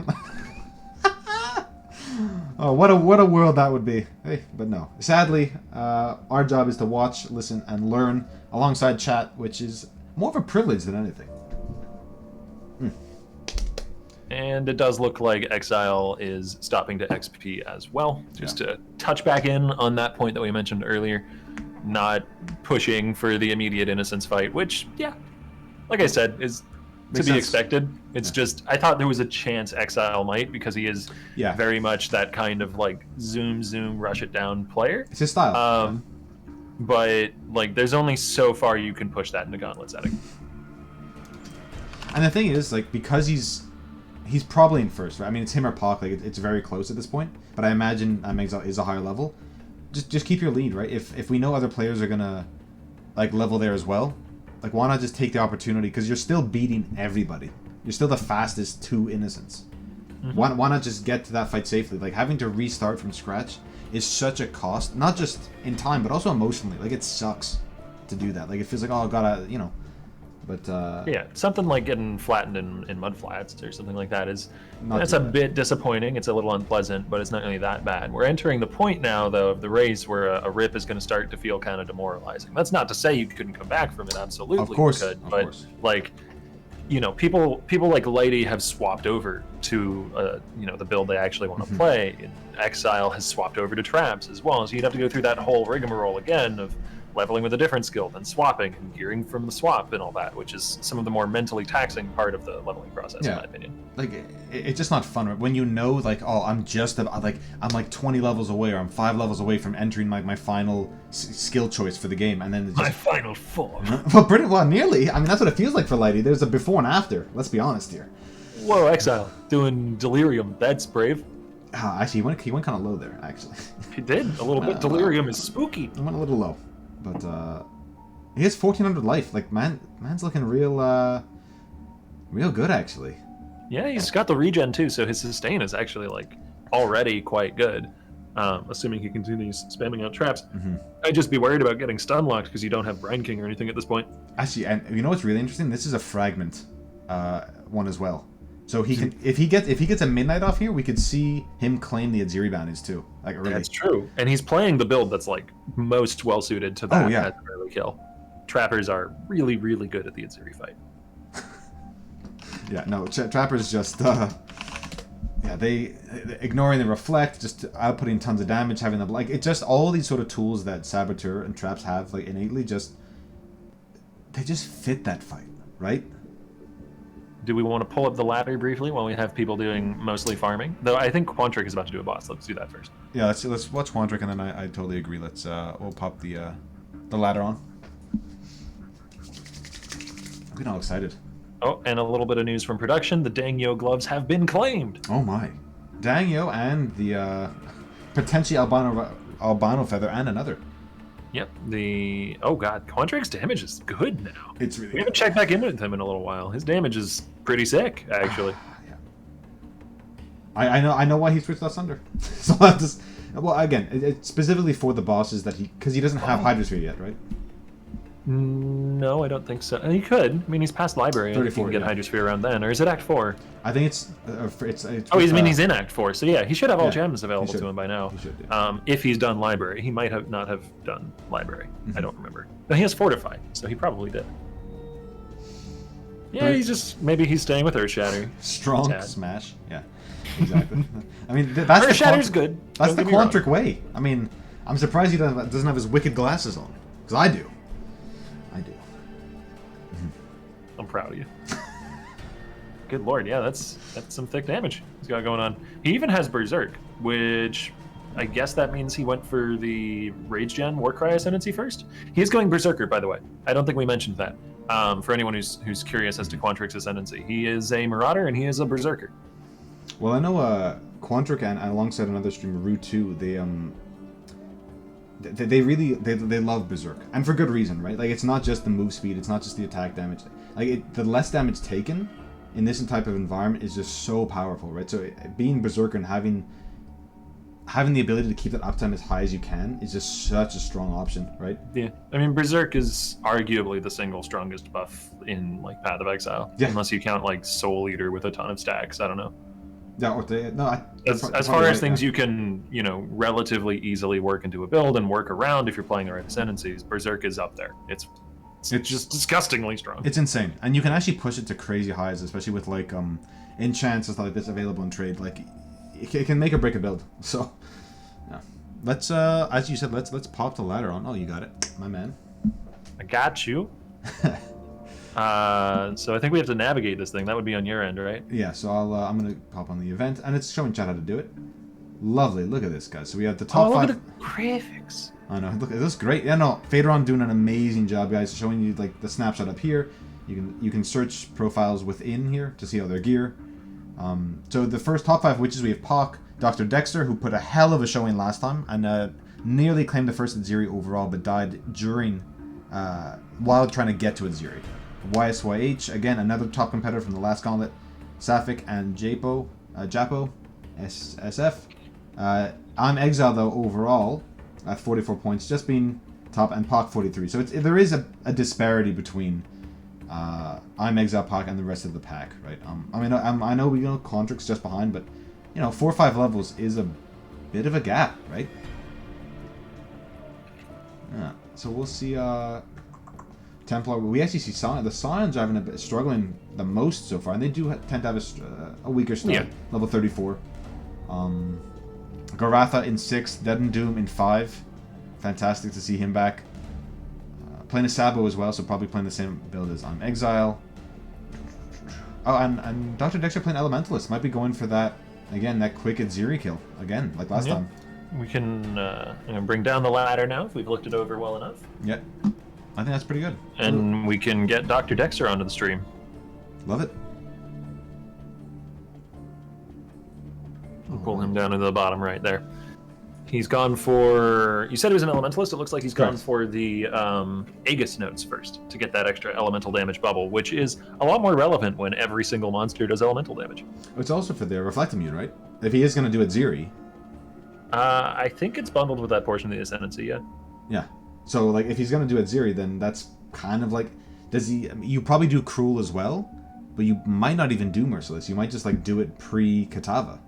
Maybe. I mean, the Golem nodes are still likely to play, as even without the ailment immunity that they gave you in previous leagues, it's still, like, tons of Fizz mitigation, tons of damage. It's just a really useful all-around couple nodes, but we'll see. I've not watched any of Dexter's practice runs, so I'm not 100% sure where he's going. I mean, we also have the shock. Like, if you need damage, you can grab it. Like, it might just be like a... Depending on the gear he drops, he might change his build. But, you know, it's going to be interesting to see. Making pretty quick work of these bosses. They're not struggling at all against Chevron. Yep, doing the Armor Brand Cremation strat. I don't know if he's also using like Ellie Prolif for the freeze and the links. It looks like he might be though, as yeah, those look like proliferation animations. He's looking pretty good. And honestly, like at this point, like Act 4, as we said before, late Act 3, early Act 4, you start to get your builds start to turn on, right? And we actually have him fighting Doedri, so I will full screen that because as everyone knows, this is a raid boss. This is the end game viability, you know. This is one of the builds that, despite being a very powerful leveling build, is going to have a little bit of a harder time than, say, the totem setup that we saw from Lighty, because your cremations, you need to be, you know, decently close, like same screen as the enemy to place them. Whereas the totems, you could literally be anywhere, just dodging whatever, and they'll still be auto-firing at her. But not a problem for Dexter. It takes it down quick as well. Yeah, really nice. Yep, we've had a handful of people ascend at this point. I'd say like maybe a dozen folks have ascended. Pretty much everybody on screen has. I believe it's 202 for the chat, guys, for global chat. Yeah. I think it's always 202 because it was like Steel Mage 202. I think that was kind of like the meme, and then everyone just like jump on the bandwagon. Chat has ascended. Chat has well ascended. done, chat. I don't know what chat's ascendancy options would be, but I'm sure they picked a good one. It's most likely Berserker. Let's be real here. Let's gonna build some rage. You know, take extra damage. Yeah, again, Lighty's doing the same thing Amazon Pac doing, just leveling up. Like, over level as much as you can, so you can maybe ignore like some of those really nasty zones in the next area. And we have Steel Mage fighting Malachi with his bleed, special shield throw build. So let's see how this goes. Yep, I am looking at a purple screen right now, so you may have to handle it for the next 12 seconds. Good. He did go with the first, obviously the bleed nodes into Cruels for the pops, but the extra blinds from that look really nice, and honestly looking really, really smooth. I'm actually kind of surprised how high his damage is early on. Oh, he's already gone for blood magic. That's pretty neat, actually. Yeah. I like that. Very early mana solution, going to make things a lot comfier for him during the leveling process. Yeah. Did get a little chunked there, just about 20-30 seconds ago, however long it was. But the advantage, I guess, of going blood magic this early is you get to have 1.6k life by Malachi fight. Not a bad place to be. And I really just also ignore your mana, which it's just really nice early on. Yeah, so comfy. Yeah. And he's in the area of the tree where you can get things like instant war cries relatively easily. I don't know if he has that just yet, but a really quick enduring cry is a super helpful tool early on. Well, I mean, he has four life flasks, so. Oh, good. Wait, yeah, he does. Wow. A man is regenning all the time. Yeah, you don't need the mana flask. And I'd be surprised if he's not using a second Quicksilver while clearing, but he may have just swapped it to a life flask for the boss fight. Yeah. Be extra safe. I'd actually really like him to have like 2 instant flasks and like a regen flask, like a recovery one. I think people really sleep on like sort of just the general recovery flasks. They can do a lot of work, especially like just for like regular mobs, but yeah, you definitely want to have your instant flask by this point in the game. Maybe even a bleed flask for some of these zones. It can be pretty scary, some of these big dots they can hit you with. I played a Pathfinder build recently that also happened to pick up the life flask nodes in the tree that scale life flask effect, and I went with a panicked flask, and it was literally like a 6k health heal if I was below 50%. Great. That's pretty nice. Not gonna lie, that's actually really, really nice. Panicked flask in general is just great since the low life changes. It's a lot more usable now. Well, yeah, a lot more consistent, right? 50% being the threshold, or I guess 49, right? Like, or just below 50, like, is the threshold. Not a very useful unique that dropped there. Abrass Horn does get maybe a useful rare in the form of the wrist chopper, as you do get the option of getting, you know, like damage over time multiplier, or I think there's a physical damage over time mod, but that is an influence one, so you're not going to see that during the story. No. The main hand can be a stat stick, is what I'm driving at, and this is one of the last skills in the game that can use that kind of behavior. Yeah, it's like Prismatic Eclipse is one of them you want to look at. You want to look eventually move into the bleed one, of course, but there's a couple there, and even your on hit damage isn't bad, right? So even if you get something like Tempestuous Steel or something like that, not a bad option.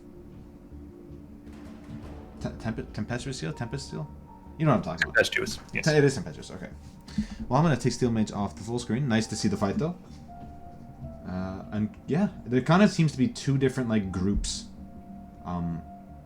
Exile did the boss, and we missed it because we were watching Steel. Sorry, we can only watch so many people at once. Oh, apologies, no. chat. Oh wait, did he do the boss?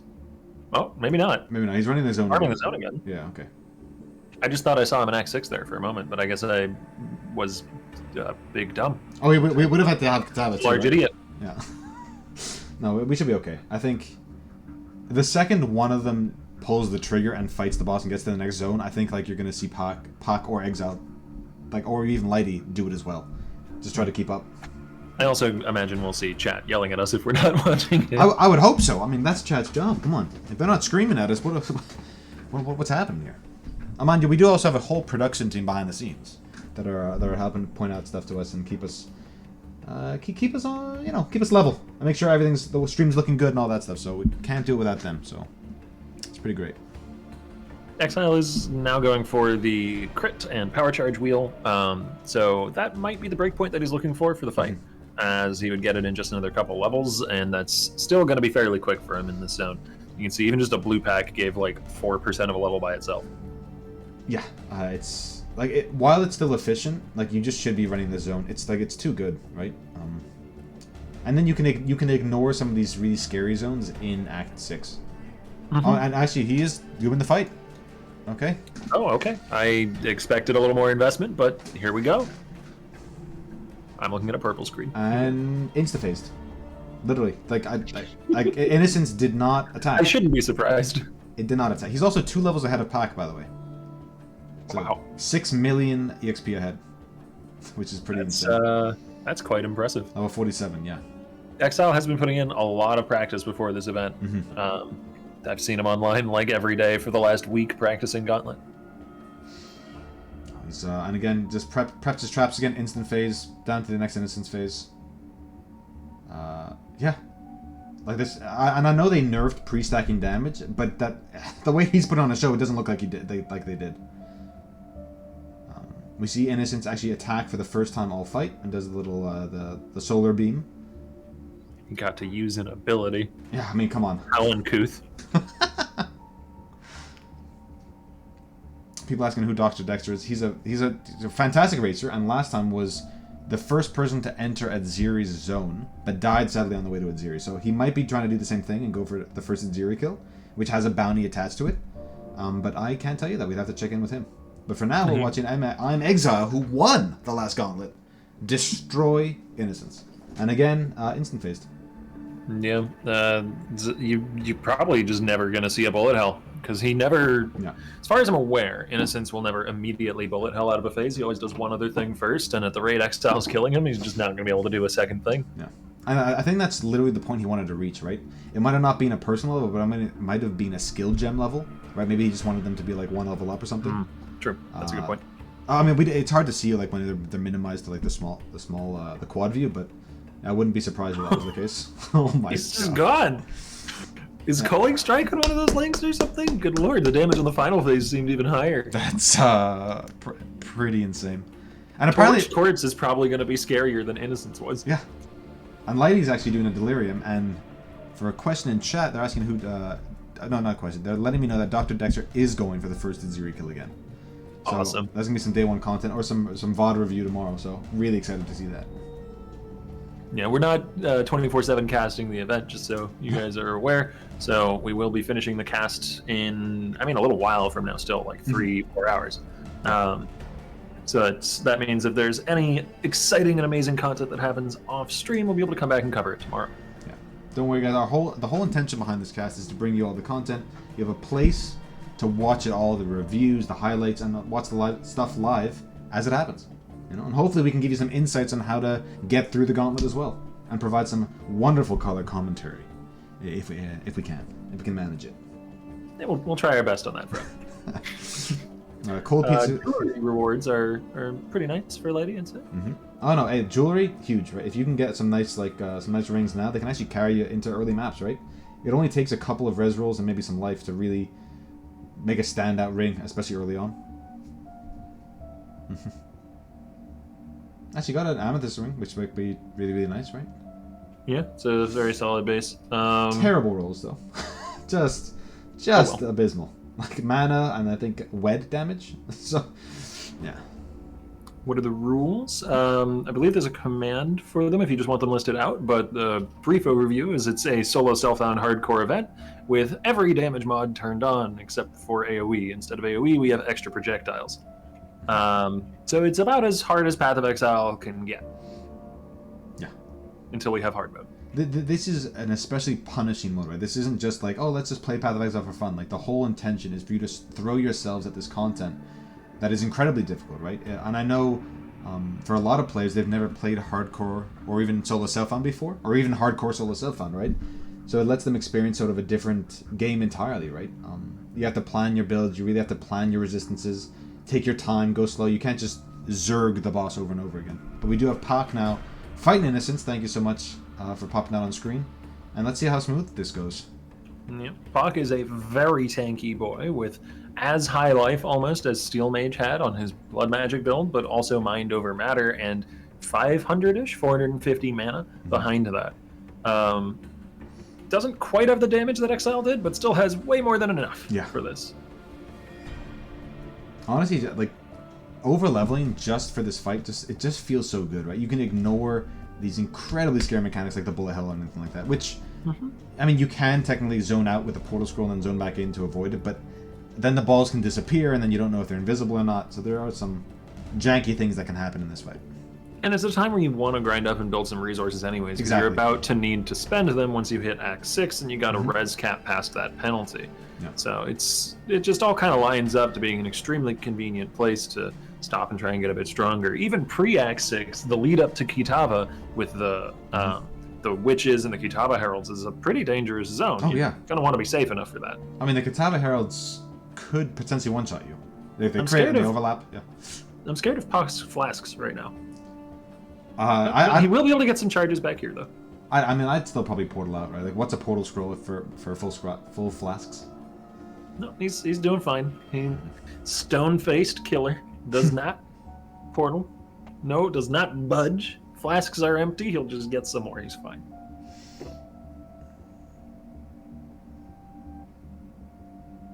Let's see how this goes. I think it's gonna go. Yeah, it's really fast, especially if he doesn't move. Yeah, done.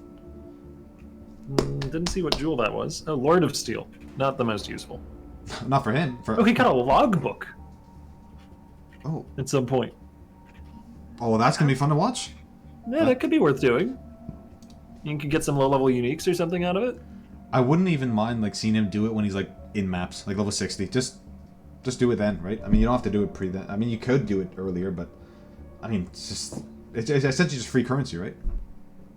Yeah, it's very likely to give you either some unique boxes or some essence boxes or something like that. It's probably worth the time eventually. Maybe a little too rippy to do right now.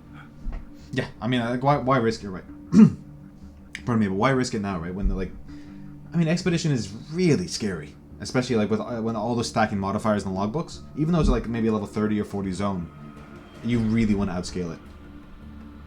Yep, and we have reached the point where the players are making a habit of skipping the expeditions now, which I don't really think is down to them being too rippy. It's just gearing is reaching that turning point where you've got a few items, at least a handful, that are probably going to keep you through the rest of the story. And that might sound a little weird because we're pretty early in, but for like speed leveling, even in a gauntlet situation, it's not uncommon to put on a pair of boots or to put on a wand in particular for caster builds in like Act 3 that you just keep through to Act 10. You know, there's like 3 or 4 gear slots where it's not that uncommon to just sit on the item for a super long time.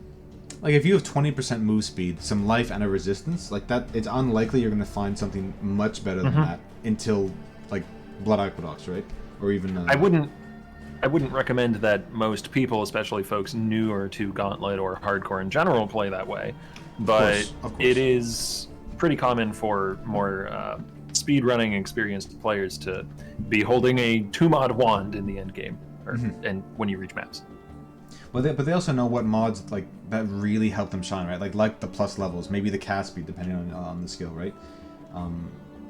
These players are very realistic with what they want, right? Like they if they find something that fits, they know exactly how long they can keep it, right? As you said.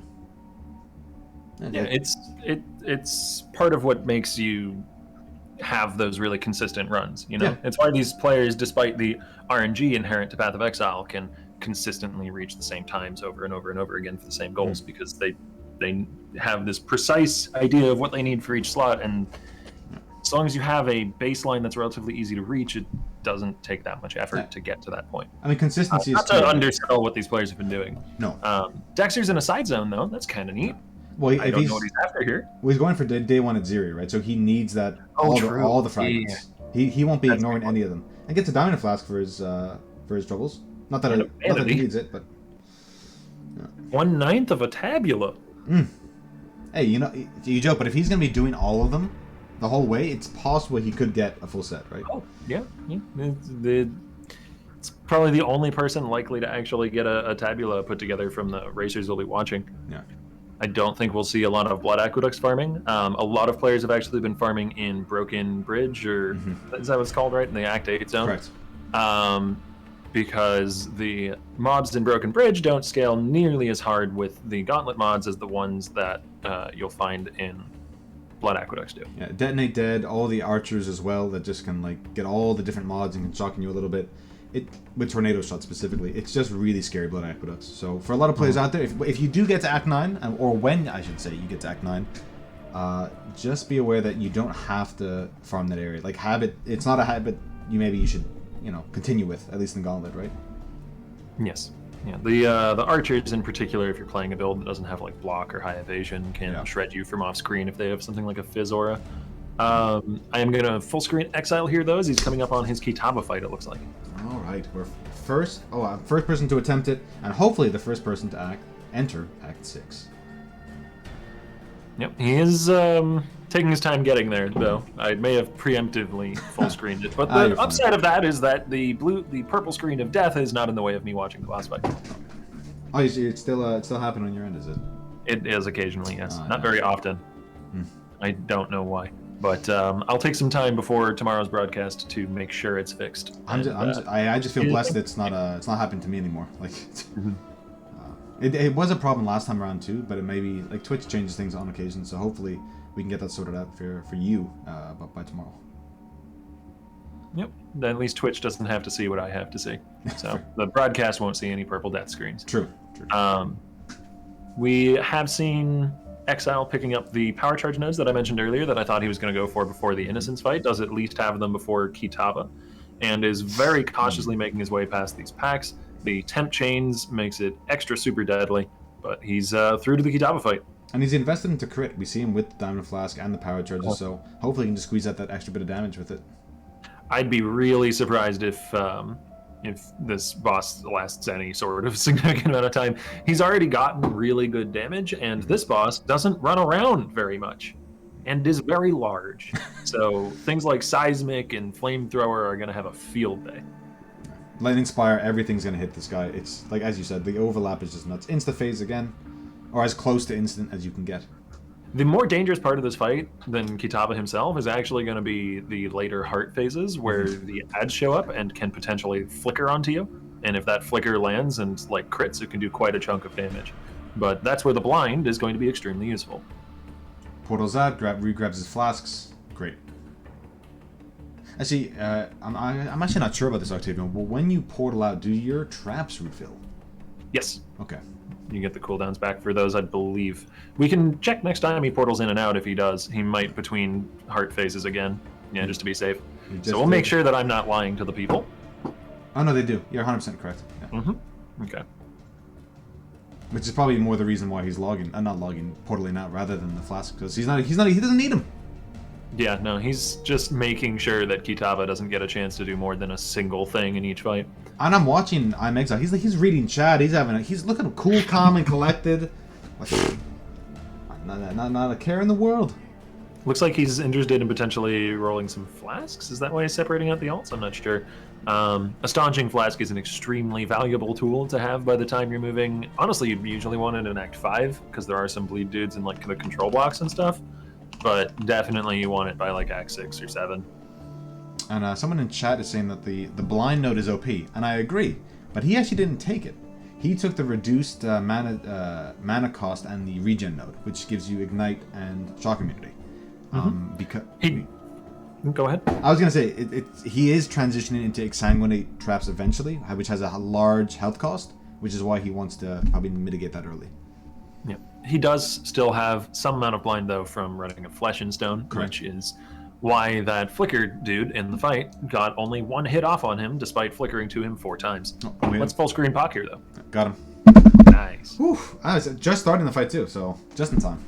And this is yet another skill that takes advantage of Kitaba's immobility and large size, because cremation gets lots of hits versus this boss. Like you can just pre-stack your cremations and it's just gonna eviscerate him. And again, as you said, the heart is gonna be the scary phase. Those unique mobs in there, just flickering onto you can really just chunk you down. But and Pock is going to be a little more vulnerable to that. Not running flesh and stone, he won't have blind and probably doesn't have much in the way of evasion. So instead, he's just going to shred the enemy before it moves. That's a good strat.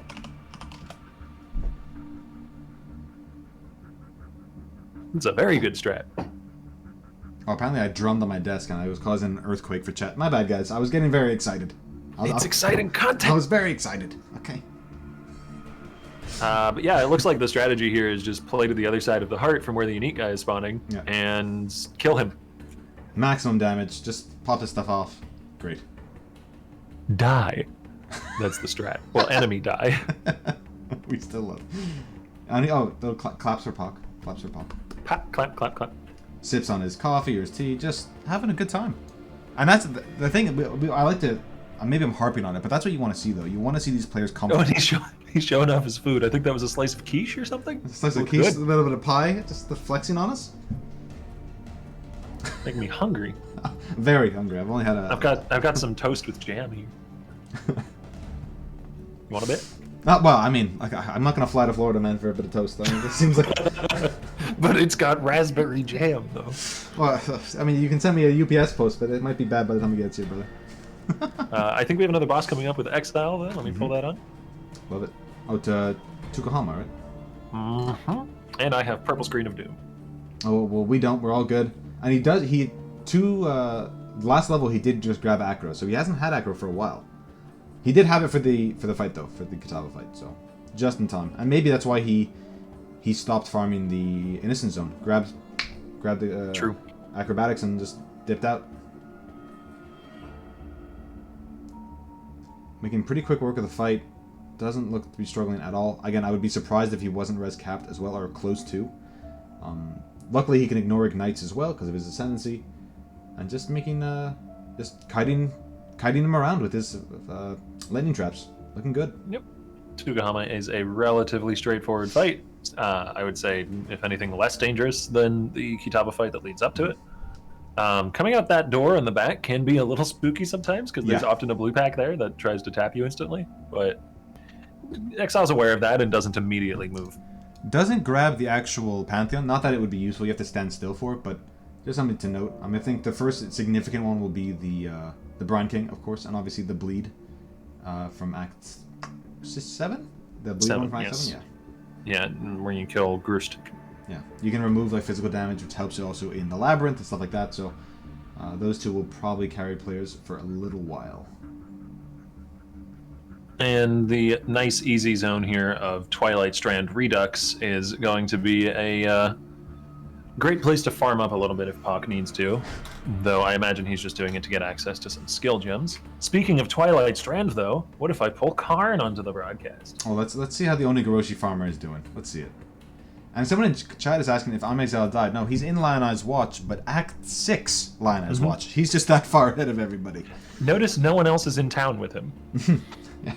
That must feel good, right? Just like you go there, just there's nobody here. I'm all alone. I'm the freedom to be at the front, right? You see other people in town in Solo Self-Found, right? You just can't trade with them or anything. Yeah, correct. There's no I play trade. Yeah, me too. Mostly. But you can't right click or anything. They're just there. Yeah. Purely flexing their MTX. So Karn and Pak are basically on even progression, as they've both made it to Twilight Strand. The joke. I think it seems like Pak is actually, or no, sorry, Karn. I get them confused now as well. Is doing some decent damage here, though. Maybe he's gotten some like decent rares. I still don't know why Scion is the pick. Is it just because you get Onslaught for free? It might be the Onslaught, but I think it's also been because if it was just range, you would go with Ranger, right, for like the burning arrow damage. But it must just be the Onslaught, right? And because it's common, they're all doing it, right? I'm surprised he's still killing the zombies. I don't think he's getting any EXP actually from them, but it might just be for drops, probably. Move speed nodes is what chat are saying, and that makes sense. Yeah, okay. you do have the 3% move speed nodes right outside of Scion. Well, thanks for breaking that down, because I have not farmed Oni before, so I'm Yep. I'm all ears, chat, when it comes to this stuff. I have not and never will, but props to Karn for going for it. No. I'm really excited to see what he does. Again, it's gonna likely be Bladestorm, but just seeing how that progresses, right? Not going physical, going all fire or something like that. It's gonna be pretty interesting. And I hope it's not happening on your end, but on my end, everything is freezing up. Oh, no, it's moving again? No, we're buttery smooth over here. Okay, good. It's probably just a blip in my internet then. Comcast be darned. Oh, and Turtle69 saying that actual Spectral Throw can kill all the Uber Hillick ads. Nothing else can, because it has the big built-in pierce and can hit everything multiple times, right? Makes a lot of sense. That makes sense. Yep. And things are moving again for me, though. I might be like 4 seconds behind where you are now. On Lighty's timer, I'm 3:14, 36, 37, 38. Yeah, I'm like 10 seconds behind you. I'm going to refresh the page. Perfect. Fastest Uber Hillick killer in Gauntlet? Probably. Okay, I think I'm back up to where you are now. Yeah. We have Pak going into a boss fight soon. Let me full screen that. Tukohama. Tell me something. And again, this should just be like a really easy fight for him, but you know, it's all. If you get hit by the big slam and it crits, it can probably one-shot him. So it's still something to be careful of. Yeah, it's pretty much the only dangerous thing in the fight, unless you're kind of just brain dead standing still in the Scorching Ray Beam, which I very much doubt any of our racers will do. Yeah. But the slap coming out with turbo speed can be a bit dangerous. It's pretty interesting to note, especially in like Act 6, that initially, like, it goes through these different stages with resistances, right? Like the first zone has cold, then it goes to fire with Tukohama, then you have lightning with Chevron. So you do get a couple zones to sort of build up. You can start with cold and then go to fire and then go to lightning, but all these players want max res right from the start anyway, but you know. Oh. Really close. That was some very spooky flame dashes, but Pak is quite tanky. He has a ton of HP. And he is using your, he's using your well, the strat you described, right, with the freezing prolif on his Armageddon Grand, which is really cool tech, right? If you're seeing like he's using a fire skill but freezing everything just for the safety, and it can maybe ignore porcupine, stuff like that, and it's pretty consistent from what it looks like. Yeah, you pad through a decent amount of ailment chance on the tree and then run LA Prolif as a link, so you have like something like 40% freeze chance, which given the Prolif is more than enough, because if any of the mobs in the pack get frozen, it'll Prolif through them all. Yeah. I think that's like such awesome tech, and you said it before, but like Pack always comes up with these like really cool new niche things. Or maybe not niche is the right word, but like all these really cool new mechanics. Even just combining like Spell Cascade with Unleash, which sounds like such an obvious choice now that like we know about it, but he sort of started that with DD, right? Just pop all the corpses from your Desecrate. And, he's a very creative player. Yeah, he's an innovator, definitely. Definitely. Very cool to see. Him and Karn, actually, in a lot of ways. I mean, I know Karn's farming Onigoroshi, but he came up with the Val Ground Slam tech for Uber Ziri last time, so, and for Cyrus to prevent the storms and stuff. So there's a lot happening in the Path of Exile community. People say there's stale builds, but I don't know. There's a lot going on, guys, beneath the surface. These guys are practicing day in and day out for this event, so you know, it's we're gonna check in on our boy Timmy, who has fallen back in the ladder a little bit, and maybe is AFK right now. He's sitting in town. Maybe we should bring someone else on. Maybe. No, he's moving. There he goes. The debate. I thought I had cursed him or something.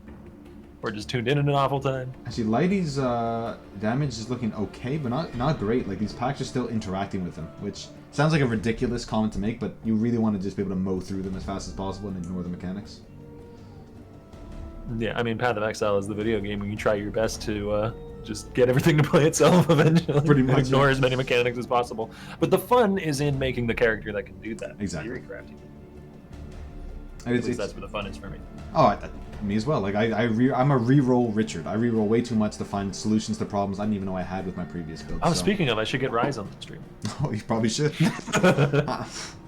I like the little jab that Steel Mage had at him with the bounty. Like, rerolled like 5 different, all the classes to level 80. That's I love Rise. I love Steel. They're just great. Great guys. But yeah, bringing Rise onto the stream, it is. I mean, he's playing a really interesting build. We were talking about build diversity earlier. Nobody else is doing War Chief totems, and they're actually slapping. Yeah, they're kind of slow. He's playing a Marauder. Doesn't seem like he has very good move speed boots yet, but he doesn't care. He's a mountain of meat. Yeah. This man. He just stood in all those projectiles, and his health didn't move. I mean, slow and steady, right? I mean, the reality is, if you really just look at the landscape, Exile's only in Act 6. It's not like he's in Act 10 or something and Rise is in Act 4.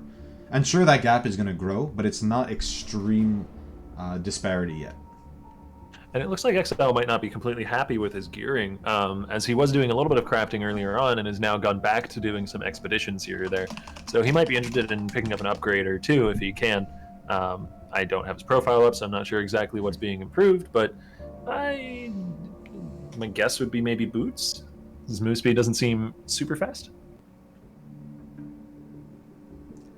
I don't know. I thought he was doing really well. I mean, I'll have to check up on him in a second. It's just interesting to me to see when the racers are choosing to interact with Expedition and when they're not. Yeah. It may also just be that he really wanted to get this level before he did the upcoming boss, Shavruti. Yes. Yeah. Shavruti. I like that. That's the first time I heard that. I like that. Shavruti. I can't claim credit. That's Ziggy's name for it. I like it.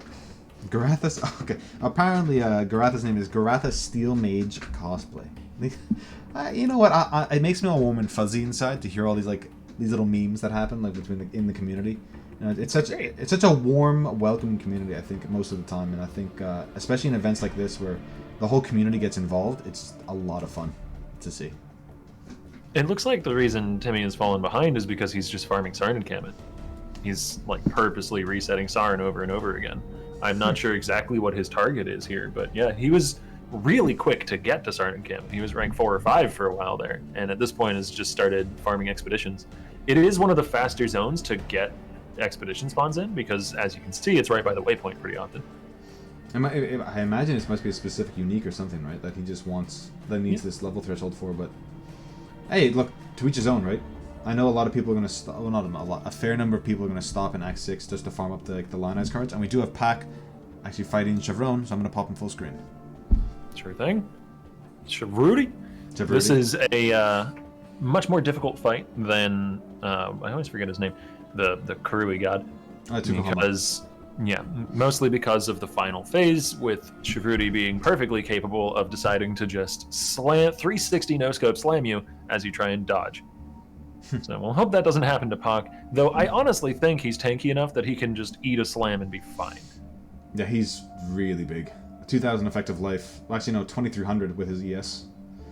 Yeah, and the ES is not really, minimal either. He's not running... The point I was driving at there is that he's not running something like Blood Rage. As he does have the option eventually of going Ice Bite for Frenzy since he's freezing things, he can actually hold on to that energy shield in some situations. Yeah, he's looking really good. And then the thing is, it's functional, right? Because of the way he's playing with Blind, he's playing with Freezes, it's up a fair amount of the time, right? So it is a lot of the time an effective 200 life. And not just for, as you said, a Marauder or something where it's never going to regen because it's 50 or something like that, or has Blood Rage or something like that. Yep. Blood Rage is a very common tool across a lot of leveling setups because Frenzies are so valuable and it's so hard to get them otherwise. We do have Ice Bite is cool. We do have confirmation from Gavistrian, who's saying Timmy was doing level 1 rerolls for items. So he's farming the currency in Sarn, but using his level 1 to maybe get a Tabula or Gold Rim or something like that. That makes a lot of sense. Thanks, chat, and thanks, Gavistrian. Well, it's impressive that he was able to get to that point so rapidly, keeping up with the other racers. So I am very excited to see what he does once he gets the tools that he's farming for. Apparently see how quickly he can catch back up. He already has a title, apparently. Okay, I wonder what else he's going for. You know what? Wanderlust are really great. The freeze immunity is a pretty big deal when everything does cold damage. I wouldn't be surprised if I'm Exile actually like farms for Wanderlust for a little bit. I mean, I wouldn't have been surprised. Sorry, if he did do that. I mean, he didn't. Because then he's just fully ailment immune. Okay, ignoring chills, but he would have been fully ailment immune with that. I mean, I think he's about to fight Shav, so let me pop him on the full screen. We'll see where we go from here. And Pog did make it through the Shabruti fight perfectly safe. Yeah. So I'm expecting the exact same thing. 2,000 raw life with a ton of damage and blind. So yeah, an impressive amount of health actually, considering he doesn't have access to something like Mind Over Matter to sort of cheese some extra early HP. Does have Acros on top as well, but looking really smooth. Hasn't been hit by anything so far, I don't think. As I say that, he gets hit by twice, but Chevron now out. I like the Immortal Call as well. That's a pretty significant source of mitigation on a class that doesn't get a lot of those early on. It's not something like what Rise or Steel or Quantric are going to be able to do, where they pick up maybe Endurance Charge Gen / Fortify early. Sab doesn't have a lot of options like that. Fortify is maybe an option if you want to get the attack speed somehow for Shield Charge to not feel like doo-doo. Go ahead. No, I'm just trying to watch the narrative in the fight. Like, he's looking pretty good. It has all the traps out, doing a lot of damage, but Brutus, he's really trying to keep him in this corner here, just so he doesn't have to deal with the him jumping out of his traps. But doing a pretty good job of it too. Like, not making it look pretty easy and done. Yeah, fantastic. Very well played. Yeah, and I kind of like the Immortal Call on autocast as well on his left click. Yeah, it's Saboteur struggles with like fizz mitigation as you get through the later portions of the story and early mapping, and that's something that Immortal Call will do that something like Steelskin wouldn't. And particularly on the Exsanguinate Seismic Trapper, where you have the freedom to click enough life nodes to get 7k life while still having good damage, Immortal Call becomes a very powerful tool. Yeah, it's one of those, if not the only, like, Saboteur build that I see that goes all the way consistently to grab Silent Life and stuff like that. You can really afford to take those extra defensive layers, and you probably have to in a gauntlet, regardless, but...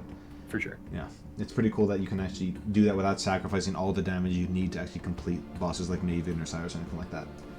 I think the Seismic Trapper and Trapper in general is a excellent pick for the Gauntlet in the right hands, and I think for an experienced player like I Am Exile, it's going to shine. But I do also expect to see some folks who, maybe aren't as familiar with it, haven't practiced as much on it, neglecting some of the Fizmet that they're going to need and getting shredded. We'll see. I mean, a lot of players felt jebaited early on, like in 3.15, by traps. But you know what? They are incredibly strong if you know how to build them correctly. But we've got Rise doing his boss fight. He's got triple totems now, and they are making pretty short work of the boss. His damage actually seems quite good. The one worry that I have for this setup while leveling is that mana is going to feel really uncomfortable with how much he has reserved and the cost of totems. But just smart usage of the mana flask should make that fine. I imagine he could go down to blood magic after, because now he's gone to Ancestral Bond, but now he might have the actual room for points to go down there as well. We'll see what happens, but I really like that he's using the 4 totems. So he has the War Chief totems does the big damage, but then the Protector totems does increase the damage of the other totems as well. Really awesome. Yeah, and if he is going Chieftain, it's really powerful to get both of those buffs since you're super scaling them out of the Chieftain Ascendancy. Which I'm assuming he's going Chieftain. I don't really see him going for one of the others, but I have not checked. No, after the fight, we'll pop on the ladder and I'll check his profile for chat. But I imagine he's grabbed the activation range as well early on, so you can move through zones quicker and stuff like that. And his attack speed with the totems already seems pretty good, in part down to that Protector buff. Yeah.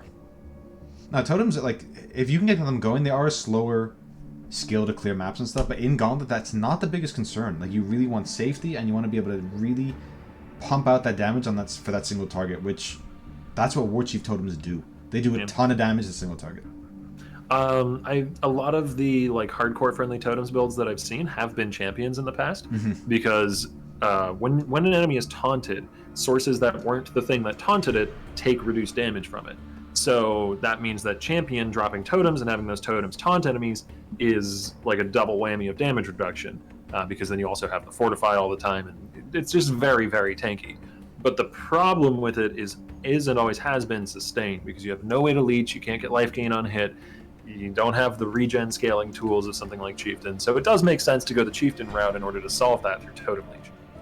And I do actually have him on his profile up. I know this sounds silly. I am a caster. I'm supposed to know everything PoE, but I didn't know multi-strike affected Ancestral War Chief. Was that a recent 3.15 change, or? I am not sure. I have not played a Chieftain build or a Totem build in a while. That's well, fair. I've played Ballistas recently, but not melee totems. Because I saw it was supported, but I just didn't think they were. It's been that way for a while. Okay, I was just unaware. Fair enough. Very cool. Quantric has a Hoop of All. Neat. That's a very nice drop for him. Oh, since 3.15. So this is a new change. Okay, I'm not totally out of the a white map veteran. Okay, chat. All right. Okay.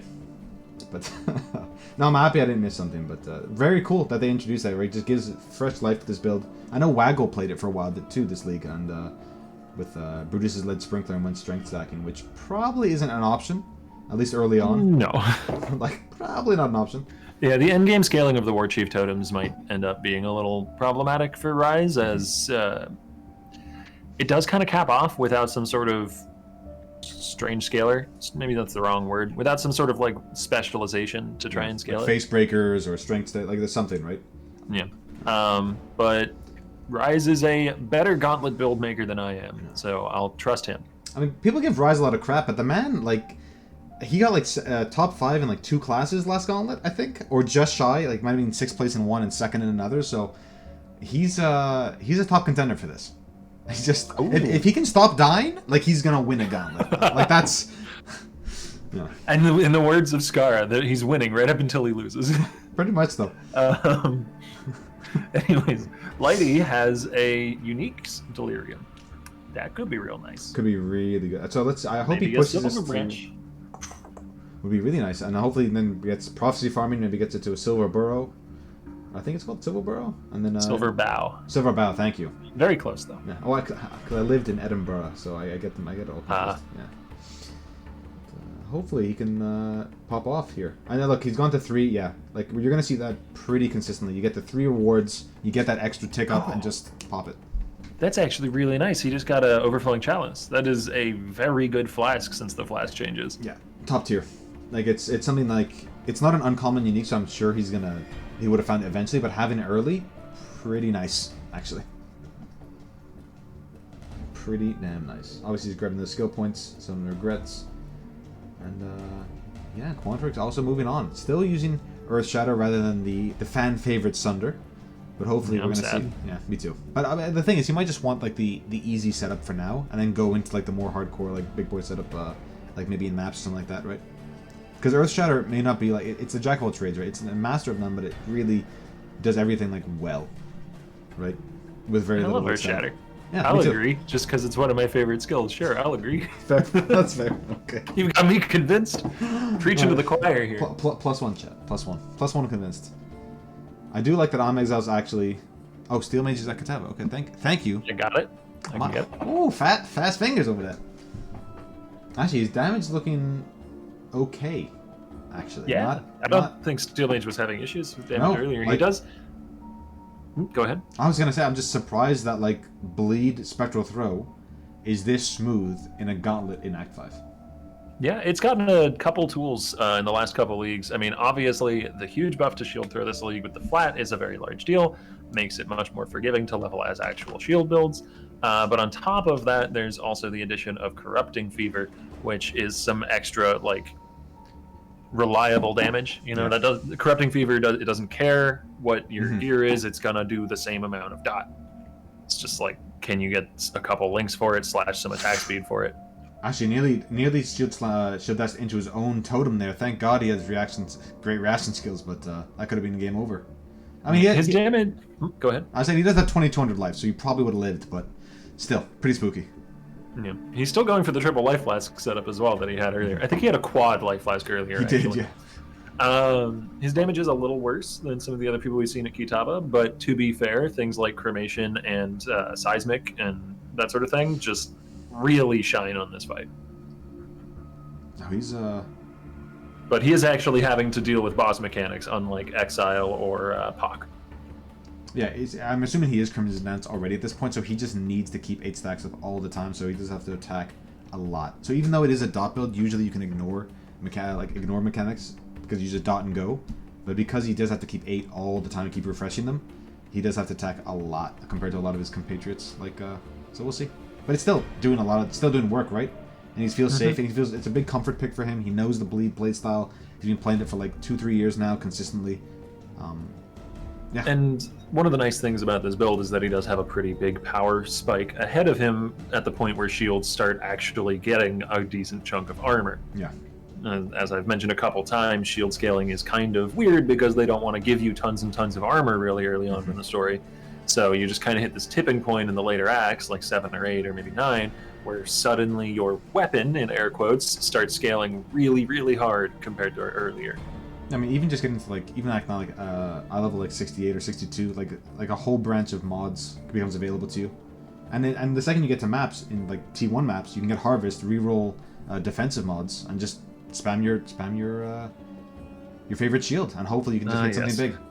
Harvest, we're going to be seeing a lot of that, I'm sure. We are. Harvest is going to be everybody's friend. Yeah. It's a mechanic you just can't ignore, right? And forgetting all the augments and all that stuff, very unlikely you're going to see even one. But not to mention that Haywire Hamlet also has essences. Yeah. And I know Quantric's strat is going to be to target the essence nodes immediately, leaving the harvest ones as something of an afterthought. Because the essences are what will get you on your feet. Yeah. And with like good enough gear to start doing some slightly more difficult content, and then the harvest is what will allow you to try and really perfect a few pieces of gear. No, I totally agree, right? Like it's just being in that zone, you get all you can get the vast majority of your crafting done, and it's just such an efficient way to do it, right? And you can farm up even your Maven splinters if you need to, and Lighty right into it as well. This is another skill that will do pretty well on Kitaba, I imagine. His large hitbox means maximum overlap from the pods. It's just keeping those ballistas alive, because like all these attacks are so much AoE, they're going to get taken down really quickly, but doesn't seem to be too much of a problem. Looking pretty good. Something that I learned recently that I will share with chat because knowledge is good is that the sort of goop all over the arena, I don't know how to term it, the dot from Kitaba, from the heart, that is percentage based, which is why regardless of how you build, it always seems to hurt. Huh. That's news to me. If you have things like generic reduced damage taken or reduced damage taken from damage over time, those I guess will apply, but a lot of mitigation tools you'll have, especially by Act 5, won't really do anything to it, so it's just always going to hurt you a decent amount. I honestly didn't know that, and me and Havoc were like wondering last patch, like, oh, why are they still getting chunked so hard by that? Percentage based makes sense. Like it's like essentially like a trap, right? Like a labyrinth trap. Yeah, similar. Oh, we have another boss fight. Let's pull Exile into full screen and take it away because I'm looking at purple. Well, don't worry. You got about 45 minutes of rambling by Nessa, so you got time. You got time, brother. He's just pre-stacking all his traps, and didn't instant phase, but close enough. Yeah, I can't imagine this is going to be too difficult of a fight. Maybe an errant lightning bolt might prove dangerous, but other than that, it'll be fine. And getting the stun avoid from killing this boss is going to be super nice. Huge, which actually works now, as of like as of a patch ago, right, or something like that. Oh, that was bugged. I was not aware. It was either the frozen or the one of the effects of it was actually broken. Yeah. And he's using Bear Trap just for them to take extra damage from his traps. Makes a lot of sense. Yeah, just making quick work of it, honestly. I'm like I have no notes. I feel like usually I have commentary, but this guy's just making it look easy. What do you say? He do it perfectly right. I do love that he's portaled out. For a lot of players who maybe struggle with this fight, this phase here where all those different like storm calls and the water waves are coming at you, you can zone out, zone back in, and I guess, abuse your immunity phase, and you can just stand still and wait for that to end. But then you can't pre-trap. You can't pre-trap the enemy if you're using traps. Then pros and cons. And the portal tech for being able to reload all of the cooldown traps is just really, really strong. It would be like if Quantric on his Berserker could... Oh, there's a gold rim. Neat. If Quantric on his Berserker could like portal out and get his rage bar full for Berserk again. Like, it's a similar amount of damage to that. No, it's not an option for every build, right? But like it's nice to knowing, just even if you're just struggling with that fight, like, oh god, I keep getting hit by these things. Don't worry, you don't have to technically dodge, right? Yeah, the immunity, being able to just ignore some of the lightning bolts, yeah. The final phase, there are some lightning bolts flying around while you're even fighting him, so you got to deal with them eventually, but you can ignore most. Exactly. He's also... not even... sorry, go ahead. I was just say he's using Bear Trap. We like question chat why is he using Bear Trap? He is using Bear Trap. It's because it increases damage taken by traps. So being a trap build tends to be a pretty good idea. It does only increase hit damage though. So if you're playing Toxic Rain Mines or Toxic Rain Traps, which I don't think people do, but if you were, it would not scale the dot. Yeah. Sorry, I interrupted you as well, so go for it. No, I was going to mention Bear Trap, I think. I don't remember anymore. Like mines, brother. Like mines. Oh, is Lady... I don't think he's farming for the card. No, he just got the quest item, okay. No, yeah, I don't think. Like, there's no lionized item that I think he would want. Maybe the boots or the helm? But, like, I don't think it's, like, a really important for now for him to get that, right? I think progression is what he really... The thing is with Exile and, like, people like Pak, they're so fast.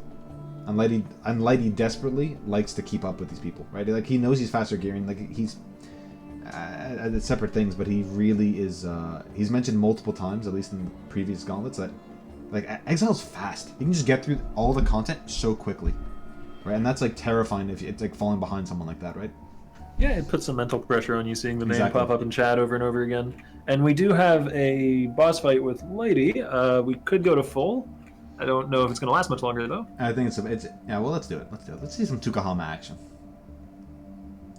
As he's already through into the bubble phase. Yeah. And the bubble will be popped. And I think he's 3, 2, 1, and we're done. I did not time that well at all, by the way. It's okay. I was very far off. I tried to be all like cool and stuff, but nah, come on. Oh, he's going around the safe way. He didn't exit the top, he exited the bottom because he'd already cleared that. Is he going to do the... No, he's not. He's going to skip the Vol Zone. I don't think he cares about the day one at Ziri. I think he's more about like that long term. He wants to win overall. I mean, look, his bounty is win the gauntlet. That's his bounty. Like, he has one goal in his mind, right? And that's utter domination. And there's a reason there's a bounty for that, because I believe the base rewards for this gauntlet are all class-based. I don't think there's an overall prize. I think there's just classes for each... or rewards for each class. Oh, fair. I mean, if I'm remembering correctly. I can... But I'm sure Vyro can correct me if I'm wrong on that. I can perhaps check the content.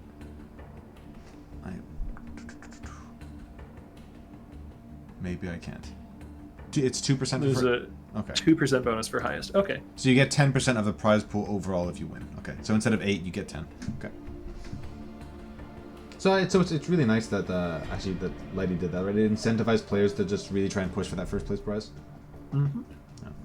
I mean, the reasoning, I think, behind not locking a lot of the rewards behind first place overall is so that you have more variety in what's being played. And I'd say that succeeded. You know, we have things like Earth Shatter and War Chief totems and some Detonate Dead eventually. They're not Detonate Dead yet. Not yet. I mean, look, 3.15 shook up the meta. Regardless of how you feel about it, it changed how we played the game, right? And even more so in Gauntlet, right? Because a lot of these strategies aren't tested in this type of environment. I mean, sure, these players have actually practiced, but not in like the actual competition. So it's cool to see that they are different takes on what is going to be best. Actually, let's see how Ziz is doing. I'm gonna pop Ziz on real quick. Sure thing. Sorry, Pak. Yeah, I know you're a fan favorite, bud, but for now, we're gonna see how he's playing the same build, just a little bit further down in the ladder. Yeah, we haven't missed any rips, thankfully. No, thank God. Looks like he's socketing some gems around. Has a cast and damage taken in his inventory that he's trying to fit in. Mm-hmm. Maybe in Feeble, it was linked to a blue gem. That's my guess. I mean, and I say Ziz is behind. He's still class rank 5. Like, rank 37. It's not like he's actually behind. We're just watching the three other people on stream right now are just that far ahead of everybody else. So, yeah. Oh, it looks like he's making the swap over to... Like, he's in the middle of making the swap over to the Armor Brand Cremation setup. Yeah, because he's going in and picking up the Desecrate right now. So, yeah, probably in about end of Act 3, early Act 4, if I had to guess. It's hard to... Yeah, okay, Act 4. Yeah. So either just pre-Duresso and Calm or just after fighting them. But I will, I'll pop Tai Tai on because he, like, we don't want someone, you know. Oh, never mind. He's playing Jump Hero. Okay. Sorry, Tai Tai. Quantric is coming up on a boss fight soon. We can go to that soon. We can check in on Tai Tai's Jump Hero progress. Tai Tai. Oh, God, I love Tai Tai. I love Has he saved the girl at the top yet? I'm not dead game. Yeah, you know what, chat? You're making me laugh. I think he's a little bit behind though. He's a couple hours behind in the race to first. But knowing Tai Tai, he might just pick it up after an hour or two and just be like, hey, you know what? Let's give the gauntlet a go. And after this Cadaver fight, we'll check back in with our Oni farmer, just see how things are going. Because, to be fair, the thing is, if you die in hardcore SSF while farming Oni, you have to restart from, like, level 1 with a new sign, and that's just a pain. That's just a pain, right? Yeah. You do have a few backups, right? Because you can farm with, like, 5 characters, that still sounds frustrating. Yeah. Because, like, the timing is based on, like, 4 or 5 of them, right? So you'd have to, like, restart that whole process, but not too bad. You're right. Alright, well, Earthshatter versus Kitaba. Phase 1, go. Phase 1 done. That was quick. I can't imagine Quantric is going to be lacking for damage here. No, look at me. He's literally flexing on his cam, like, while doing this. Like, the man's a legend here. I'm sad to not see any Battle Mages cry shenanigans yet. Give it time, brother. I guess it's not as relevant with the Earthshatter, though, because you don't need the Hydrosphere like you do with Sunder. Yeah. You could still do it with, like, Warlord's Mark, though. It could all just be like, an int requirement thing, or it could be like just like not have the right sockets, and just instead he doesn't want to pause his progression to make Sunder like work, right? The damage seems to be there. Yeah, I mean he's doing fine. Who needs seismic? Who needs seismic? Okay, quick little dash out of the big slam. I mean it's not trap damage, but it's pretty damn good. Yeah, it turns out slams were maybe a little overtuned last league. as it turns out, maybe a little bit, and they're kind of okay still. But we'll see in the end game though. Do you mean by last league? Do you mean the last like 1.5 years? Is that what you mean? Has it been that long? It's been over a year. Yeah. Dang. I think someone was knocking on my door or your door. I'm not sure. That might have been me tapping my table by accident. Fair enough. I did the same thing. I give Chad an experience an earthquake before, so yeah, all good. Claps for Quantric. Wait, is Waggle resetting mudflats to look for albino feather? Does he not know that it's been claimed? Oh, that'd be tragic if he's just like in Act 1 this entire time. What is he looking for? Maybe he's looking for the league mechanic, because he's not even like going very far into the zone. I think you'd have to explore it a bit. Oh, level 1 mudflats bounty. Oh so is he just looking for like a good layout for mudflats to make it easy to get through? Yeah, he's fishing. Maybe he's looking for like a shrine at the start or something? Oh, like an adrenaline shrine. Or, well, you can't get Einhard, it's not Act 2. Yeah, it probably is a shrine or something. Okay, well, we have to leave Waggle up now. Now we gotta watch. Watch as man resets the zone. Well, I mean... No, we can watch. I'm gonna pull up I Am Exile on full screen here for a sec, though, as he's in a boss fight. Malagaro should be pretty smooth. Oh, actually gets hit there. Not too bad. It only goes down to about 1900. It's looking really good. And we will pop Karn on, I promise, after this fight. We can just do Waggle and Karn and have the Act 1 boys together. Get Timmy in there, too, for his Act 3 farm. Good lord. Oh, Ziz is coming up on Piety as well. Okay, we'll pop him on screen as well. Well, a whole refresh. Alright, a whole refresh. We had a lot of exile today anyway, so I don't think he'll be too disappointed. Oh, scary damage there. Dropping down to half health from the Malagaro ninjutsu phase. I don't know what to call it. That's about right. Yeah, ninjutsu. And oh, he's gonna get another face off. That's frustrating. Oh, that's very frustrating. Good lord. That's not what you want to Spooky. see. He has to go all the way back to town here. It's not that big a deal. It's just a little annoying. That's yeah. And the thing is, he has 2,300 life and blind and all these things, right? So that's gonna kill a lot of players. Picks. The blind, I don't know if it applies though, because Malagaro is not actually like there when he's using that ability. He's not an entity. But would it affect him? Like, I'm thinking when he uses the ability, if he's blinded, would it like shotgun or like snapshot? Sorry, like the blind, or would that be like in and out? I mean, who knows? I'm not sure. My guess would be that it wouldn't apply, but that's a guess. Watching Ziz do his piety, which is a hell of a boss. The LMP, it just makes this a really tough fight. Just fills the whole screen with him, especially if he gets 2 or 3 off. Yeah, and we're here just in time to catch it. He is going for, it looks like a more fire-oriented setup as well, as he's got the flammability, and oh, very close to touching the laser at the end there. Yep. Playing it close to the wire, but I think he's fine. Yeah, he's fine. Should be okay. Yeah, does it in one rotation. Great. Honestly, with the when she has onslaught, that spin makes it absolute nightmare because it goes so fast. Oh. Right. Actually, let's pop Karn on for Lighty. Actually, we'll leave the rank 1 on Exile then. And for those of you who weren't around when we were talking about the bounties and such, and are wondering what Waggle is doing, there is a bounty to run through mudflats and get to the other side at level 1 with no gear on. I think, do you have to get to the other side and then like get in the door? So you have to do the whole quest. I believe so. I believe you have to do the quest, correct? And it has to be a fresh instance of mudflats. You can't clear it, then come back and do it. Correct.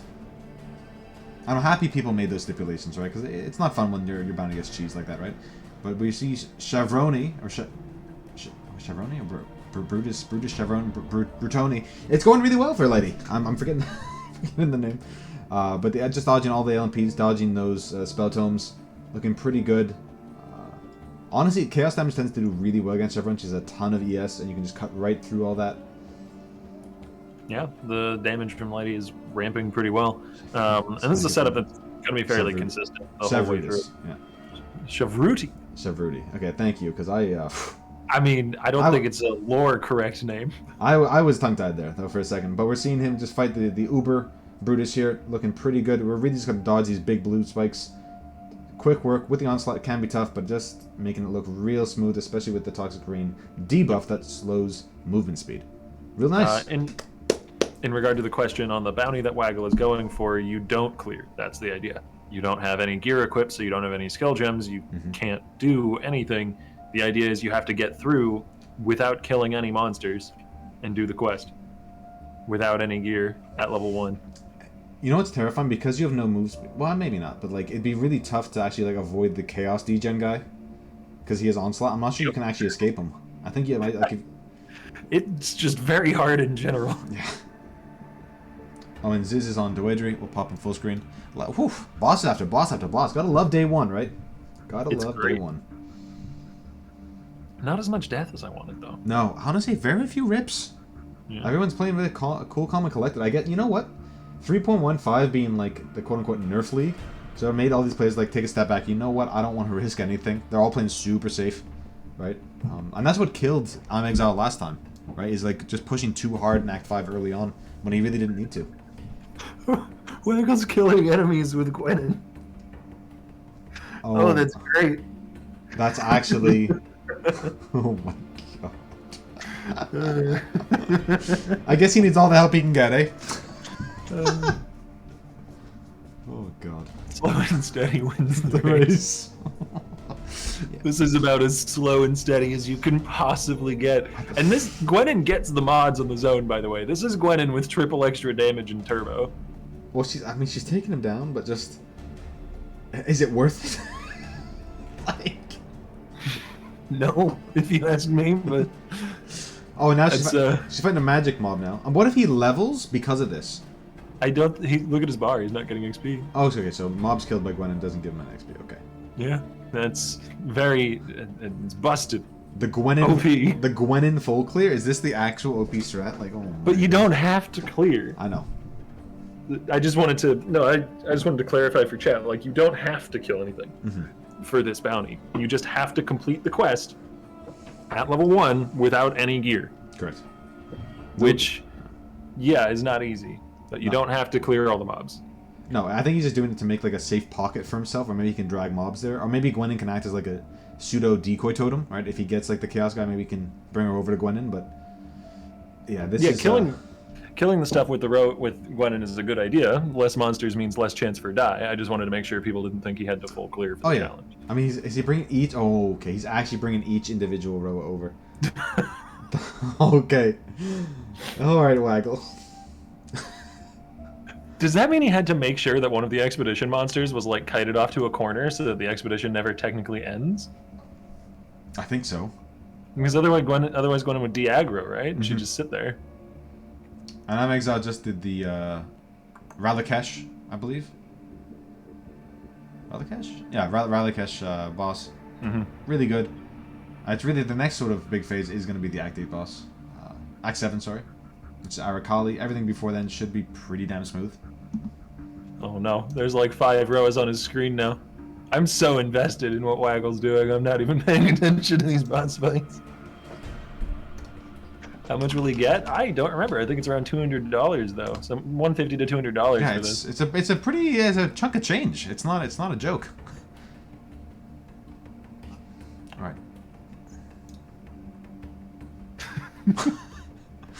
This a little taste of what hard mode will be in the future. Oh, Gwenin can't keep up. There we go. One of the rows aggroed on her. Is other stuff going on, or can we just full screen this? Oh, we can full screen. We can full screen. After that, we do have some ads as well. But for now, it should be okay. I was kind of kidding. No, to be fair, if he gets we to actually, the end, we do have a boss fight with Lighty here. And I think this is at Malachi too, actually. Oh, okay. You can pop that on. And I'll let you solo cast for just a second, my friend. Okay. No purple screen of death. Excellent. I can solo cast. So we have Zizaran here in the first phase of the Malachi fight, which in some ways can be more dangerous than the second, as he seems more liable to toss out those prod spam when he's in first phase, and his slam does a bunch more damage. Though, honestly, if you get slammed in either phase, you've made a big mistake in Gauntlet and are probably going to the Shadow Realm. He's going to follow him down the Pointy Sphincter, which is not generally a good idea, but it seems it's pretty necessary in Path of Exile in a few places. Oh. And his damage is perfectly fine with these cremation geysers. Oh, sorry. WinRAR. Hello? Sorry, guys. I think I just flashbanged chat with some WinRAR. Oh, no. No, they're trying to get the commercials for chat production. Sorry about that, guys. Word.exe.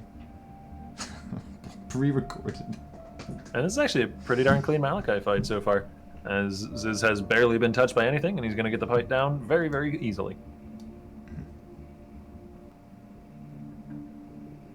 Seems happy with it. Okay, why is WinRAR just bringing all the stuff to the other screen? Okay. I don't know why it's not on window capture rather than display capture, but that is something I will fix for tomorrow. I apologize, guys.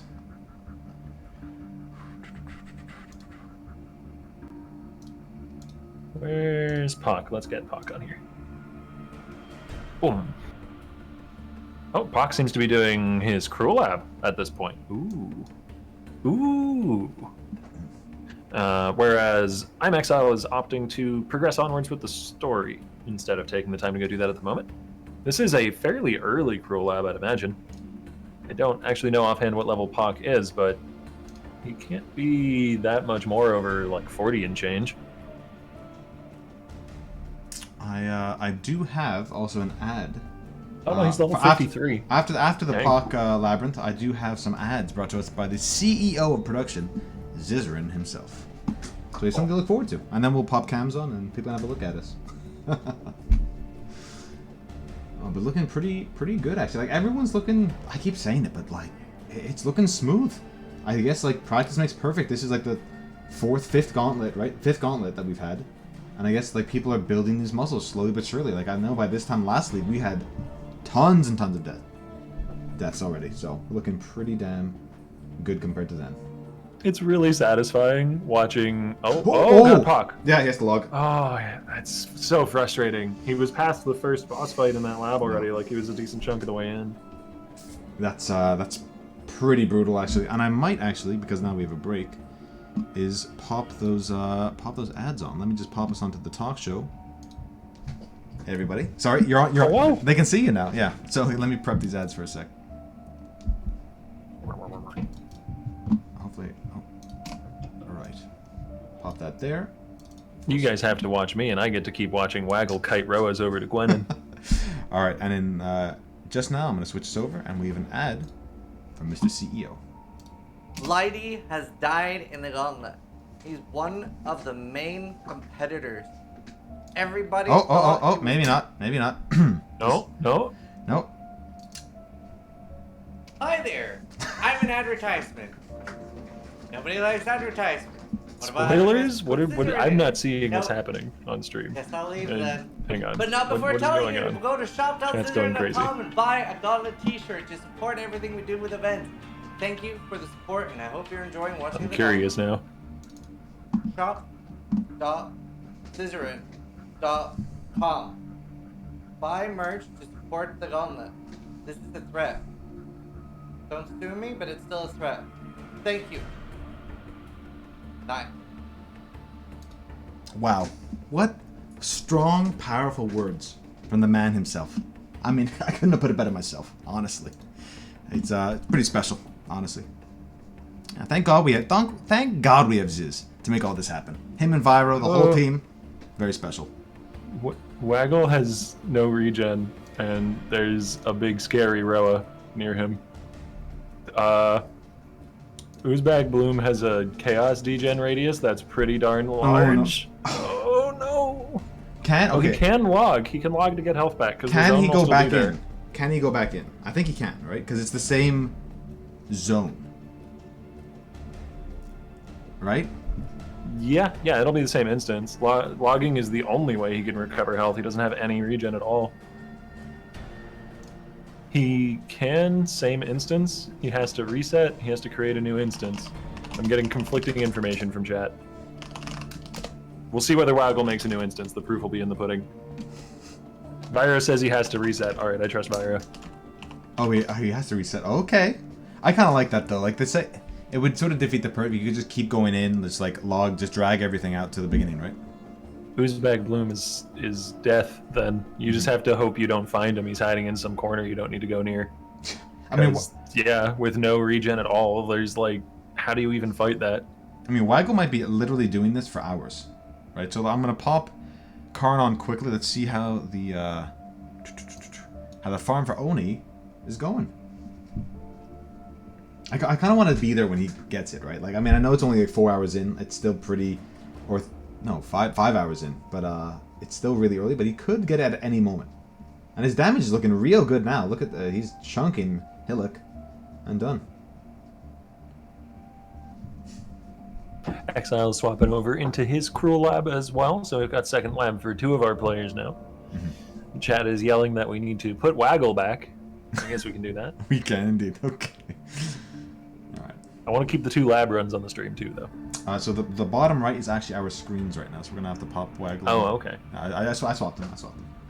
So then we can watch Karn and see if he actually gets the Uber Hillock.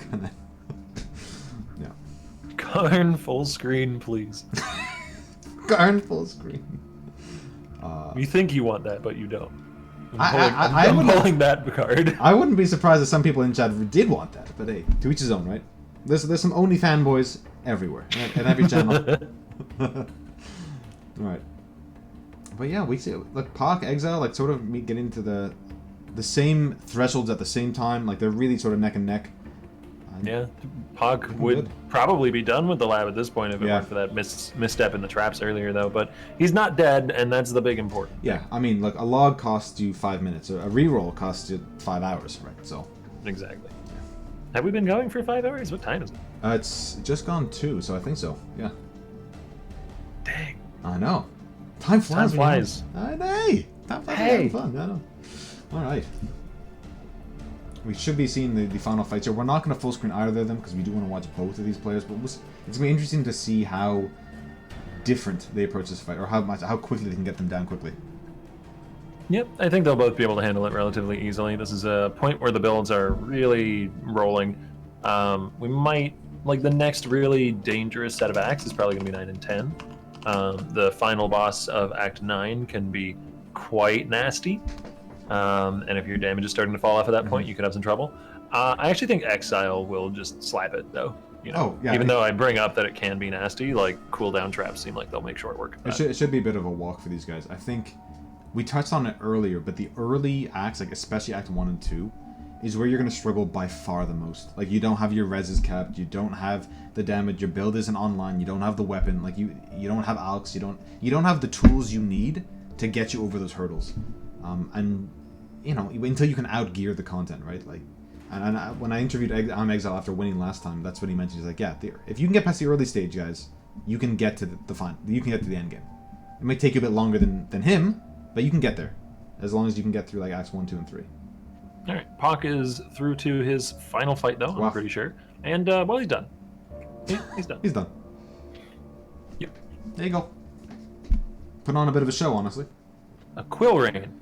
Not the most useful for him. Do you pick it up just in case you want to do a Toxic Rain reroll though? I maybe would, but I don't think Pak is going to be doing anything. But I don't think Pak's going to be doing anything but detonate then. This is bread and butter. I think someone asked in chat if we could pop Lady on instead of our faces, which I am not taking as an insult. I love Lady too, so I'll do that just now for us. Bye-bye webcam. Look at that. Seamless transition.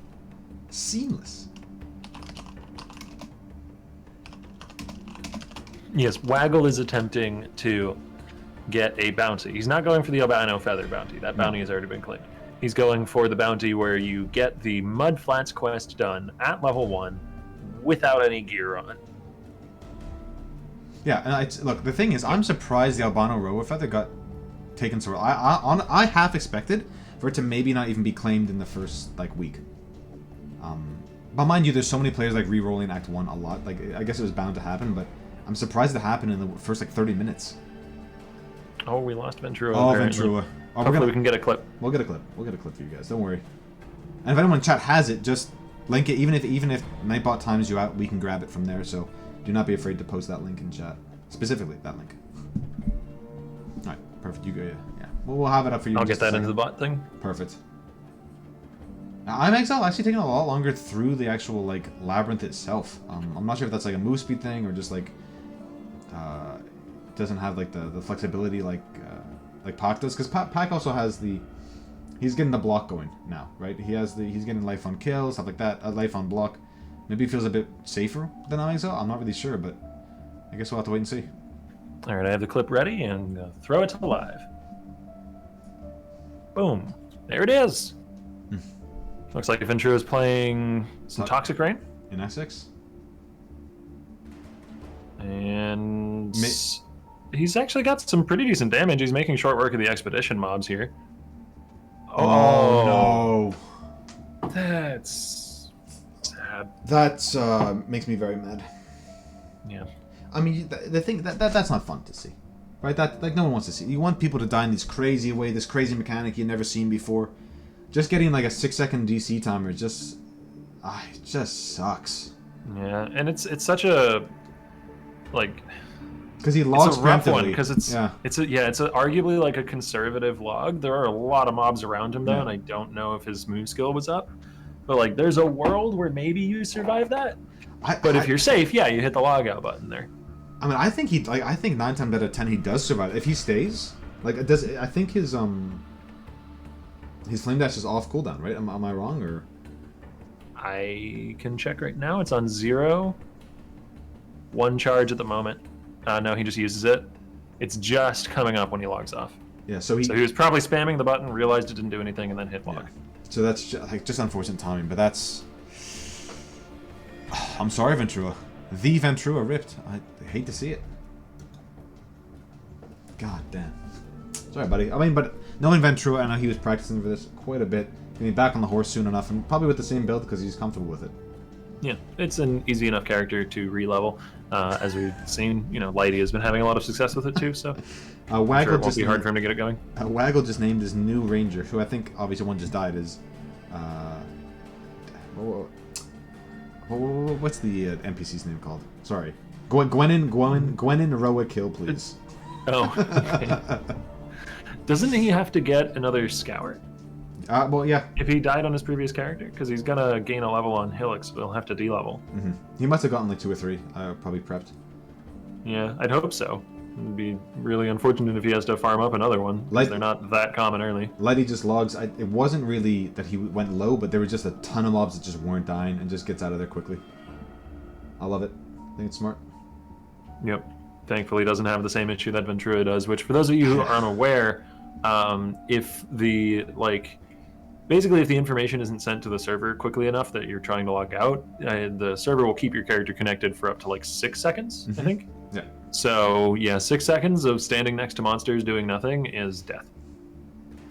Look, I hate that that's kind of like the first big rip that we've seen this entire time, right? I mean, we saw Ziz's rips with his mules, but those are fun and funny. This is just kind of upsetting. Yeah. I mean, we're here to see some death. It's just you want it to be... I want it to be against Uber and Jiri. I want it to be like Cyrus mobs or something crazy. Just not this nonsense. But I'm sure that'll be... It won't be our last, but to be fair, even last Gauntlet, we didn't have many DC deaths. Maybe only 2 or 3. So hopefully we can sort of keep that going with very, very few. Moment of truth. We'll see whether or not Waggle has that extra scour or if he's going to have to farm one up. Oh, he's got 5. Okay, so he's got... Okay, cool. Cool, he's good. So he's good for the next, 10 hours of Gwenin content. That's probably what he spent the first few hours of the league doing, farming up a handful of scours before he started attempting this. Yeah, probably some 2-gen, stuff like that, right? Makes sense. Why did they need scours? Waggle is doing a challenge where he has to be level 1, and the only way to be level 1 outside of the Twilight Strand is to use the recipe that de-levels you, which requires a scouring orb. Yeah. You sell 1 wisdom scroll, 1 scour to a vendor, and you can de-level. It's not, and you also need a skill point, I believe, spare as well. But yeah, I mean, not something you would normally do, but this is a bounty. It's an event, fun little side quest, and it's $150, I think, for doing it. So, a lot of money on the line. We've got Rise in a boss fight, apparently. Has he just gotten 2 unique axes in this leveling process? He had Wide Swing earlier, didn't he? And yeah. Is it Blood Reaper or something? Blood Reaper? Headsman? One of them. Headsman. You might be right. I don't use it very often. It's got some pretty darn cool 3D art, though. Oh, yeah. It's definitely a skin transfer thing I used for a long, long time. Really cool. I love seeing the War Chief totem slapping things with it. That's so cool. Yeah. Ooh, gets it's chunked by the Flicker guy. And that's what you were talking about before. And if 1 or 2, if 2 of those do it at the same time, he's dead there. That's, my God. But his damage is obscene. He's doing a lot of damage. People like to compare this to Trade League. These mobs have 40% more life, guys. All right, 40. I think 40. 40% more monster life. Yes. So yeah. Definitely doing a lot of work. Yeah. And fight done. Easy. And he does get 100 life from that axe, by the way. It has plus 100 life on it. So. Oh wow, that's awesome. Really nice. I mean, it makes your skills cost more mana, I believe, which is not great. Which is why I think he's not reserving as much. But I'll take 100 life. I'll take it. And we can come back to some of our leading players and Waggle. by popular request. I mean, he's leading in his category. You're not wrong. I mean, is he? There could be someone halfway done that isn't streaming. Okay, as far as I'm aware. Fair enough. No, I'm just teasing you, bud. I mean, but who knows? Chat is God gamers. They could be out there trying to win that bounty. I wouldn't be surprised. Any of you guys in the process right now of getting through Mudflats at level 1? It's a few $100s on the line. There's probably somebody else competing with him for it. Oh yeah, I imagine so. I'm probably the bounty maker usually. They tend to go after their own bounties, right? Which is probably why Lighty made the bounty win the gauntlet, because that's his intention. So he's like, I just want to win. It looks like maybe the block nodes, the offering nodes are what Pac went for second, because he does have a bone offering going now. Mm-hmm. I wouldn't be surprised if he goes for both a self-cast bone offering and a cast and damage taken, just for really consistent uptime. And it's been going super duper well for him. This man is rank 2 overall. It's a excellent showing from Pac so far. I really like the double bone offering, right? Like it's for that just in case moment where it does drop, but you get hit by one thing, it procs, and then you're okay. I think it's well worth the extra slot. Obviously, a trigger weapon is the goal in the end game, of course, but not something you can rely on with, at least for the first few days of the gauntlet. Actually, trigger weapon for specifically for this build and for minion builds as well. Like it's such a power boost. Like there's so many extra links and sockets and like little like utility things that you can afford if you have it. But I think we see Exile going into the Arakali fight and looking outrageous. He actually gets it. I think Arakali down to like 0 or like close enough. That does not surprise me in the least. This is another one of those big immobile bosses in a corner that things like Seismic and Flamethrower will make very short work of. And for those that don't know, even if you do, she does heal back to 3/4 life.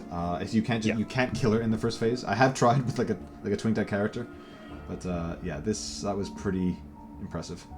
And he's not even in his. This is just his like leveling build. His build's only gonna get better when he goes like Exsanguinate and Pure Fizz, which is kind of insane. Yep, the Seismic doesn't really ever fall off. No. It got a massive buff this league and is just gonna keep rolling. We probably will take Waggle off at some point because we gotta let him find a new instance at least. Okay, well I guess I'll give him one more go and then we'll pop Dr. Dexter on, who is going for the first Aziri kill, not just of his class but overall as well. Which there is a bounty on, right? Yeah, correct. I believe so. And as Mr. Maddox pointed out, there is no bosses currently being done. It's not like that. No one's attempting Aziri or anything. So, watching someone like Waggle is not the worst thing in the world either. We love all these streamers. We love, like, honestly, I find Path of Exile has one problem on Twitch, and that it's saturated with too many good content creators. And as a viewer, that's the problem I really, really like. Yeah, it's a problem I'm aiming to solve. You're welcome. Come on. Self-deprecating humor. I love it. Okay, dude. Okay. Pac is through into Act 8 town, though. We'll be coming up on the Toilet Witch soon. And hopefully we'll get through it quickly. Oh, no. Okay. I thought I mixed up who was on which screen between Exile and Waggle. And I thought for a second Waggle had found his own he was running. I saw an Expedition. But no, it's just Exile. Killing mods. It's a player using abilities. So passe. So passe. Why not just run through with an auto bomber, right? What is it, 3.14? Why not just let the NPCs do all the work for you? If only you could get Einhar in Act 1. It'd be a lot easier. Oh, it'd be a lot easier. I mean, I think then it would just be, that would be the strat, right? Just try and like... For sure. Just try and proc them, right? But it'd be really tough if you got to Act 2 first, or like... I don't know, that'd be pretty, metagame, right? You'd have to maybe make a new account if you already proc them on your skill, and it'd be a whole thing, right? See Lady just carrying on. I thought Lady has not done his Cruel Lab yet, so he should just be getting his last trial here, and then maybe going in right away. I think he's over leveled for it anyway, but he could be waiting until he gets to Arakali. We'll see. Waggle, for those asking in chat, we will be switching them out, but Waggle is currently going for a bounty where you have to get through the mudflats with no gear at level 1, so you have to D-level and no skill points, which is pretty brutal when the Chaos guy actually moves faster than you do and can just chase you around and automatically kill you. So he's using Gwenin from the expedition to kill Roas so he can do the quest to get through the zone. Oh, Pac. This is a fairly dangerous zone because of the lack of Chaos Res that you're going to have. I mean, not just lack of Chaos Res. The Res penalty on Gauntlet applies to Chaos Res. So you're not going to have, your normal maybe -30 here. If you've got none, you'll have -50. Yeah. Though I do believe Pac picks up a bit off the tree since he paths by the life Chaos Res nodes towards the top left. But even then, with those, you're at still like -30 or so. Yeah, minus 30, minus 40, something like that. Yeah, because it gives you 20 res, so it counteracts the loss there. But yeah, pretty brutal. And honestly, some of those big zombies, the degens you get from them are just absolutely brutal. But he's managing to stay above. I don't know, like he has the good life flask, he has good mana flask with his mom and Moem, so Looking pretty The good. second zone here doesn't have nearly as much in the way of chaos damage. It's weird to me. I've always felt like the two zones leading to Dweger's Cesspool should be reversed, because the first one, due to the chaos dots, is just so much more deadly than the second. The second zone barely has any mobs that like do anything. I mean, thankfully he has the shattering from his freeze, so he won't be affected by all of those degens. But even it only takes one, right? Because they don't. I don't believe they stack. It's just like you're either on the desecrated ground, and like only the strongest one like affects your character, right? Yes, because they're Like the strongest instance, because it's a debuff, yeah. right? Like, yeah. Because I'm assuming so. I've never actually looked into that. As I mentioned earlier, they will scale off all of the gained as extra and the % monster damage, because the cloud is based off the main hand of the monster that died. And we do have in my opinion, one of the hardest bosses in the game, at least for the campaign. And that's the Act 8 Toilet Witch. Yeah, Toilet Witch. Brutal. There is and that's not really the form you want to see immediately. The degens here are really, really nasty. Look at that. Yeah. Damage, though. I guess it doesn't matter as long as you kill her really fast. Yeah.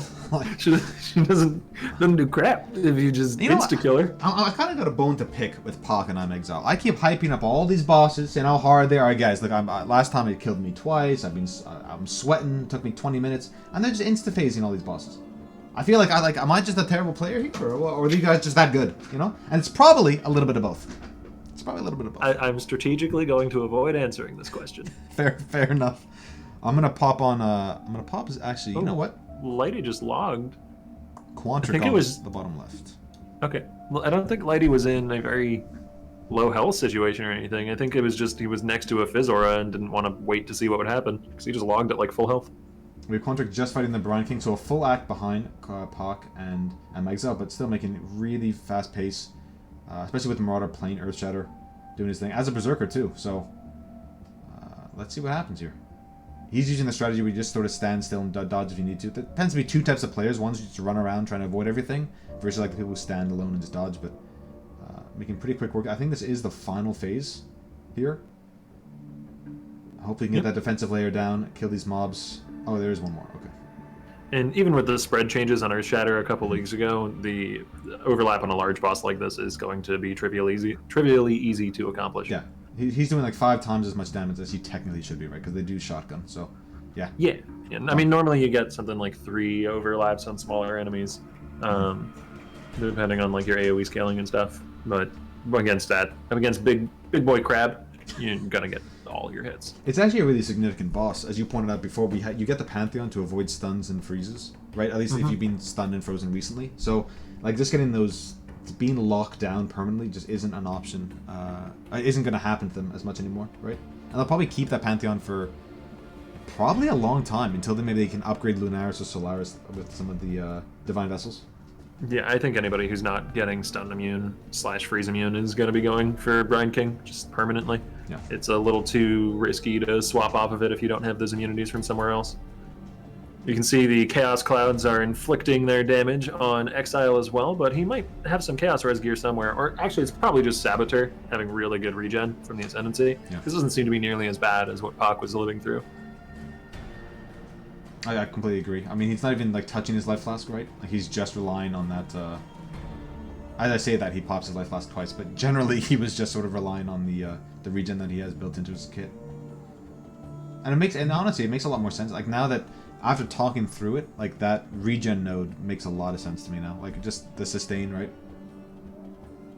Oh, I saw a pupper. I saw a pupper on Quantric's stream. Very, very brief. Very brief pupper. So there's guys, Quantric's on dog duty. I guess I'm gonna pop Dexter on just to see what he's up to. Mr. Day One at Ziri. Let's see what he's doing. He is playing Armageddon Brand Elementalist. Grabs the Chaos nodes there, the Chaos Life nodes just for this zone, which is great. And honestly, he's not far behind anyone. But if he is, we know he is focusing that content, so he is doing all of the Val side areas, and we know he has at least 1 or 2 fragments already. So we'll see how far along he gets. He should be probably farming it in. He might actually run BA over the bridge, because I feel like I find it more in BA. That could just be like a thing that I've experienced, but I tend to find them a lot in Blood Aqueducts. So I know that like it's a flat percentage everywhere, but RNG is RNG, I guess, right? Might just be easier to spot them in Blood Aqueducts or something True, like yeah. that. Or you know, personal anecdotes are always prone to Influence a little by exaggeration. Yeah. Right, Blighty, just to answer the question in chat, is doing his crew lab. We'll see whether he goes for a couple of nodes towards the phasing tree, or if he finishes out the onslaught branch. I think you have to go phasing, right? Like you want by the time you're in maps to have be ailment immune. Oh, Surely. golly, Dexter. Yeah, He's yeah, I'm surprised he didn't log. I'm very surprised he didn't log there, but he fought through it. Yeah. I thought he must have a bit of chaos res on gear, even like an amethyst ring or something. Because his health bar is not moving too much individually from these hits. Yeah, it's just tons of spam. Yeah. Oh, I didn't see it on screen, but there were Martyr Ghost animations by Exile, and he went completely the other direction. Yeah, I don't get from out. where that was. I do not blame him at all. Luckily for him, the other direction was also the way he needed to go to get to Edgray. He's coming up on soon. Yeah, there's the arena. Let's go to full screen. Though I guess Lighty is also doing a boss fight. Alright, we'll leave that Exile. It's to Adrian. It's fine. I imagine it'll be similar damage to what we saw Pac output. I am currently looking at purple. Oh, okay. So no, she's bouncing on the map, but yeah, just the damage is just insane. She's nearly dead, and that should be it. Actually, she stayed alive longer than I thought, but yeah, like really smooth. I don't think his health bar like moved at all, which is not surprising, honestly, given his build. Good job. Yeah, she does have fairly predictable movement. She'll spawn and then always immediately teleport to where you're standing as her first ability. So he baited her to the right, logged, portaled out, went back in to refill his traps, and then just popped her. Makes a lot of sense. We do see it's Miffy actually letting me know, or it's Miffle letting me know that he's probably doing the TIE 23 strat for the Val side areas, Dr. Dexter that is, and just farming the tunnel zone because it spawns right next to the tunnel, so you can just reset the zone over and over to farm the map. And yeah, I remember seeing a video from Yoji doing that where he farmed a couple corrupted tabulas. Annoying but effective, and that's the name of the game here, right? Like players in Path of Exile tend to we're gonna gravitate towards the most effective thing in the game, right? To achieve our goal, and in this case, if that's resetting the zone hundreds of times to get through mudflats or to get to Adziri, we're gonna do it, especially when there's a few $100s on the line. The mudflats thing is pretty funny. That's not any fault of the game. No, that's not something you would normally be doing. Player imposed challenge, let's say. But we do have a boss fight here from Lighty. Let's pop him up. And purple, of course. Well, he's looking really good. He's got his ballistas out, really firing, dodges the slam, avoids the artillery ballista, dodges in to avoid another barrage, and just keeping him at arm's length here. Not down yet.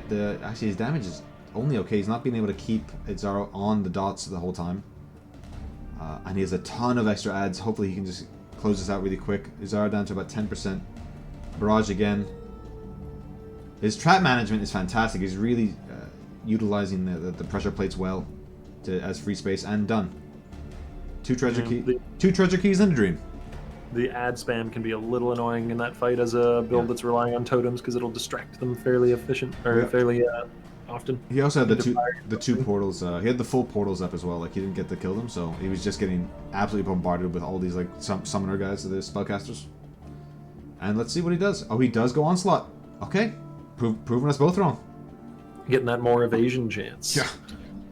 Which will be more effective as the build goes forward, and you have more base evasion for the more multi to work off of. Would you consider running Grace at a certain point? Or is it just, it's 50%, right? It just feels like a lot. Yeah, build already probably has some like unpleasant mana things, unpleasant mana problems now and again. And you definitely want to be getting that skitter in there to combine the chill with the toxic rain slow and keep monsters at range. That makes sense. He's level 54, by the way, so he is, like, arguably doing, like, lab a little early. But did not seem to be too much of a problem for him. And he still has the Arukatiki, which is good to see, right? Life, res, strength, can't beat it. Yeah, we mentioned back in Act 1 that that's something he might just keep on for a pretty long while. That ring he was just crafting on is quite good too. I think it had 72 flat life. Anything with sort of T1 life or even T2 life or T2 life or high res at this point like that, those are all keepers, right? Until you get access to your essences, to your harvests, any half decent base becomes like probably BIS for a while. Mm-hmm. Yeah. And wow, he actually did Cruel Lab before. That makes a lot of sense. The higher evasion is going to be really useful in this fight. That's pretty much pure attack damage. That makes sense. Like how much strength, how much power would he reasonably gain in the next 2 to 3 levels? Not much. So it's better to just get the power, make these bosses a joke, and then go from there. Yeah, between dodge and the More evasion. Still, yeah, it's not as much evasion as he'll end up having in the end game. He's certainly not evade capped or anything.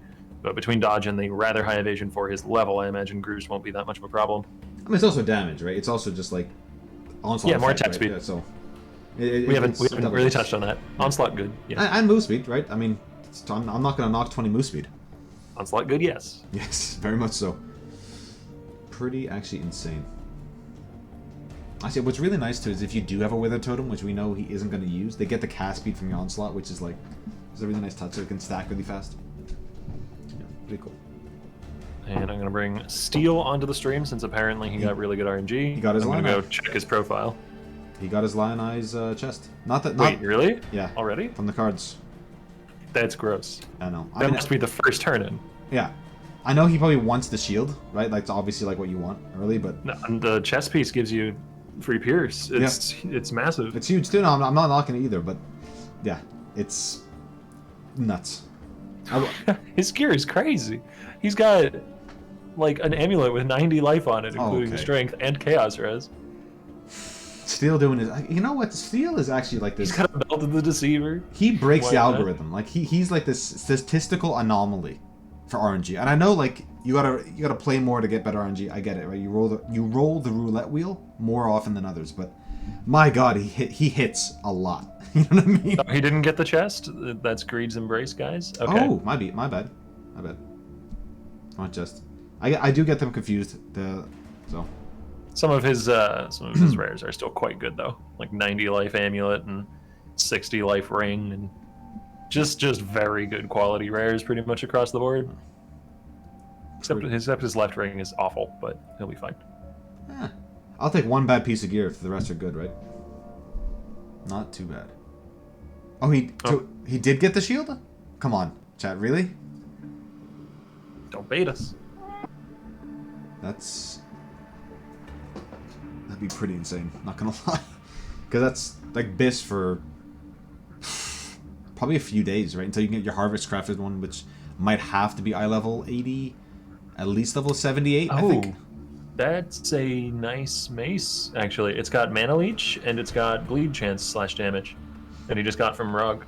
It's got a couple good mods, and I think some open affixes as well, so you can probably craft something useful in there, even if it's just like a res suffix to help fill out res. That's pretty great. And you know what? I find the gearing in Gauntlet like so damn interesting, right? Because you really need to get every piece perfect by the end game, right? But just in the leveling process, you're so starved for everything because everything hits you so hard and you have so little damage because everything has more life. It's cool to see how these players sort of navigate those waters. Very cool. Very, very cool. And he gets the chrome in one. What a god. Apparently Garatha is doing the Cruel Lab, so let's pop him on instead of Hawk, and we'll see where he goes from here. Sure thing. Yeah, that's a really nice mace. It does have an open suffix, so if need be, he could even use it as a little crush for res at some point. It solves mana and bleed chance problems. Like, it's just a ton of utility out of the main hand there, which you can afford to do on a shield throw build because your damage is coming from your offhand. Yeah, it's as you said, it's like one of the last, if not the last, like stat stick-esque build, right? What is that ring he just got? Does that have 70 life? No, that's evasion. I can't read. Okay. I mean, it's hard when it's minimized, my friend. Don't be too hard on yourself. All right, let's give yourself a break here. I'm just keyed in on Steel Mage's Rog crafting now because with the luck he's had, I'm sure he's gonna make something crazy, and I want to witness it. We do see Amexile just making quick work of this expedition too. No, go ahead. No, just saying big damage, just looking really good. I did forget that Steel has actually picked up Blood Magic already on the tree, so the Mana Leech is not going to be relevant. Yeah. So it's more like a 1 prop plus open suffix weapon, which isn't quite as crazy. I noticed in when he was But still, it's good. When Steel was playing this build during the regular league, I noticed he didn't. He actually stayed with Blood Magic the whole way. Is that like really like the go-to option for most of the time? I am not really an expert in Bleed Spectral Shield Throw, as far as like what people have been doing with it and later game trade league stuff.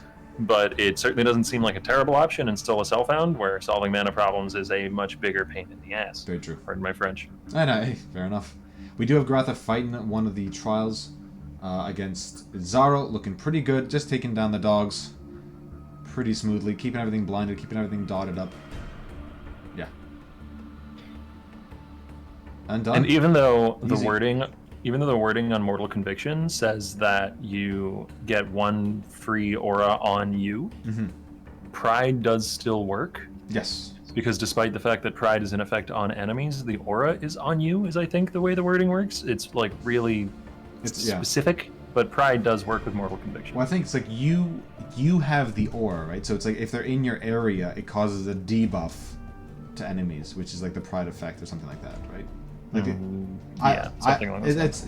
It's like you're affected by Pride, which creates an aura of, or whatever. You know what I mean? The thing worth remembering is that it works. It works exactly, and I think you get a lot of the time they run a War Banner as well, or do they not? Or Dread Banner for the reduced accuracy of enemies. If you were willing to reserve a bit of life, I could see that. Yeah. But that seems a bit pricey, a bit iffy to me. 10% life's a lot, right, to lose. Actually, I'm gonna. If you give me 1 second, if you can solo cast, we have some some neighbors doing the lawn here. Sure, I'll take the mantle. Garatha is doing a perfectly fine job here in the lab, as it looks like it's another one of our Spectral Shield Throw boys. But we haven't gotten as many of those as I honestly thought we would see going into the league. There are more witches than I anticipated, and then some other weird, spicy stuff. We're into the final fight here, though. Sadly, Garatha's not hovering over any of his gear, so I'd have to pull up his profile to know what he's got, but I'll do that after the fight. We'll see how effective it is to begin with. I wonder whether he has, like, further links on his shield charge than Fortify and Faster attacks, because it was one-tapping stuff, but honestly, with shield scaling, it might just one-tap things with only those links. His damage seems perfectly fine, though, and Azaro is dealt with very easily. It looked a lot faster than Lighty's kill, actually. Like, a lot faster.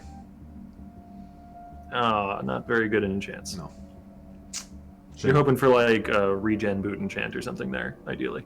Maybe attack and cast speed. I think now I think there's a low tier version. I mean, he's feeling good now. I mean, with the second you have that bleed pop, like your build just feels so good. It's just like, I don't know. It's just lovely. And Exile is through into Harbor Bridge, where we're probably going to see him stay for a while. Yeah. As we mentioned earlier, Blood Aqueducts is a lot rippier in Gauntlet, particularly when compared to Harbor Bridge, and the XP in here is pretty darn good too. So this is sort of the preferred farming zone, because people aren't really too interested in getting a tabula. As if you can clear both sides like efficiently, it's actually better EXP than Blood Aqueducts. Not many builds can do that though, but if you can. Like you're playing Tornado Shot or you're playing something like Spark or something like that. Yeah, it can be really, really efficient. And we have a Tukahama fight from Steel Mage. I don't imagine there'll be any big problems here. It's one of the easier fights in the latter half of the axe. And Tukahama does like to just kind of wander after you, so he's gonna... Well, actually, I need to check in on Steel's profile to see whether or not he's got the stacking bleed notable yet, or if he's still doing regular bleeds. I'll go check that out. I thought Chad did say he's Crimson Dance, because I don't think he would be spamming. It's likely, yeah. He wouldn't be spamming as much as he is, but it's still looking really smooth. And just done. He's dashing through. Obviously, as we mentioned before, a lot of these players over-leveled in Act 5 in Chamber of Innocence, and then Steel just over-leveled even more, farming the Lion Eye stuff. So a lot of these areas, he doesn't really have to clear as much as you normally would. He's going to clear as he goes, but doesn't need to spend as much time maybe like grinding the XP, so to speak. Yep, and he does in fact have Crimson Dance. He does, okay. Just to confirm that. No, thanks. He's also picked up one of the newer wheels in the tree, Cannibalistic Rite, which was added last league, I believe. That gives you 2% of life recovery on kill if you've spent life recently. which is really, really nice and is going to make him a lot safer while clearing. Yeah. Especially when you're using mana, using life instead of mana to cast your abilities. Just the extra 2% flat is just such a nice feeling, right? On top of just the, like, and a duelist gets a lot of life regen just generically, like on the along their path. So it's nice to get like 4 to 6% probably already in his tree, which is just feels really, really good. How early does Steel go Blood Magic? He went Blood Magic as early as, I think, Act 4. Correct. Yeah, that's... Very, very early on. Might even have been Act 3. It was quite early in the leveling process. And someone's saying that Amexel's trying to rob 2-gen, which is it's a funny way of putting it, but, you know, it's pretty funny. Yeah, there you go. Generally speaking, you can safely go down to about a third with your haggles. Yeah. Also, the scroll wheel on your mouse will move the bar around. It took me a little while to figure that out, and I hope that helped someone else do it quicker who didn't know, just like I didn't know. Actually, you know what though? He has a lot of currency. Like for just being being in Act essentially 9, let's say, or just shy of Act 9. I mean, he's got like 8 chaos. He's got like 25 fuse. The power of Tusion. The power of Tusion, yeah. I mean, you're gonna see these players like really interact with the expedition mechanic, and honestly, I wouldn't be surprised if we see a lot of like white map gamers for a while, like just while they're like building up their characters. You can get access to ROG. Maybe you run one really high red map and then go back to white maps just so your ROG has the high basis. As somebody in chat, I didn't even know you literally haggle. I thought it's just a fancy name and you bought it for full price. Oh no. You've been making Tujen very, very happy. Oh no. It's like everything's so expensive. Oh god. What the heck? This league mechanic is a scam. 1 chaos, 4,000 pieces? This doesn't sound like a good deal. Oh no. Well, at least you got the next month and a half to really enjoy the haggling mechanic. And that can be done for every single one of them. It's not just Tujen specific, so you've been overpaying for everything. Sorry, bud.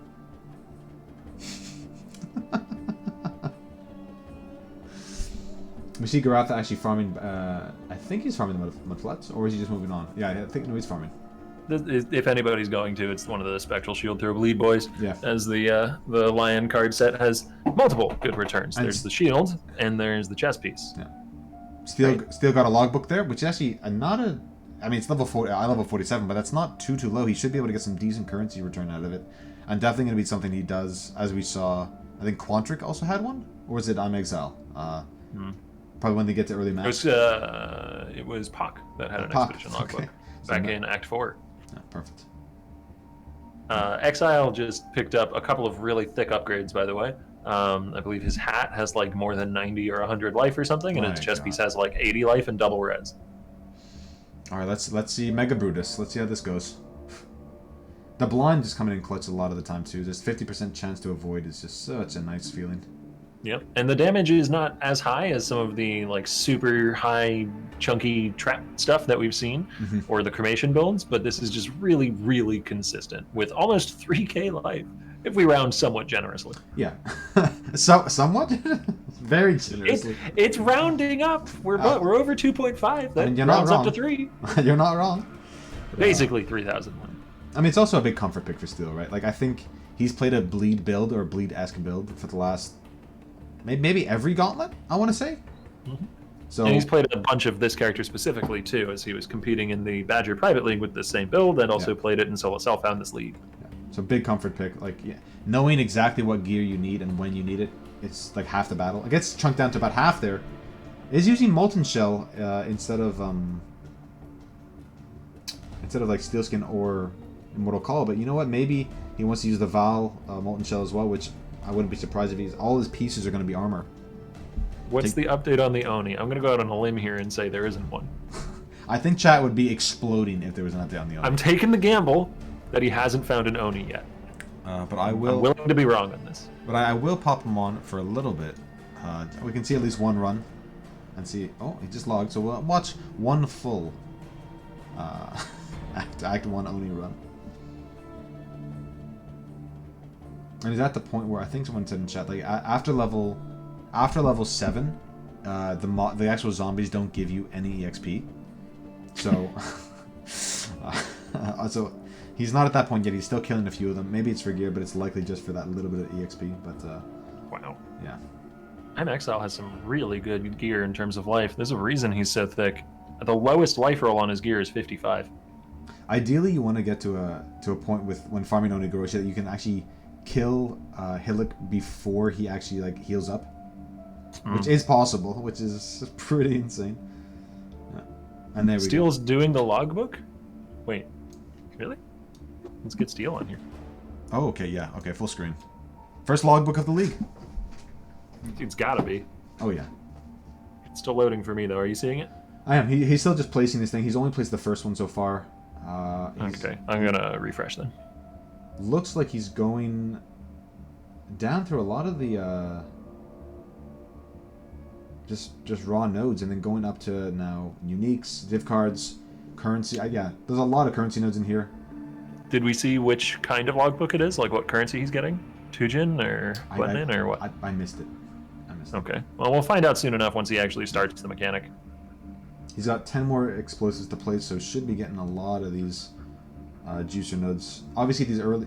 You don't really care about bases this early on, so you really just want to get all the currency and the sort of, like, uniques that you can. Fossils as well. Yeah. And he seems to have gotten decently lucky with the remnants, as a lot of them are just, like, immunities to things he doesn't care about. Yeah. So they're free. I mean, he's literally doing pure fizz, so everything is a free mod outside of that. Let's see how it goes. He took immune to cold? Yep, immune to cold will be fine. He's doing a bleed build, so cold damage is not a factor. And this is... He does... he has to be ready he has to the lock. bleed explosions, Yeah. so that'll help a lot. Oh, and it is Gwenin, yeah. He does have to be really aware, though, that, like he has to have his finger hovering over that log button, because it can get really spooky really fast. And I know he is, like, I think literally 8 levels higher than the zone, but, I mean, with all those stacking mods in logbooks, things can get really, really scary. Like, even now, like, he's not insta-popping them, and he should be well above the threshold for these things. Apparently we had a big ad break start rolling. I don't think that was on our end, though. Sometimes Twitch will simply load in ads. Apologies to anyone who can hear me. Yeah, that's unfortunate timing. Yeah, I just sort of typed in chat. Like, it's an auto roll ads. We have no control over it. It's once an hour for 3 minutes. If you sub to Ziz, you don't get them. And if you have turbo as well. Sorry, guys. Yeah, RNG is bad. Yeah, very bad timing. Couple good unique drops so far, though, as he got Dusk Toe, which is actually a legitimate pair of boots to use. Really it helps with your Chaos Res a lot. Yeah. At least early on. You might see him swap into those. I really want the faded version to be like stronger, because I think it's one of the coolest looking abilities in the game, but it just doesn't do enough to like warrant speccing into it.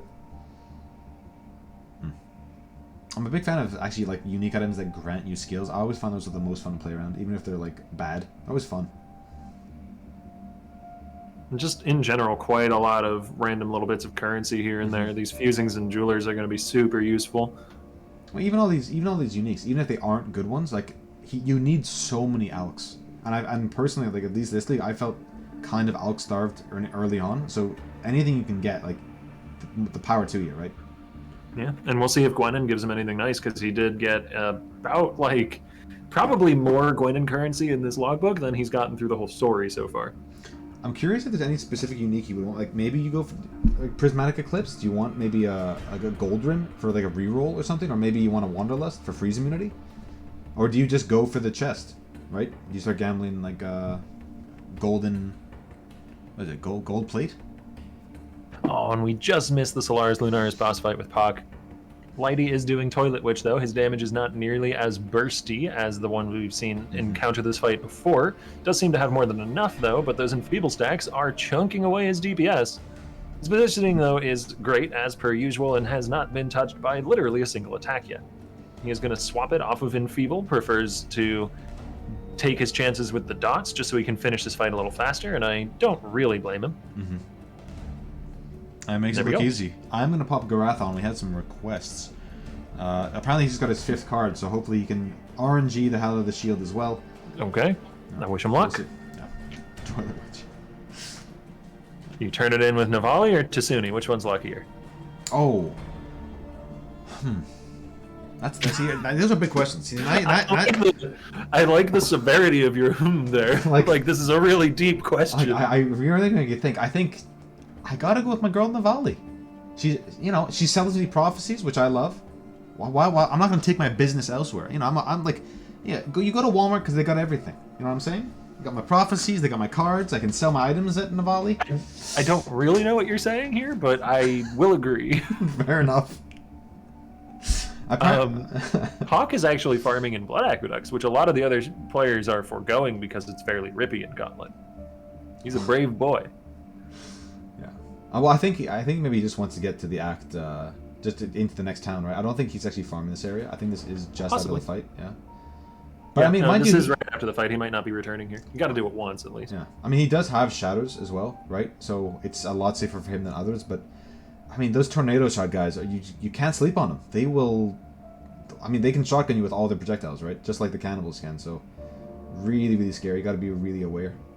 Yeah, the off-screen potential in Blood Aqueducts is much, much higher than in the Harbor Bridge, which I believe I called the Broken Bridge earlier, which is a zone in Act 2, not Act 8. And I'm actually gonna throw Ziz up. He is at Kataba. Hey! Just started. Using that cremation. And we're just starting. He's gonna force feed Kitaba a bunch of meatballs. Yeah, this should be like buttery smooth, right? I mean, like as you said before, like the AoE overlap on the cremation. He has the decoy totem. He's got it all. Like he has all the pieces to make this as easy as possible. That being said, I think he did die to Kitava last time around, so we'll see how this goes. Don't curse the man. I don't know. Why would you say that? I mean, he is our boss, so maybe I should be. Goes is. If I wanted to see Ziz, I'd go to his channel. Fair enough. Yeah, that's fair. Who's this Naraziz? What is it even? I heard say it backwards. He's an up and coming pillar of the community. Is what I gotta say. An up and coming Sigbill. That's funny. But yeah, just this is a fight he's super comfortable with, as we all should be, right? I think if you've leveled maybe 100, 200 characters since its inception, this should not be a struggle. But the second you introduce Turbo or Onslaught to these mobs, it changes like the speed of the fight. And I know that sounds obvious, but the mechanics, the animations, everything happens faster. And when you're so accustomed to it being like the same speed for years, it really throws you off your game, at least for the first few days.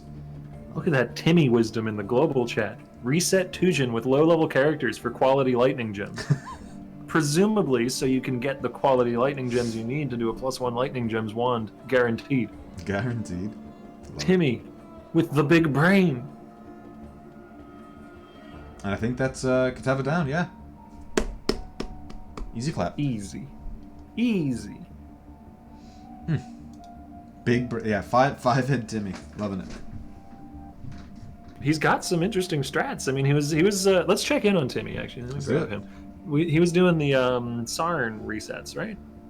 Swab Garotha. Yeah. I'm Exiled, by the way, did just change to exsanguinate my traps. Oh, awesome. Yeah. The coverage on that is really, really nice. Insane. Which is, it sort of lines up perfectly, right? Because, as I mentioned, if you can clear both sides of Harbor Bridge, or Broken Bridge, Harbor Bridge, it's just way more efficient than BA, regardless of the danger it doesn't present, right? Oh, Timmy has moved on. He is no longer in City of Sarn. He's quite a bit beyond City of Sarn. He's pushing his way through the second half of Kaum's zones, I think. Oh, he logged though. He could have he could have out-leveled the mechanic for City of Sarn. Is he resetting this zone? Because he logged at like 90% HP or something. Yeah, like there were no mobs on this. There's no danger. So maybe he's farming Kaum's Dream for something. Timmy is an inscrutable man. Can you farm the Kaum's heart card here? Not that he's farming that, but like, could you? Oh, someone in chat said packet loss. Maybe he was getting really bad lag. Oh, fair. That would be a pretty good reason to log. Yeah. Oh, it killed Ventrua. Okay. Oh, that's okay. So that's what they were talking about. So we still have not figured out how Timmy works then. He's a mystery. That is an accurate statement is all I'm going to say. He's definitely a mystery. That's all I'm going to say about that one. I don't have the capacity to understand his decisions, but it's a hell of a lot of fun. I love Timmy. Like, he's a lot of fun. And he's becoming like this, like a community, like, fan favorite. I find, like, especially over the last year. It's really awesome to see. And it's really great to see his progress too, like from literally 0 to hero. Like he was rank 6. I mean, we like to meme on him, but he was actually rank 6 in the beginning. Yeah, he's rank 18 in his class now. He's in the top 150. That's still pretty darn respectable for Gauntlet. Yeah. There's probably thousands of people competing right now. Oh, for sure. Like honestly, probably tens of thousands. Probably like 10 to 20,000, maybe 25, 30,000 people playing, right? I mean, at least over this weekend. So the fact that he's even in this position is damn impressive. And he really, there was a learning curve, right? Like he went a long time just being sort of like okay at the game. May have had the knowledge, but didn't have the mechanics to sort of like make the right decisions or whatever.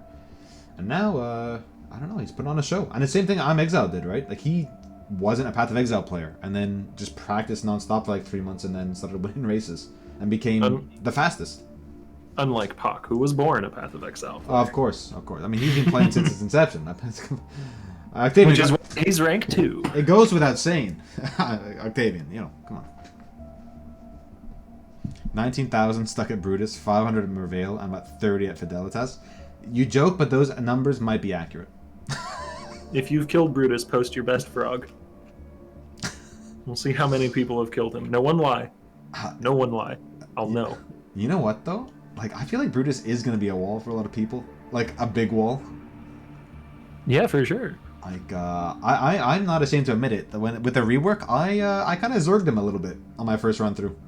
I mean, I was using Shield Crush with, like, a 30 armor shield, so I feel entitled to do that, but yeah, he's spooky as all hell now. Killed Brutus, can't kill Oak. Frostbomb. Yeah, Frostbomb. I've been there, though. That's the tech. Yeah. So you might have to, like, do some muling shenanigans. Opak does not get packet loss, thank God, when he logs. Look a bit spooky there, but... He's in the log out dance. I mean... yeah. I like it. If that's what it takes to not get packet loss, I'll be dancing all day. No problem. It's like a rain dance trying to summon divine guidance from the sky. It's the same sort of thing. Please let me connect to Texas server. Please. Dance for the gods of packet loss. Dance, you fool. Actually, we have Arc Attack in chat. Killed Brutus at level 15 with Freezing Pulse and Decoy Totem. Awesome. Well done. You know what? Like that's we were saying before. Like your totem's gonna get chunked every attack. So you just gotta like place go. I imagine your mana was a big problem for you too. And I think Octavian, you mentioned also like Bear Trap is a really great thing. It can slow down his movement speed. It just lets you kite him a bit faster. Lets you kite him more effectively, and just creates like that distance, right? So you can pick him off at range with Freezing Pulse. I mean, you've already killed him now, but that would have maybe been good advice for before. Oh no, you have 2 large mana flasks. Okay, awesome. All right, I'm sorry. I'm doing this to you, chat, but we're putting someone other than Timmy on the screen. Oh my. We haven't checked in on Carve in like the whole race. We have. Who's apparently starting Trickster and then Raider, according to his text on screen. Well, thanks, Carve. He is planning on playing Cold Dot, by the way. Mm-hmm. Raider Cold Dot is the end goal. Which is. Look, the thing is that the cast speed from Onslaught is just nuts, right? Like, it's just so good. On top of just move speed and like dodge and everything like that. Super strong. Timmy, Waggle, Karn, that is the trio. Timmy, Waggle. But people at rank 1 and 2 though. Yeah. I mean, look, it's day 1. Obviously, we're gonna have a lot of different builds, but it's I'm Exile did just swap to Exsanguinate, and I'll be honest with you, it's my favorite skill in the game. I'm a big fan.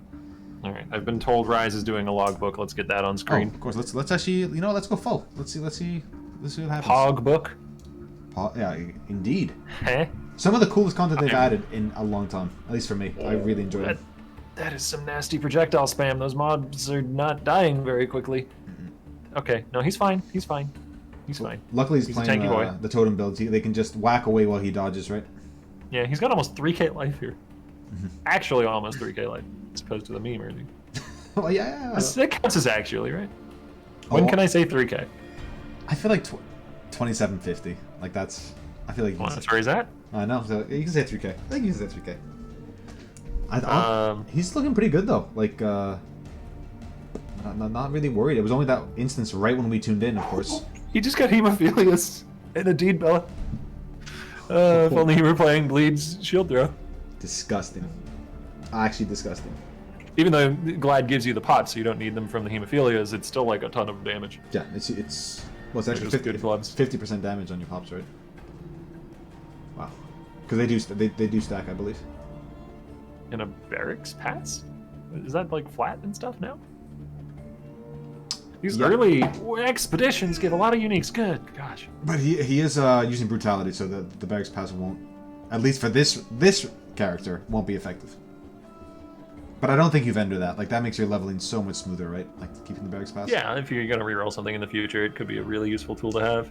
I mean, we are talking about Rise here, right? Like, if he, what do you mean if he rerolls? What are you talking about? What do you- No, and rerolls are silly. He's Never. reroll Richard Rise. Come on, that's the dude right there. Oh, Flesh Eater. I don't think that's a particularly exciting unique. You might even just leave it on the ground. Oh, we have a maybe want to go follower mode there for a Follower second. mode? What? No, just in chat we had just a bot spam. Oh, okay. I did not have chat open there. No, you're fine. So for everybody in chat that is watching, it's for now we're gonna have follower mode just for a little bit. You know, we get attacked by bots. We want to avoid all those shenanigans. We want to create a nice, safe environment for everyone to have fun in, and we can just slowly ban all these people. We'll get back to the fun. Yeah, I got a bunch of follower bots yesterday, and it was I forget his name, and it's probably maybe best to just not even say his name and not give any attention. But there was a guy who took his name and then did like his name is the best and his name beats everyone and that sort of thing. Rise went down like what happened? I think like again when the life bar just shoots down. I don't know how low it goes, but it looked like 500 life. My God. Oh gosh. Yeah. He's still going though. He's had like a couple close calls at this point in this expedition. He's not he's kind of up there on the ladder too. Actually, you know what we might want to do is pull up the ladder real quick. If you'd like me, I can do that. If sure. you could, yeah, just to see the top 5 of each class, just to see where people are. Oh, okay, no. Down there in the corner. People saying Oni. Okay, we gotta grab Karn. Oni? What? Yeah. Oh, Karn full screen. Sorry, bud. go ahead. I'm seeing purple. You got to cast. Does he have it? Does he have it? Okay, I'm actually. Okay, I'm actually gonna turn his volume on, and maybe I can turn. Oh no, we don't know if he's DMCA music or not, so we just have to watch. Are you? If this is a debate, I'm gonna. Okay. Okay. Yeah, I don't think you understand. I literally shot out of my seat. I have about 7 windows on my left screen. I had to it's very difficult for me to change scenes here. Got you, man. They got me heavy. They got you. Son, God, fucking damn it. God damn it. Okay. You've been got. You've been obtained. And you know what? You know what the worst part about it is? They can probably do it 3 more times. They can do it over and over again. Because I'm. Don't let them know that. Don't say that. But they know. And the thing is, Viro gave it credibility. We have the vice president of production here, debating me with his fancy Oni spams. Oh my God. No, we have fun here. We have fun. He's dabbing on me. I love you guys. You make it fun.